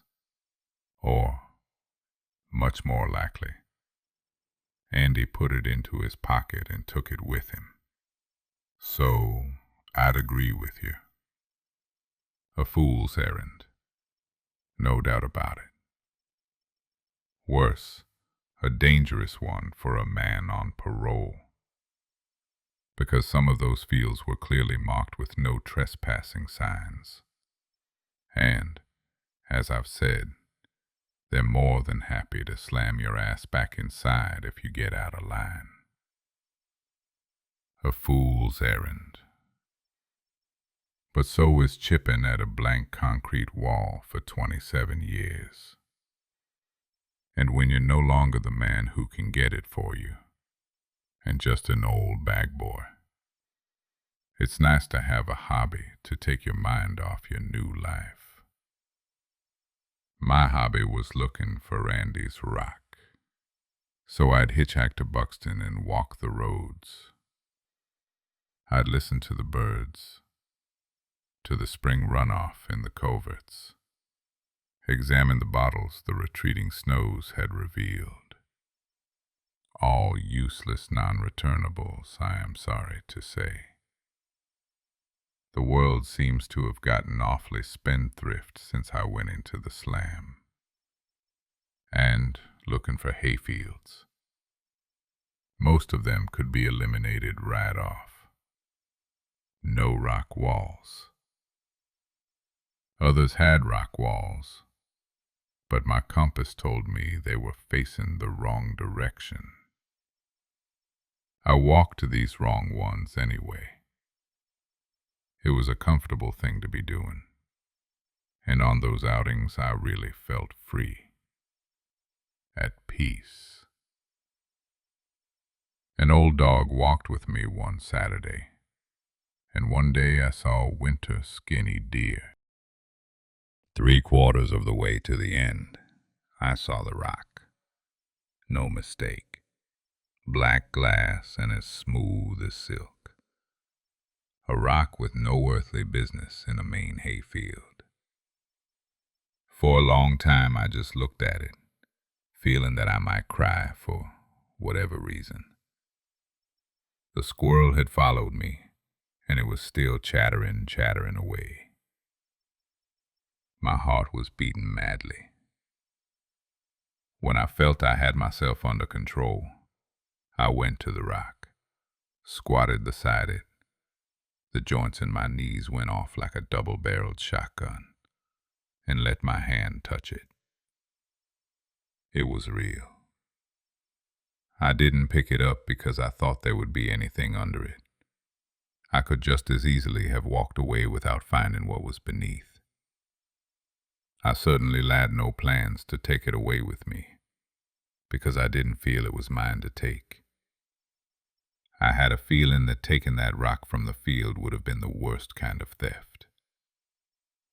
No, I only picked it up to feel it better, to get the heft of the thing, and, I suppose, to prove its reality by feeling its satiny texture against my skin.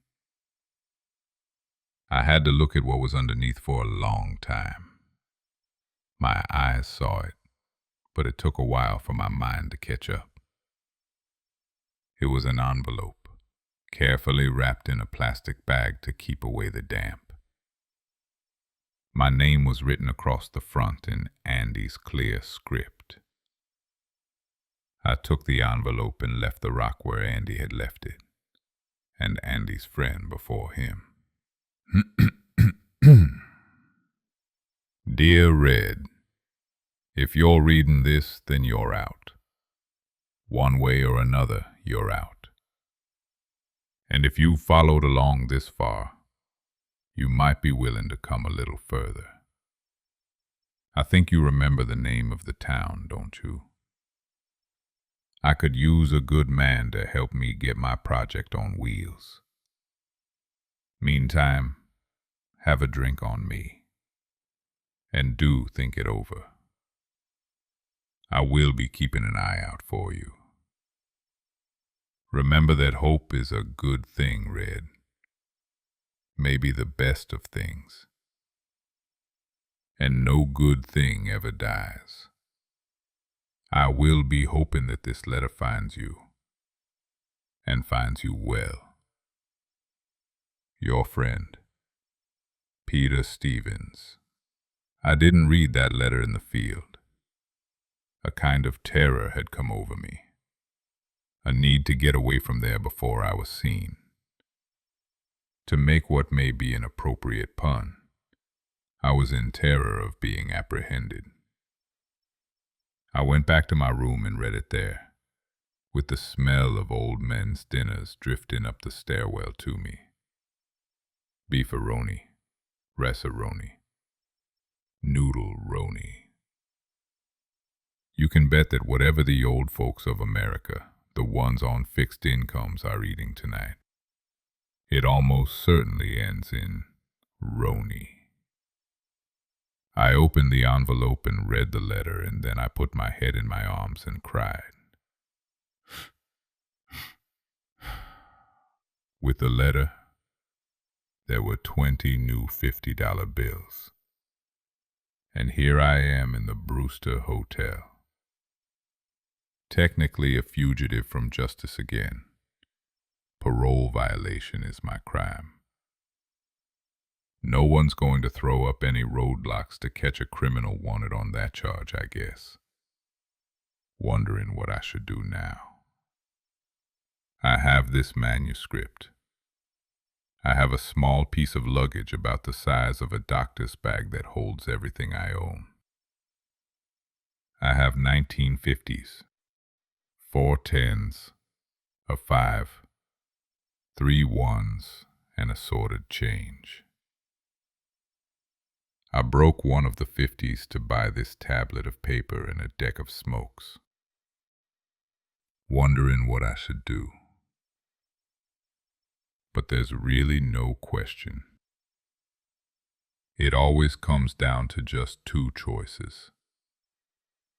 Get busy living or get busy dying. First, I'm going to put this manuscript back in my bag. Then I'm going to buckle it up, grab my coat, go downstairs, and check out of this flea bag. Then I'm going to walk uptown to a bar and put that $5 bill down in front of the bartender and ask him to bring me 2 straight shots of Jack Daniels. One for me and one for Andy Dufresne. Other than a beer or two, they'll be the first drinks I've taken as a free man since 1938. Then I am going to tip the bartender $1 and thank him kindly. I will leave the bar and walk up Spring Street to the Greyhound terminal there and buy a bus ticket to El Paso by way of New York City.